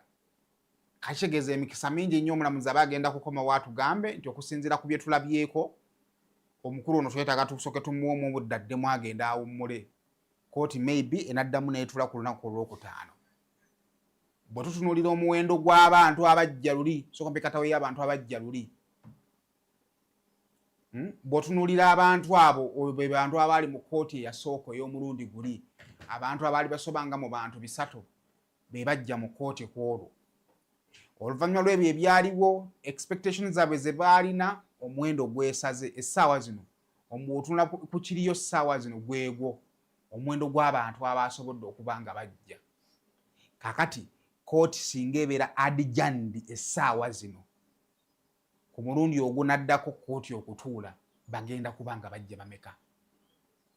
Omukulu ono alina ddala ekizibu ku mutwe, oba waliwo obubadde obutandise okuzannyibwa okusinziira ku bujulizi obweyongedde okuba nga bujja?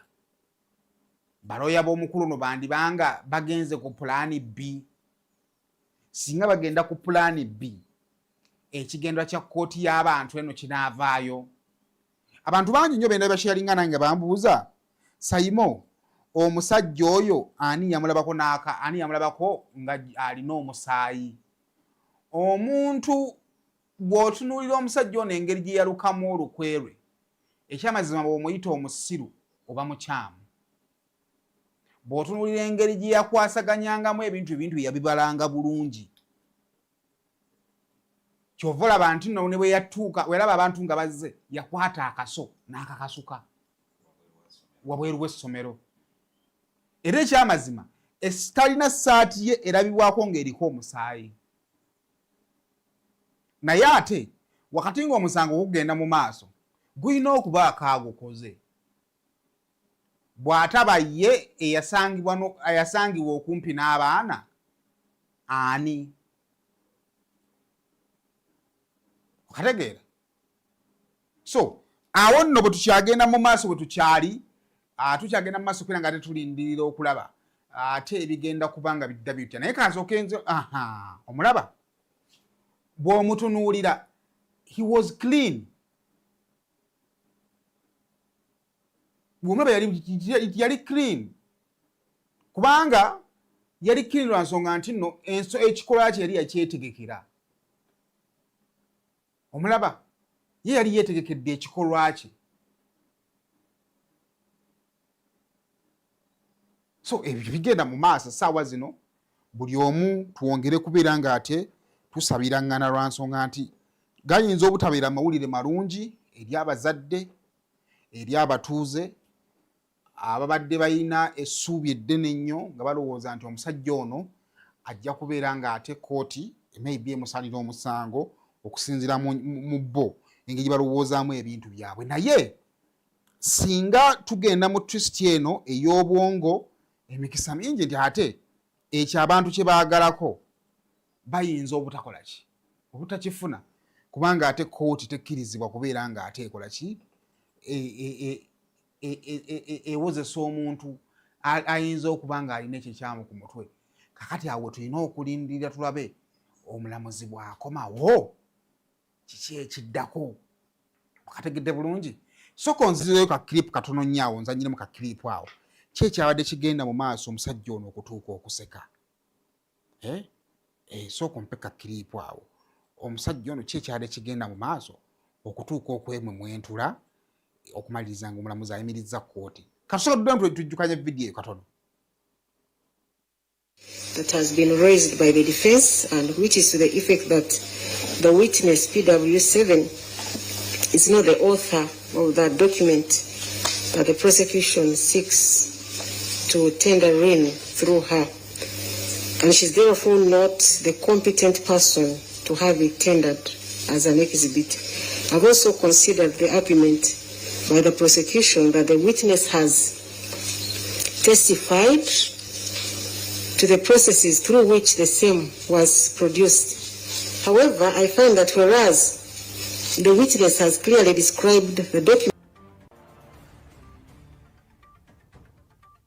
of the sender and the transactions of the day, it is also my finding that no evidence has been laid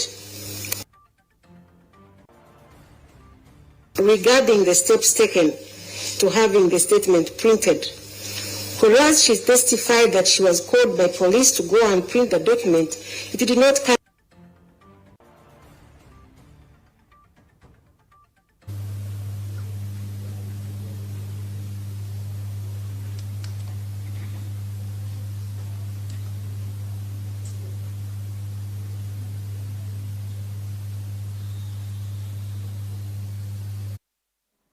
Kakati kooti eno ekirungi nti nno omusango guno guwozeseddwa mu maaso ga kamera.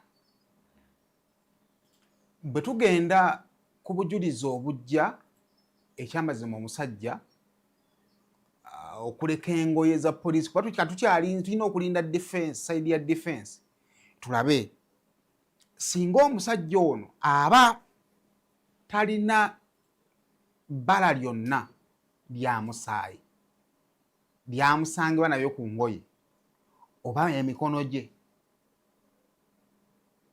okategedde bulungi oba mu ngalo ze omusango guno guba tegunnaggwa kubanga boddayo ne tuwuliriza obujulizi bwa Phoebe omulamuzi yamubuuza kuba Phoebe atugamba nti mba ndi mu ofiisi ya madamu nzika wansi ku drawer ne mulengera nali ndowooza ali mu kukuba baana baffe era nenfuluma nziruke mugambe nti abaana baffe lwaki obakola ki obakuba aba tannanziramu ngenda okutunula wansi ng'omwana ali mu kitaba kyamuki nenkwata akagaali nenkamukasukira nayagala okunfumita n'addayo kubaki ku baana wakati ng'anyumya emboozi eyo omulamuzi yamubuuza wakati ng'ebyo bigenda mu maaso bano abalala be mwali nabo baali ludda wa n'ategeeza nti omu yali awerekedde baana mmanju mu ppoti n'agamba owookubiri yali munda ng'alongoosoba mu kisenge era ndoza yavaayo genda okukuba enduulu bayite abantu bajje bakole ki bataase kati obuzibu ne bujja nti ono ate Phoebe ate ye engoye ze zaaliko omusaayi wabula yategeeza kooti nti ekireeta omusaayi ku ngoye ze omwana ndooze mba sirabidde ye Seriini amukwata amuddusewa mu ddwaliro aba kyamukutta omuddusa mu ddwaliro tebamutegeeza nti oyagala okuddusa mu ddwaliro yakoze eki yafudde dda kwe kumuleka ku geeti kyokka ate abaddusa abaana mu malwaliro okwongera obbataasa ate ne gwe yaleka ku geeti baamuddusa kyokka ate waliwo gwe baaleka munda nga ye ali confirmed nti mufu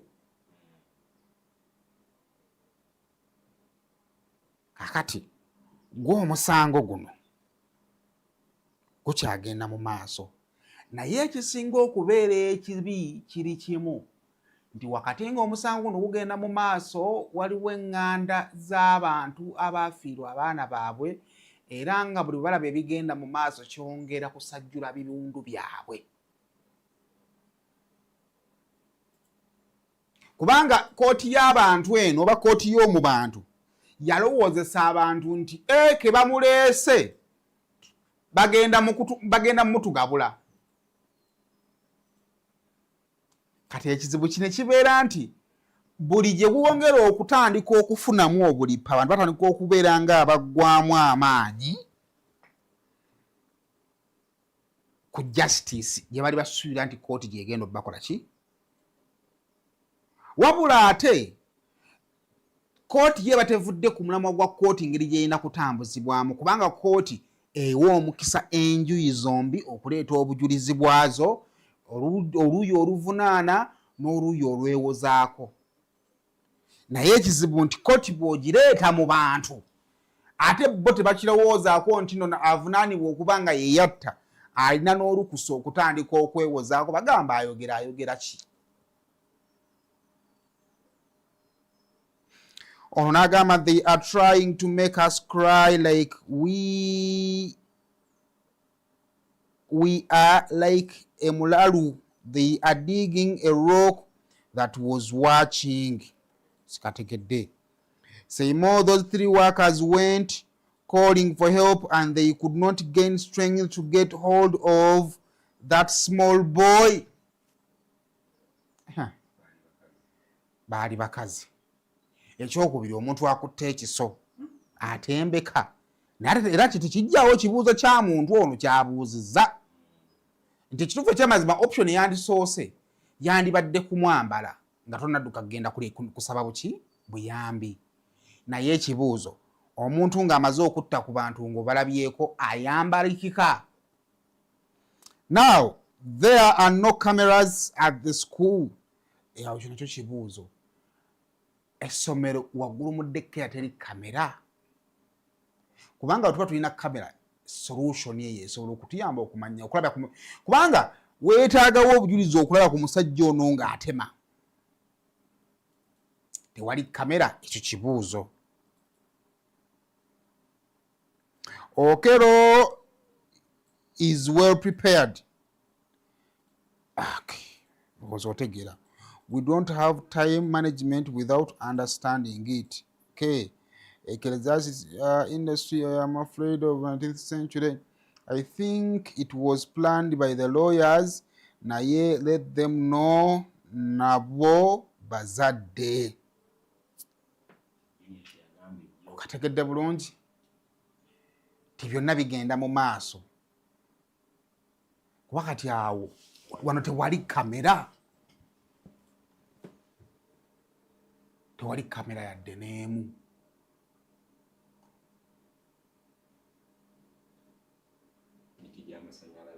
Gino mitimu ky'amasannyalaze. Naye atulaba omusango guno guwa obudde. Lwa nsonga nti ebintu bingi nnyo ebiyinza okuzuulibwa mu kaseera kano we tuli ate bingi ebiyinza okusangulwawo. Bannange. Kale ebyo nno bye bikyali ku ground katono nnyo sooka ompe ku bujulizi bw'omukazi oyo ate mmale okunywa okulwendo lw'amazzi ngenda bba nkomawo tova kusema official.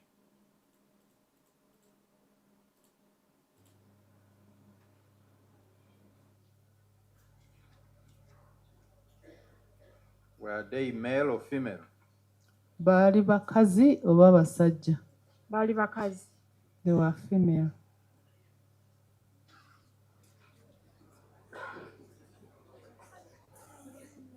So what followed after he left?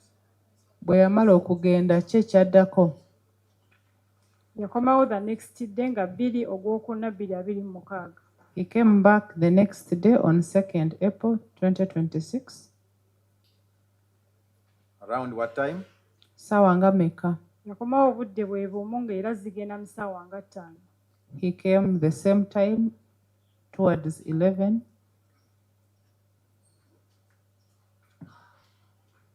What happened when he returned? Bwe yakomawo ki ekyatuukawo? Era yayimirira ku gate nga bwe yayimirira the day before. He came and stood outside the gate just as he stood there the previous day. Yes. Namulaba engeri gye nali mulabyeko nga twayogedde naye era ne ngenda ku gate. When I saw him, the fact that I had talked to him, I approached the gate.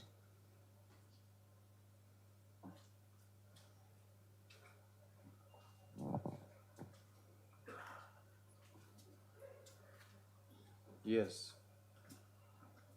Bwe yandaba n'aŋŋamba mbadde nkomyewo ku nsonga gye twayogeddeko jjo nga nzize kola payments.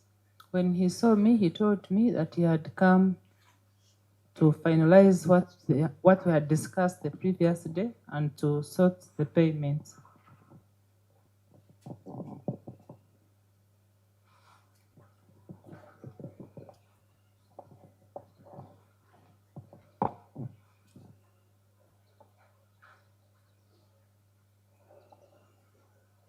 Yes.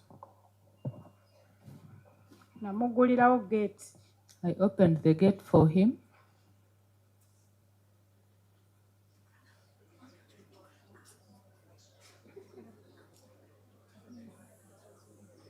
Did he come with anything as he entered? Ng'ayingira yali alina ky'alina. Yalina akasawo buno obw'aba beginners aba baby class ng'akaweese ku mugongo ke yaŋŋamba nti ke kasawo ke nali mugambye ak'okugulira omwana okuleeteramu engoye. He had a small bag, the one for beginners where they carry their clothes from, and he told me it was for the child I had asked him for.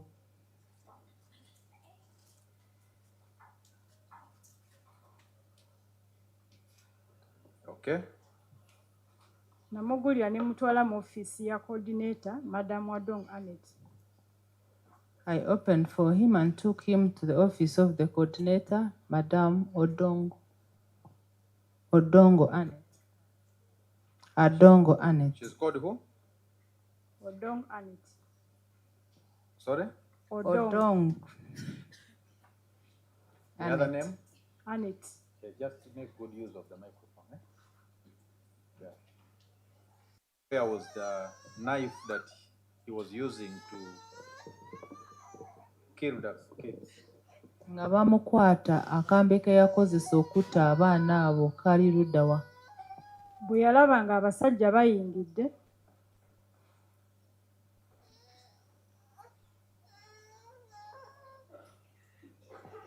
When he saw that the men had entered, yakakasuka wabweru wa fence. he threw it outside the fence.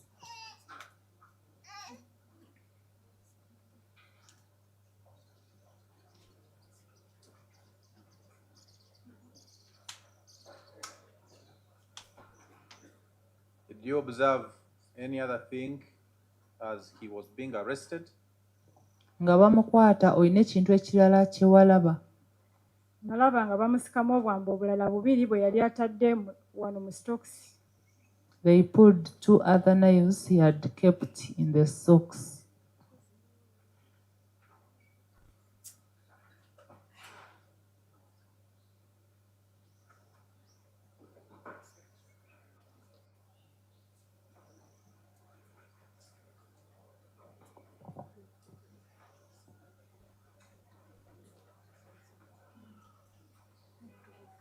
Anything else?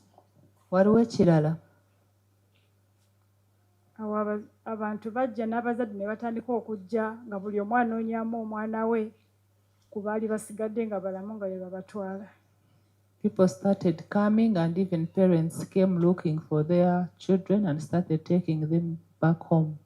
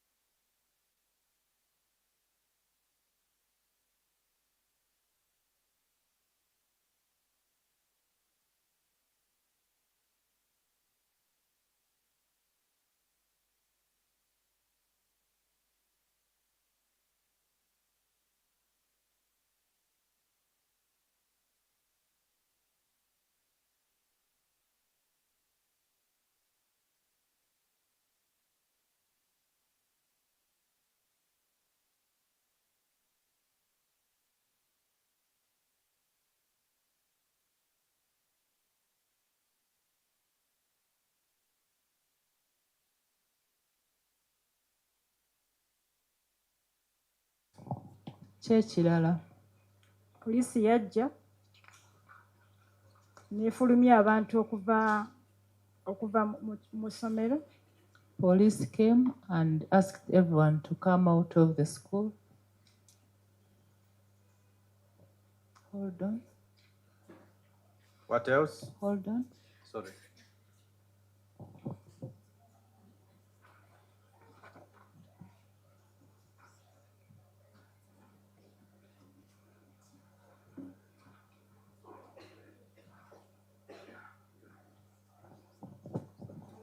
Let's proceed. What else? Ki ekirala? Poliisi yagazetinga ekifo nga tekyakkiriza muntu yenna kuyingirayo. Police cordoned off the premises and they could not allow anyone to enter.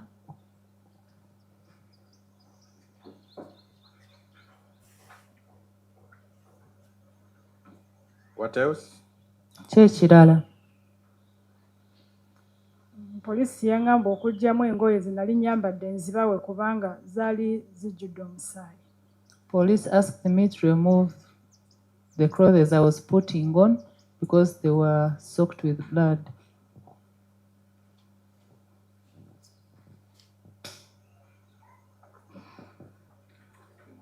How did blood get on your clothing? Omusaayi gwatuuka gujja ku ngoye zo. Bwe baamala okwarrestinga oyo omusajja nalowooza nti maybe waliwo omwana gwe nsobola otwala mu ddwaliro kati nasitula Keisha nga njagala mudduse mu ddwaliro eyansiga omusaayi. After they had arrested the accused persons, I thought I could save one of the children, so I carried Keisha, and that's how I got blood on me.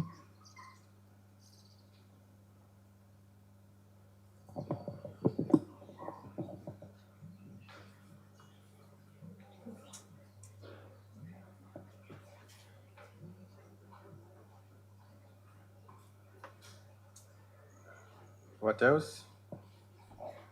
Kyekirala, abapoliisi banzijjako statement. I made a statement.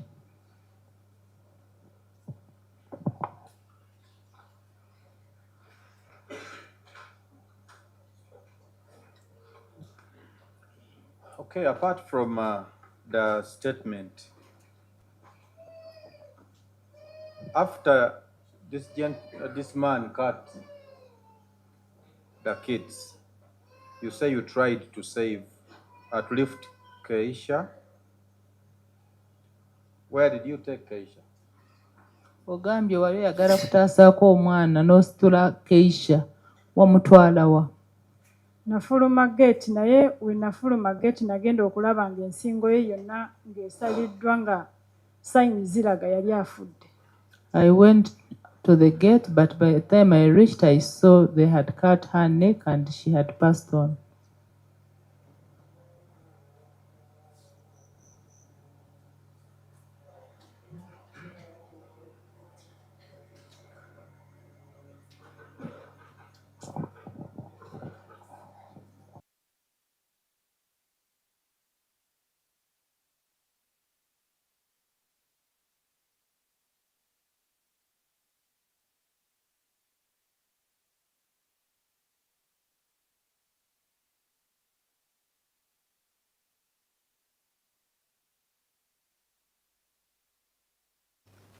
He was not talking anything, but he was breathing heavily.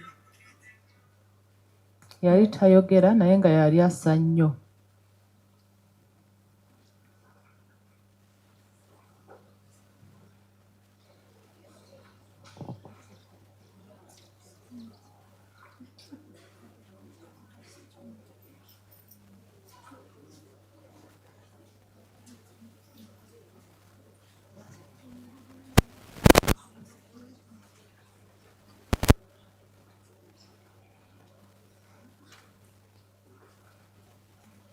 You say he came with a bag. Where was the bag? Wagambye nti yajja n'akasawo. Akasawo kaali ludda wa?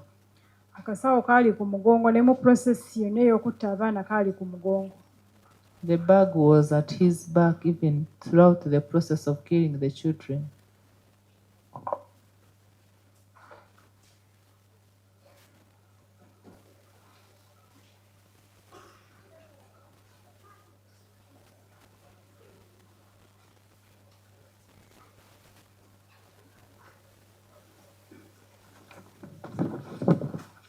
And you say you issued him with a receipt. Had you given him that receipt before he left office? Ogambye wamuwandiikira receipt wali ogimuwadde nga tanafuluma office. Nagimuwa. I gave it to him.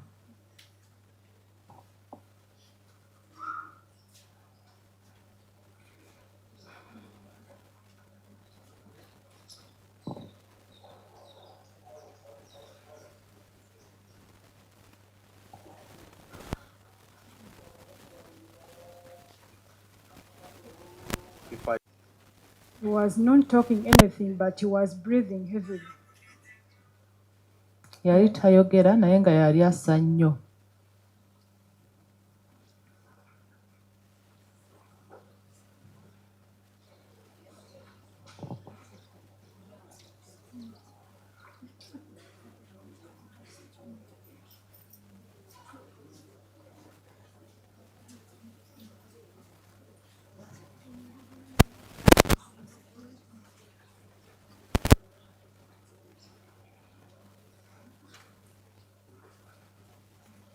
You say he came with a bag.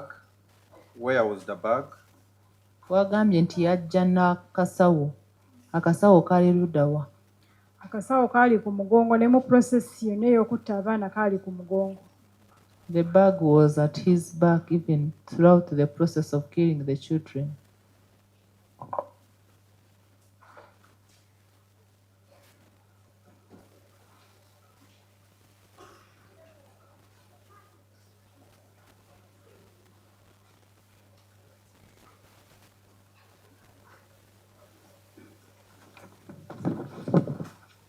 And you say you issued him with a receipt. Had you given him that receipt before he left office? Ogambye wamuwandiikira receipt wali ogimuwadde nga tanafuluma office. Nagimuwa. I gave it to him.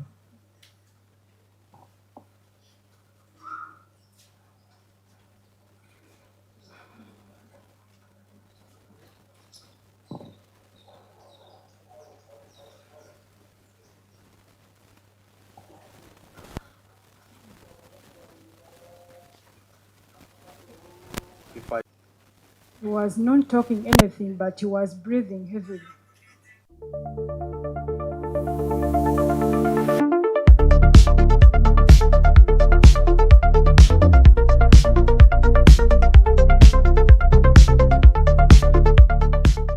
Meet our passionate creator, ready to bring ideas to life at Truth Design Academy. From mastering graphic design to creating stunning visuals, this is where creativity begins. But design is just the start. Lights, camera, action. Exploring the world of filmmaking is just as exciting. With hands-on experience, every challenge turns into a learning opportunity and success is just a step away. At Truth Design Academy, we offer courses in graphic design, film production, digital marketing, website design, 3D animation, and photography, including drone technology. Your creative journey starts here. Enroll today and turn your passion into a profession.